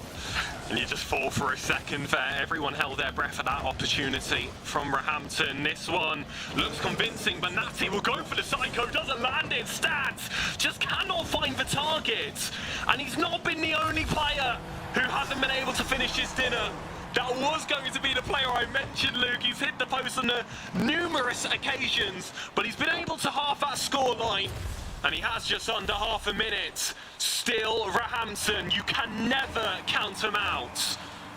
23 seconds on the clock. There's still time. Is it an awful lot? No, but with this amount of time, there is certainly opportunity. We are in the blue half, and speak of this, that's off the crossbar. He'll try to find the finishing touch. You won't be able to find it, but it doesn't matter. Clean-up crew, top right bins to find equalisation in game number 1. We thought Liverpool came out swinging, and yes they did, but they were not able to hold on to that lead. And now, back to equal footing once more. 13 seconds left. We're not in OT just yet. And the players didn't celebrate early either. But you know the job's not finished. It's that professional nature that Roehampton is known for. But Natty, he's on for a hat-trick, takes this ball across. It's a confident clear from Aero, but it still manages to stay high. And it's in the Roehampton half of the pitch. Denial needs to get a follow-up touch. He's got low boost. If he lands the bomb, he doesn't need it. Natty, the hat-trick hero, will immediately nullify the weighted brackets. On a 0-second goal as well. Liverpool, this was not expected. This is not what we thought. If you had sat me down here today and that is exactly what we got in game number 1, I would have told you were lying. For any expectations out the window, I'm very impressed with that opening performance from the Scout shooters. There was so much time in those early minutes. They were pressed so deep into their half, and yet it was save after save after save. The double commits were not too fruitful in that last game either. And that just allowed them to survive those seconds longer. The transitional play was there against a team which is really hard to break past that halfway line. And when those few opportunities came to their favour, that's an excellent goal from Natty. They made sure that the efficiency was there. And that's the type of team you need to face off against Roehampton. Absolutely. You need to be able to come out swinging, but when you have your mistakes as well, you need to be able to just log back in and come back. That's all that you need to do. You need to have the confidence to be like, okay, no, we were doing great. What has happened? And then just bounce back. It's confidence out of possession that I've been really impressed about when it comes to Scout shooters, because chances are you are going to be out of possession quite a fair bit. When Roehampton stand as your opponents, Niall has been the player to create a lot of the plays for shooters. Will try to creatively send that one to the centre with a flip reset, but Roehampton have been able to stamp this one down in the wider wings. It's a long ball forward. Luke has committed super high, but Natty gets the block. Aero is there quicker. The second man press I was speaking about from Roehampton, firmly in place. Stocky's not going to be able to find the target. It doesn't lay off to Natty either. It goes high. Denial clears towards that corner, and Stat is lurking. There are resources in the tank for Roehampton, and Denial has been put to work. Now just a little bit stagnant at this midfield point. One of these teams trying to break past into the opposite side of the pitch, try and create opportunity, and it looks like Roehampton will be the ones to do that. As Stat, plenty of boost, look to try and find a second touch, won't be able to find something this time around, but Aero's sent back patiently, plenty of boost for him as well. He'll find the flip reset over 1. Denial will try his best to get this out of the blue box. Unfortunately, that ball still remains until now, sent back over into the orange half. Roehampton having to play a little bit of defense as shooters, they start to formulate something here. Natty on the sidewall, plenty boost, won't have any opportunity to get that into a favourable spot. But with that demo on the board as well, it gives shooters an extra little bit of time and space so they can try formulate something here. Stocky up, won't be able to find the pass, and Roehampton, they'll have to try and find something. Natty off the ceiling, wants that follow-up touch, doesn't reach it, that pass across. It's going to be awkward for Stocky, never going to find the target from that position, but just looking to maintain possession, keep this offense flowing in the favour of the Liverpool team. But Stack clears it away, it's back into Scouts territory. Natty isn't able to find his teammate. Denal does well on that 50-50 though. The follow-up is quicker from the shooters. Natty with a catch, 100 boost picked up, the 50 is good, but Aero is going to be his next target right in front, and Luke will just clean this one out of defense, but Roehampton have been the team put to the press.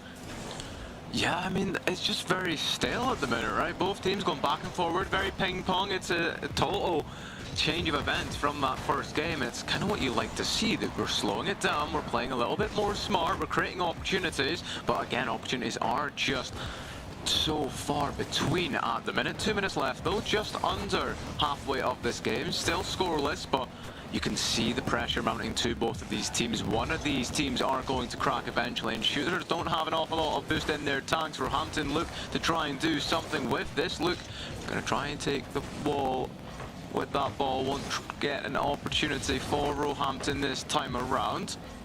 With Stat, slip reset, he has it available to him. It won't go in the back of the net, but certainly puts a little bit of pressure onto that blue net. For sure, as they try and they bounce back and they have opportunity. They are shooters, just not accurate ones. So many opportunities just wasted from them in this game so far, I'd argue. They should be 2 or 3 goals ahead if they were able to just finish those chances. Roehampton have not been the favourite team, but they are just so efficient. Aero will always find a way. Not the only Polish player on this pitch, Natty stands as that opponent as well, that fellow nationman. But only one has represented his team for FIFA, and that's the man that finds himself on the score sheet. Roehampton's boy gives them the lead. Still plenty of time left, but Roehampton, they look like they've got the energy. That one saved away by Stocky. That was millimeters from going in, and it still keeps shooters alive. But again, 1 minute on the clock. Time is not your friend. You need to get out of your own half of the pitch, and you need to find something quickly. But Roehampton, they're looking to find that second. They want to further their lead. Saved away by Denial, though. And this could be opportunity for shooters as they break into the orange half. Denial trying to make a pass over to Stocky, but that will be intercepted as Roehampton. All they look to do is just waste time. 38 seconds left, it's not an awful lot, but hey, even if they can find a second one here, that'll be great. Denial tries to send it back forward, no teammate awaits. It's Luke looking for the sidewall. He does land it, but fortunately doesn't maintain in shooter's possession. 20 seconds left on the clock. Stats got no boost of attack. Denial can take this one towards the corner, but they need to grab some possession. That ground is heating up, and soon it shall be lava. And Roehampton will be happy to see the golden text on the screen are wearing their colours. There's a 4th man on the pitch. Denial to Natty. A demo's required, but Aero puts the game to a close after already opening it up. And a complete turn of events from that first game, a 4-3 and a 1-0. Complete different turn of events. It looked like a complete different Roehampton team, complete different Liverpool team. It was very slow. Yeah, very, very slow. And what I find fascinating about that game, it's our second played game on the pitch. I think Scout shooters performed better in that match than they actually did in the one they won. They were just 99% complete in every single attack, but then when it came to that final killer shot, that demo they need to land to open up the space, it's just not happening for them. The creativity is there as well. We have seen them go for a few of the flip resets just to try and build up and cause a bit of tension on those final lines. Yet still, there is a bit of a lack of cohesion for my liking when it does come to that final third. One extra play needs to come together. One second man has to be committed enough to go forward. One rotating first man needs to claim a soul with him on the escape. Didn't happen in that game, but I do believe it's just the finest adjustments to get themselves back to level pegging. They're just missing that final puzzle piece. And they could challenge Roehampton. And we saw it in that game 1. We saw it again in that game 2. We could see it in game number 3, and they have come out swinging this time around, although this one now will find itself in the hands of Aero and up to the sky, but it also finds its way in the back of the blue net instantly, and the speed on that. This is excellent. Flip reset, fakes his man, goes low. It is so stylish from Aero to open up this game. Shooters already down in a very early stage in a series which has formed to a low-scoring affair with how that second game went. And I do fear that if it were to open up, I don't believe Scout Shooters are going to be the team to give us those wide score lines. Roehampton looking aggressive already off that kickoff, already looking to double up their lead, earn themselves that insurance. Stats though is still siphoned off to those corners. Denial will continue to keep it there. It's a very high commit coming from Natty. He's completely out of position. And of course Aero is going to recognize that every single time. That's just incredible knowledge to know that you've got to stay there and you've got to stick that one out. No boost in the tank, but all the confidence that he needed to be able to take that one in the back of the net. Roehampton there up 2, and you can start to see that Roehampton dominance that we know and that we love.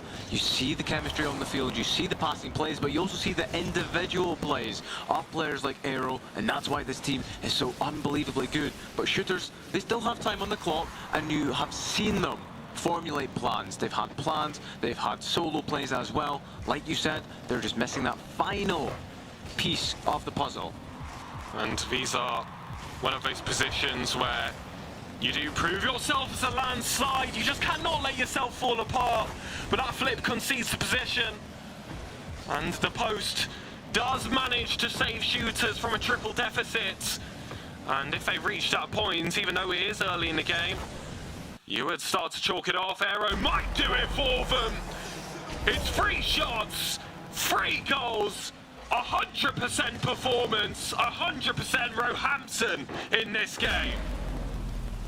It's almost as if the first and the second game just didn't happen. I mean, Roehampton, they look so much different. Aero is performing absolutely incredibly, and all the other players are opening opportunities for them. They're getting demos, they're getting bumps, and they are positioned where they need to be. Almost a good opportunity for Shooters, but that ball still is in the orange half, so it could be turned around into something here. Stocky tries to set up Denial, won't be able to make that plan work, but the ball still remains nonetheless. Natty with a bump won't be able to create an opportunity this time around as Denial not able to do much either. Aero no boost. This one going to stay in the midfield point for as long as possible until Stat has something to say about it. It's back over to Stat. That's going to hit off the ceiling down in front of that blue goal. Won't work its way in the back though. Instead works its way over into the orange half where Shooters can find their first real opportunity here. Denial with a shot. Didn't go in the back of the net. But again, there is pressure mounting, and Natty looking to try and sink one in. The save comes out, and it's not enough for Shooters. They still have opportunity, they still have aggression, but Roehampton have defense. Clears forwards, and that play is put to a complete stop. Shooters have to start from square 1, square 0. If Aero can score, it goes high. Stats off the ceiling. 2, 3, 4. The 5th will not find the back of the net, but Luke still has a chance to reset the play. A full tank, plenty of space off that wall, but no one on Roehampton has to commit, so no one will commit. Natty still can't break past Aero. What an MVP performance he has had already. It is early days, especially if Shooters can turn this series around. But I'm still begging for more. There's the fake away. The calls are all there, but Natty is able to hold it close. Musty from Denial still falls to Aero. And with a minute left, Sir Pixis, I don't want to say Shooters don't have it in them, but the time is not their best friend, especially when you have Aero on the end of it once more. To find the 4th And the potential nail in the coffin for this game for shooters. Aero has been an absolute masterclass to secure Roehampton this 4-0, and there is still a minute left. They could get more. Currently on a goal-a-minute ratio. But shooters, it's so surprising that they haven't even been able to pick up one in this game. It hasn't been as many chances as we saw in the game before, yet still, you are looking at them and thinking, there are 2 or 3 chances I can name off the top of my head, but you just have to be slotting away. They haven't done. And as a result, Roehampton will run all over them and show off their efficiency. For Monkey Aero, it is 5 goals out of 6 shots. That's 5 goals for Roehampton. Looking like a one-man army out there. And now all they have to do is wait, right? All they have to do is wait. They don't need to do anything. They know they have this one in the back. 30 seconds, not an absolute...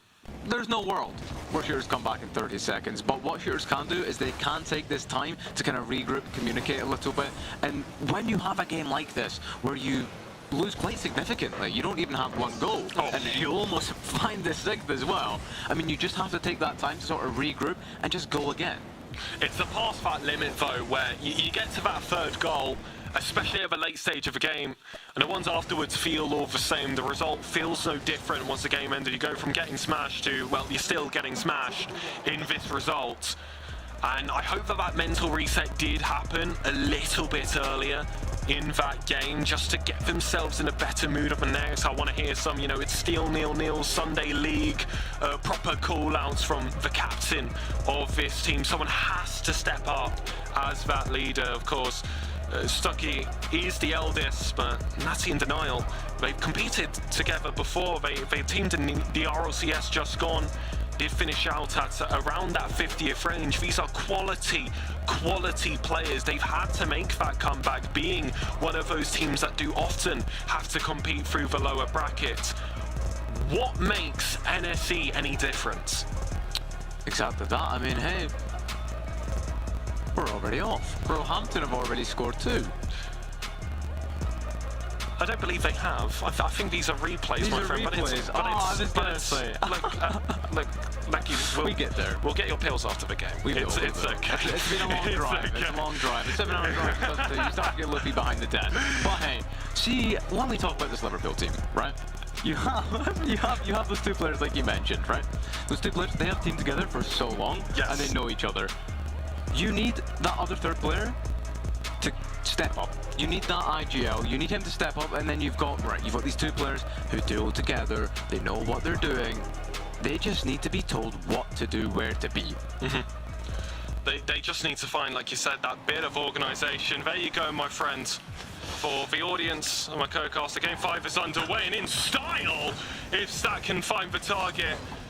But both of these teams have had to travel quite a way to make it over here to Confetti X to compete, and they want it to count. Roehampton have made it count so far, and shooters have proven that these gods do bleed. They have taken a game already.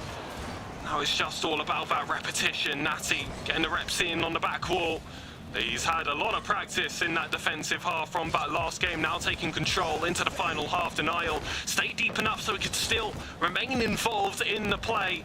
Should those booming clearances come out, Luke does well to read that touch. Aero is available, and you start to get scared when he's close to the ball if you are a shooter supporter. This time, though, they've managed to get the ball back into that follow-up half, but Stad does so well on the solo efforts to drag that ball forward. First minute, and it's survival from the shooters, and there's another save from Denial.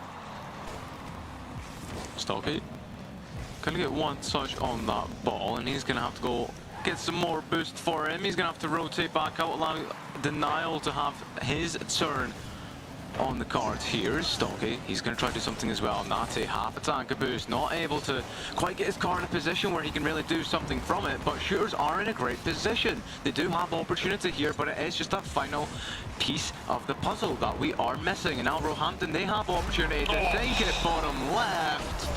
And with the speed of that from Aero once again, 127 kph on that. There was no stopping that.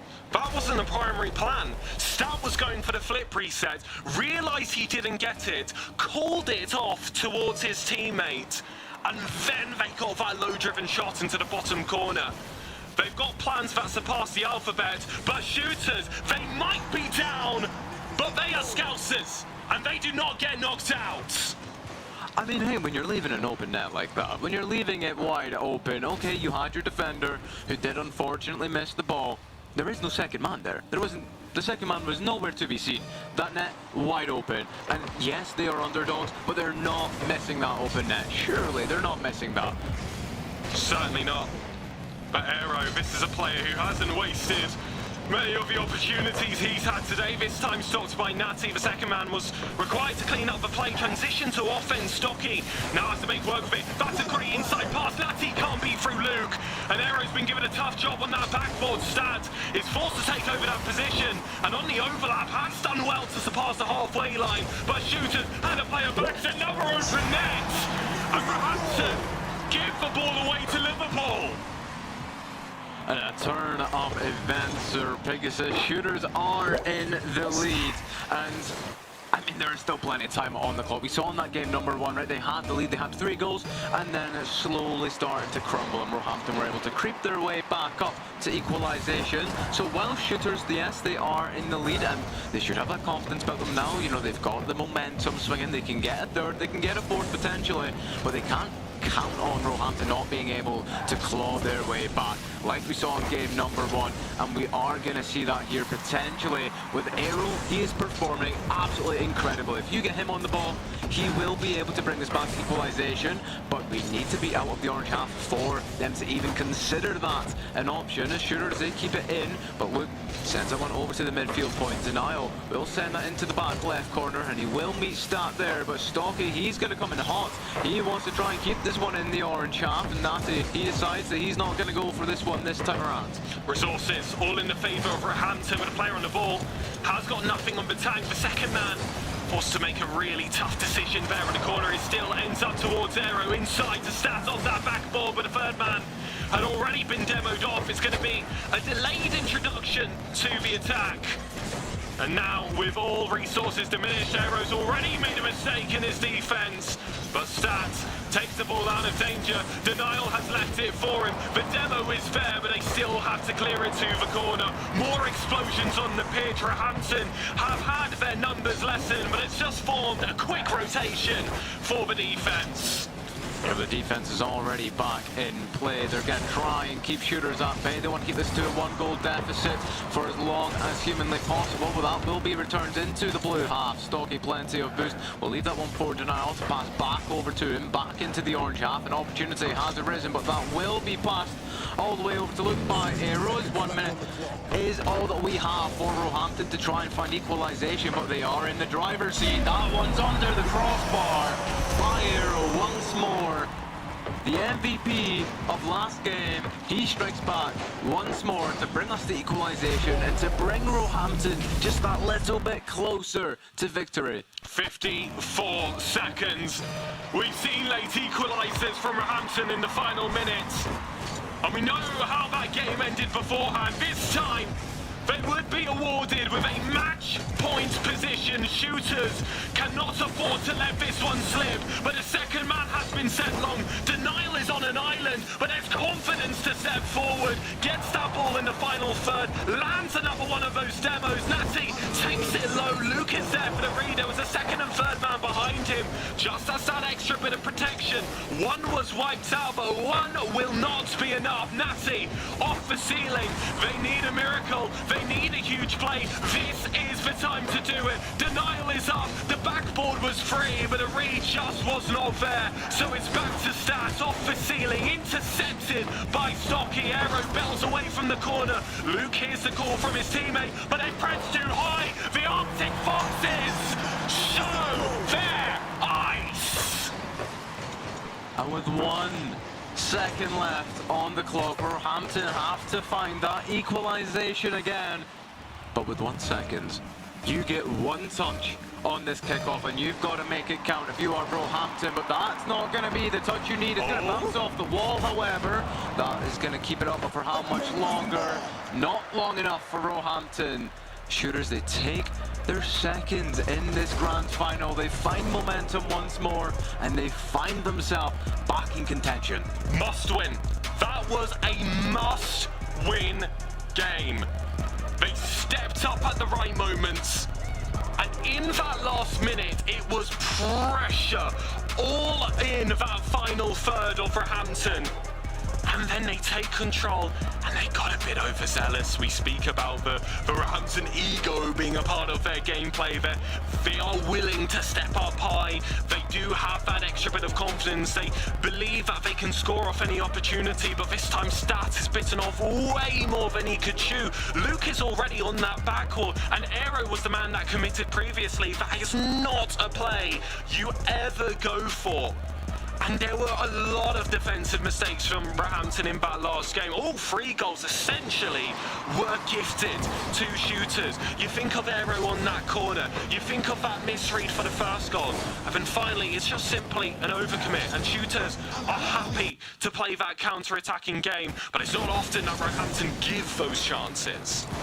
No, definitely not, but you've got to then think, is this because of the roster change? Is that what's going to be causing these mistakes? Because we've seen it just a little bit. We've seen the over-rotations, we've seen some plays that maybe, okay, we shouldn't have made, and is that because they don't have their main man risen? Is that the spanner in the works? Is that what is causing Roehampton to crumble? It could very possibly be. It could be the LAN environment. It could be whatever. It's a number of things that could be. But what we do know is that Roehampton, they need to make sure that they play everything to the T if they want to be able to find themselves in that match point. But they do find themselves with a good opportunity for an attack. Unless Stocky has something to say about it, he's going to get himself wrapped up in that situation. And that will bounce off the left-hand side wall, back into the hands of Denial. Back to shooters who look to try and break free first. Back across, Denial gets that block in the half turn. There's plenty of boost to just change his momentum. The post is hit, someone has to be there. But in no man's land, only Aero stood. Step back into the corner, and Natty has spent a lot of boost on that rotation. Still will not matter because Denial has beaten his man. It's another overcommit from Roehampton. 2 players press high. Luke and Aero, someone had to take the responsibility of staying between their sticks.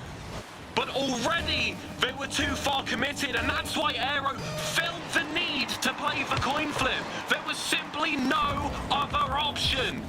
And shooters will happily take it. This could be a series equaled up. Shooters could find themselves in a great spot here in their first time on the NSC live stage. But their job is still not done. Stat's going to take to the skies. There's Luke. Perfect read, but that will be intercepted by Natty to keep that ball into the orange half. Not for much longer, though, until Stocky. He's going to return it there. One more touch. That could be dangerous. It's off the post, but Denial is there to clean up through. This is what we're on about. You need to have someone there in case that first one doesn't go in. And sure, they learn from their mistakes. Roehampton have completely lost their flow. Rotation is a bit like music. You've got to follow the percussionist, and if you go slightly off beat, it's a complete disaster. And right now, this is what I'm witnessing in their defense. Luke did well to rotate himself back in time. Stat was always awkward on that backcourt. You could see that. But then he starts creeping up high. He goes towards the center of that goal, and you just want to stay back post there. Have the full length of the goal available to you to make that save. He didn't, and that's just an easy decision for shooters. Natty can clear across. The post will deny the first chance, but he's got so much time just to walk this one away, and it is a great play to beat those first 2 players. But again, why is the second player so high up the pitch? You know Stat still needs to rotate. It is one of these things that when you put these players so far up the field, when it pays off, it pays off. But I fear that Roehampton is just a little bit too overconfident in their ability to rotate back around in time. that it's giving so much space and so many opportunities to shooters. Ideally, Pure shouldn't even have those opportunities. We shouldn't even have 3 goals right now, but we could find ourselves with a 4th. Nasi once more. He'll find his 2nd this game. And this Roehampton team that we know and love, they're crumbling under the pressure. That is an electric play from shooters. You saw the attempt at the flip reset double tap, and I thought Denial had it. So close to the ball, yet there is still another player available. And I said it early in the series, the plays were there, but it just didn't feel like they were quite connected. The second man wasn't quick enough to the ball. They were constantly being beaten by a lower boost defender on Roehampton. But now they've gotten that one piece of the puzzle that you mentioned earlier. What a pretty picture we are seeing now. Natty towards that top corner, Aero awaits, takes to the skies, but Natty doesn't give up. Despite the 0 boost of attack, there's been a demo as well, and that's allowed the 3rd man to creep up. Stocky gets it off that back wall stat. Should have a free ball to reach it, and a few free touches. If his touches aren't good enough, and they certainly are. It's a beautiful carry forward, a sweeping opportunity from corner to net. And it's a really tough read for shooters to make as soon as he has that flip reset. The options he has moving forward turns that defensive play in a rock, paper, scissors match, and he gets to see it a second ahead. For Roehampton, not to step in the right direction, but has it come too late? 1 minute 15 on the clock. They find themselves with possession in the blue half, but are they going to be able to capitalise on that? Will they be able to find the second one as quickly as what they need to? Aero trying to get that one in front of that net. Won't be able to get it into a good position, but it still remains in the blue half. Anything is possible unless Natty can get involved, which he will. Over to Denial, good opportunity for the pass back to Natty. Over to Stocky, it's like clockwork for shooters. You see the chemistry and you see how warmed up in the momentum that they have, and Roehampton, they have just taken their foot off the gas. Roehampton is the university with all the facilities in the UK for these players. These are players that are at this university so that they can play Rocket League on the side. And Liverpool, they don't have those same schemes in place. This is just 3 players full of passion, entering the scene. This is their 4th ever British University Esports Championships. It's Liverpool's first appearance in a grand final. And this is one of the first times I have seen Roehampton stretch so thin. This is a Lincoln-level performance, and we've had to say goodbye to those players. But what a warm introduction this has been to the University of Liverpool's Scout Shooters. The series is equalled up, and a weighted best of 9 reduces to a best of 3. And my, oh my, Sir Pegasus, if you had told me that that's the scoreline we were gonna have, I would have told you that you were absolutely lying to me. You were pulling my leg here. Liverpool are playing absolutely incredible. And I mean, Roehampton, they're playing great. But they've taken their foot off the gas, and there's so many little mistakes that we're seeing. These mistakes, they're showing, and they're not slowing down.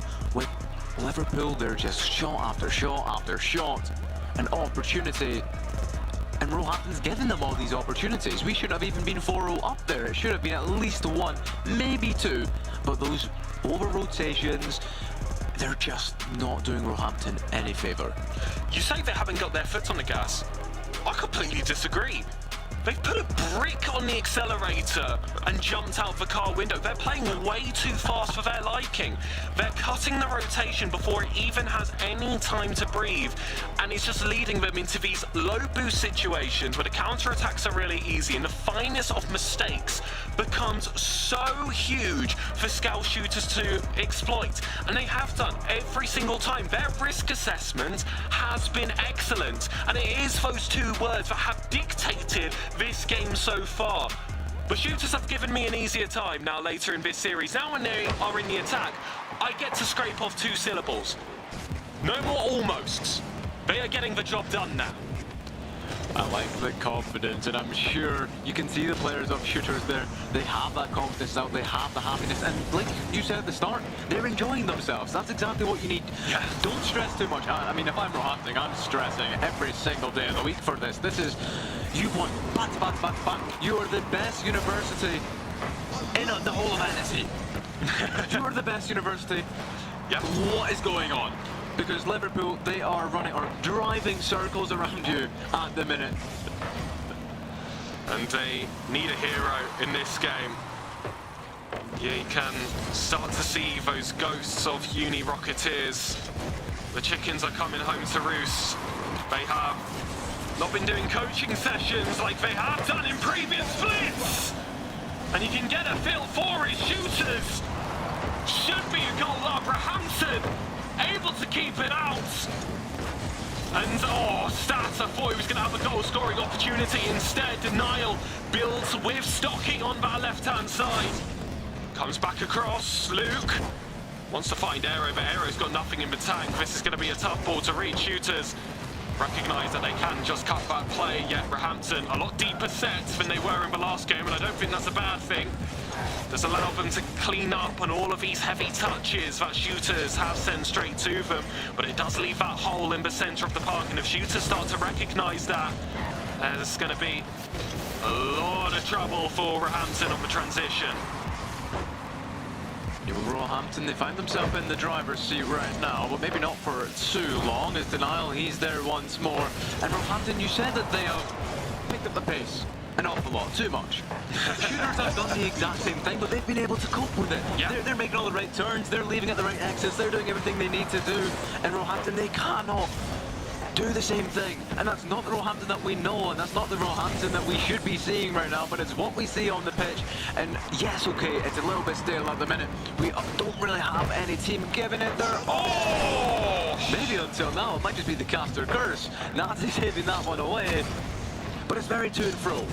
But Shooters, they look like the better team. They're playing better. The positioning is better. There's not an awful lot of mistakes coming out for this team. They just can't quite find that last missing piece to push themselves over the edge. It's a great clearance coming from Denial, and it was almost enough to create the play instead. Aero with a flip reset is stopped by Natty. What a defensive performance we've seen from him in the past few minutes. Roehampton have had their chances, but they haven't gotten too frustrated. There's always been a player back available to clear up any of these chances from Shooters, but they've opened up the space with that demo. Still clears out wide. Denial with first touch off the ceiling. Doesn't go for a reset, just takes it over his man. And that was the right decision, but no one alongside him. It was low resources all round, just felt like the risk wasn't worth it. You don't want to feel the brunt end of the stick when you play those high-risk, high-reward plays. Denial keeps it simple, fakes on the first, goes for the 50 on the second, but he's so off-angled heading into that. That's given Roehampton all for forward pressure. The vice is starting to tighten, and Shooters look like they're close to popping. Start trying to slow this one down for Roehampton, but I don't know if the damage is already done in terms of the speed. Shooters, they find themselves in a good position, but Stott, he's going to be the man to try and bring Roehampton back into that driver's seat. But Stocky has an opportunity for a side goal. It's so off just by millimeters, but that shows the confidence of these players. Natty will shoot it top right bins with 1:07 left.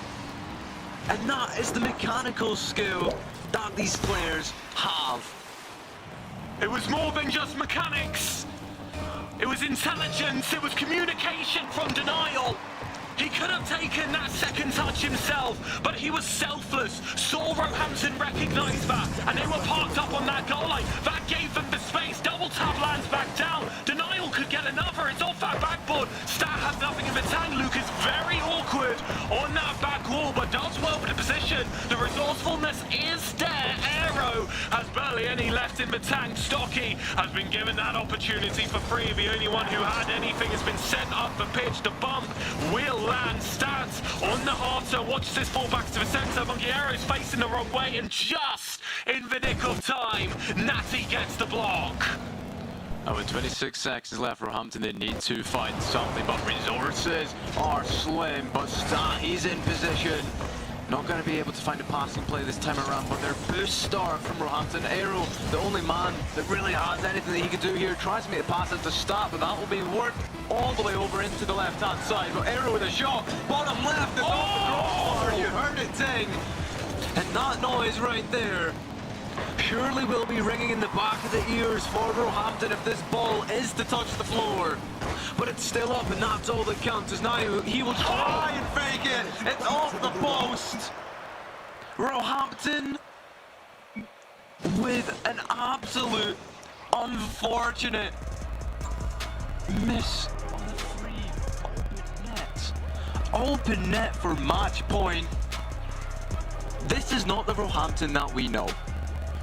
I'm speechless, but unfortunately it's my job to speak on this broadcast, so I will. They've just got to score one of those chances. It's as simple as that. There was zero excuses outside of the pressure. They have been efficient when they've gotten themselves those volleys in the 6-yarder. They weren't gifted with many in this game, and it was as if they were out of practice. Aero has the tougher job, albeit with that first shot. But for Luke, you want to see that one find the target. It's a lot of pressure to put on the substitute. But that is further increased by the Scouse shooters being on match points. They've won more games on the pitch despite Roehampton having that first round bye in their favour. And is this where the streak dies? 5 in a row, the greatest run from a university in NSC BUEC history.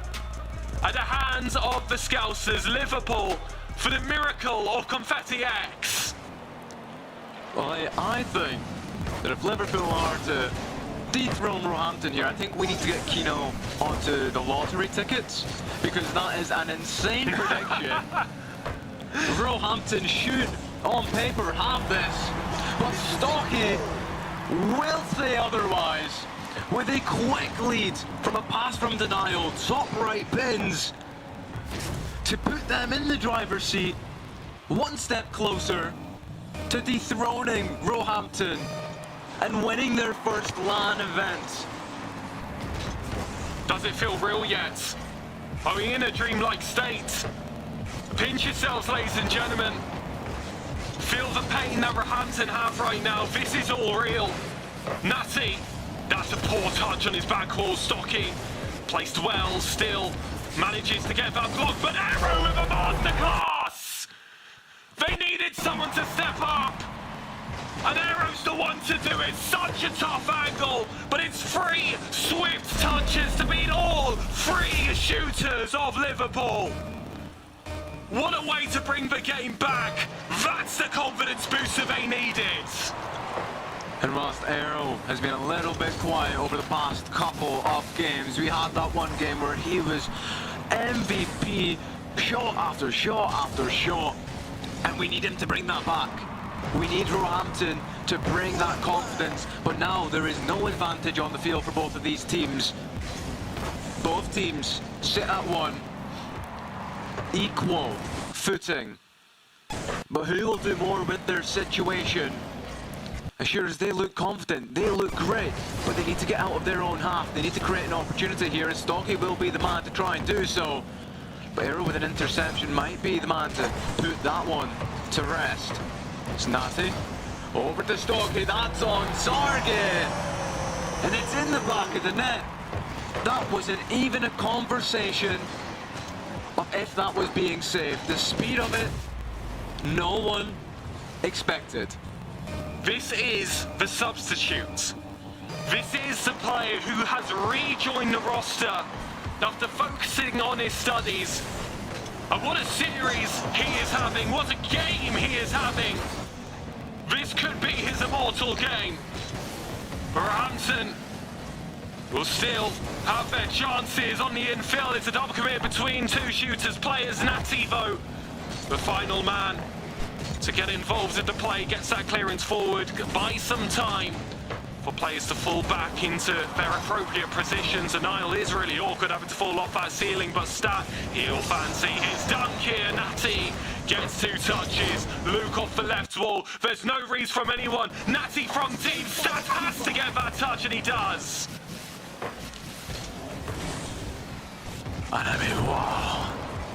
This is so unbelievably back and forth. But shooters, they have just a little bit more. They have passion. You can see it on the field. You see it in the chemistry. You see it in the way that they're playing. And they're not letting the legacy of Roehampton keep them down. As this one could be a little bit awkward. That might be a shot on target. It is, but it's weak. And now he's able to save it away, but that doesn't mean that Roehampton aren't going to go and try and have a second chance. It's Denial with a 50. That one's going to work its way straight into the hands of Stat, and that one could be awkward. It's Denial not going to be able to get a touch. Now he will have to do something here. He'll have to clear that away. An opportunity for shooters. Get it past the midfield point. Try and do something here. Stonky looks to get involved, but Stat reads him like a book. The names starting to get etched now. 1 minute and 45 seconds for Roehampton to claw themselves back in this game. It is still a sensitive scoreline. One chance could make the difference, and this could be it, but Stats hasn't kept it between the sticks. It was a tough 50 to make, and Natty will just carry it across. What's the plan now for shooters? Do you double your lead? They'll certainly try now! Denial could deny the dynasty! And Roehampton, you see Stat on the inside there. He had the opportunity to keep that one out, but a misread. And that could be what dethrones Roehampton. The moral of the story tonight is that mistake after mistake is what we've seen from Roehampton. And that's what ultimately has led shooters to be in the position that they are. All they need to do now is waste as much time as humanly possible and keep Roehampton at bay. But when you have the man like Aero on the ball, you can't count him out. As he'll further Roehampton's equalisation. It's a 1-goal deficit with 1 minute 5. Roehampton have only had 1 loss in this entire campaign. A further 4 have been added. The 5th would be platinum if shooters are able to land it. But Aero stood in their way. Luke could stand in Natty's way. He's off that backboard. Stucky is too far pressed. And that makes it a tough ball to get on top of and back on target. Roehampton, though, are beaten on the 50. It's Denial again. And Denial potentially denying Roehampton that 6th. Potentially putting the nail in the coffin. And potentially taking shooters to the top of that podium on their first LAN event.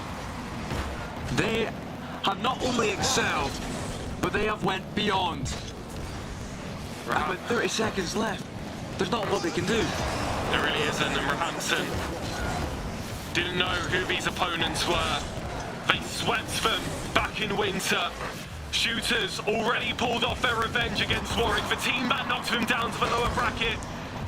They were victorious in that lower final. It was one more revenge tour that was required. One which succeeded months of play. Differences in splits. Years of domination come to an end. And the University of Liverpool wins their first ever grand final against the greatest dynasty in UK collegiate history. And you could just see it on the players' faces. We knew when we spoke to them earlier on, they were confident, they felt good. And I mean, they just have it in them.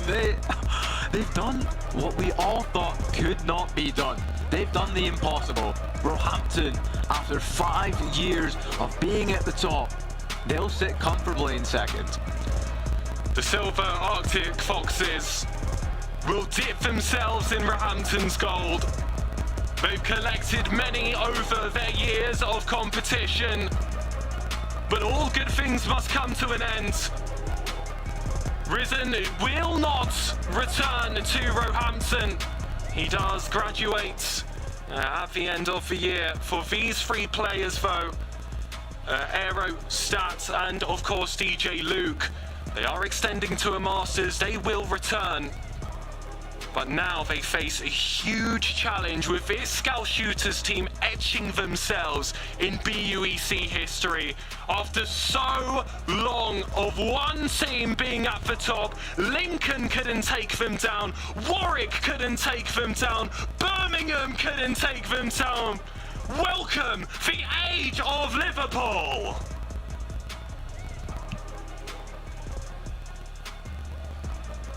Lovely, thank you very much.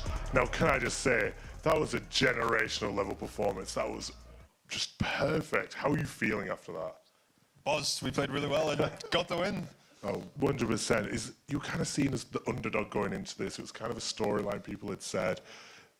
Did you expect this result yourself? I knew we had a chance and that's all we needed. That's all you need. So, I do want to say, was it all a team effort or was anyone just on point today?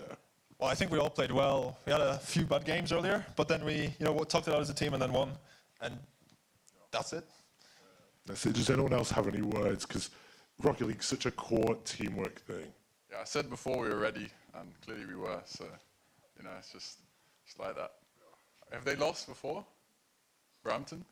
Oh, God, don't put me on the spot like that. Yeah, 4 in a row. And then now, how does it feel to have taken that spot from them? Feels great. They played well, but I guess we played better today. Now the question is, do you want to come back and do this again? Do you want to be the new Roehampton? We'll be here next year. Ooh, okay, I like that. So what would you want it? Well, No, yeah, this is my final year playing, so this is my final series. So what a way to end it. Nice way to end it, And I'm just happy I met these people, man. It's just good. Oh, that's lovely. It's a nice little storyline. So, do you reckon these guys will continue to perform? Oh yeah, they're going to dominate. Yeah. Oh yeah. Sure. It's not even going to be close. It's not even going to be close. So, considering it's your last time, do you have any final words? No. Nah, I don't. Nah, I'm just happy. I'm just good. I just feel good right now. Lovely. Please, can we give one more big round of applause for the Scout Shooters? I'll let you guys get off. Oh, that's it. So, that is unfortunately all for the weekend. I know, it sucks, doesn't it? But we've had some brilliant esports throughout the whole weekend. And honestly, what a way to end it. But unfortunately, that is it for the British University Esports Championship for spring. But of course, it happens every year. So I hope to see some of these teams back. But I do want to give a huge thank you to Vita Student and Pot Noodle for sponsoring. Without you, it wouldn't be possible. And also a massive shout out to the students at Trent University, because they've been brilliant. Literally, one of them's minding the camera. This guy's been with me the whole event, and it's just been pretty perfect. We ignore the tech issues. We know it's not your fault, guys. Obviously, I want to give a huge thank you to the audience in person. You guys have been brilliant. And a huge thank you to the audience at home. You guys in the Twitch chat, you've been brilliant. Even if some of you have been a bit banterous, but hey, we'll let it slide because it's esports. But I do have a little bit of intel. Next week, the points table will be released, and we will see which university is crowned Esports University of the Year. After that, do you reckon it could be Liverpool? Maybe.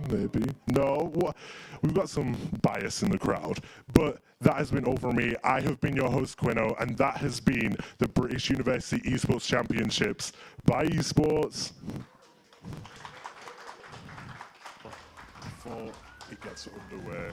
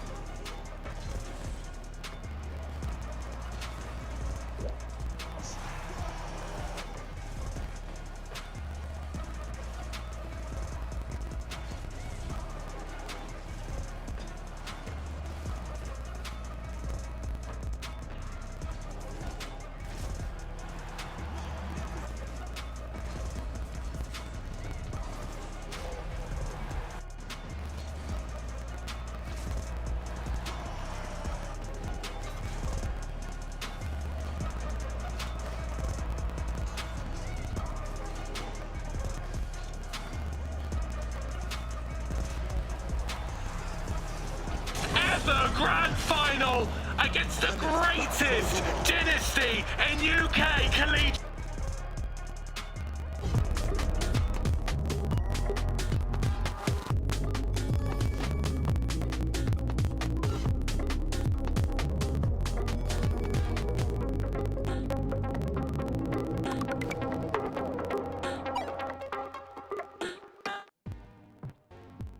At NTU, your employability is our #1 priority.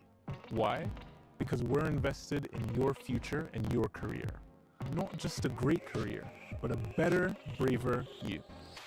From the first days of your NTU journey to the years after graduation, we've got your back. We've built our degree courses on what employers expect to see. With 240 hours of hands-on experience, tackle real challenges with real organisations. Complete an internship or a year-long placement. Attend job fairs and networking events and show employers what you're worth. Enjoy one-to-one career coaching, 24/7 online support, exclusive access to part-time, placement and graduate level vacancies. If you're not in work or further study, up to 15 months after graduating will help kickstart your career. We provide personal coaching and training programs. In fact, we even offer a paid internship within the first year. That's a promise. And when we make a promise, we mean it.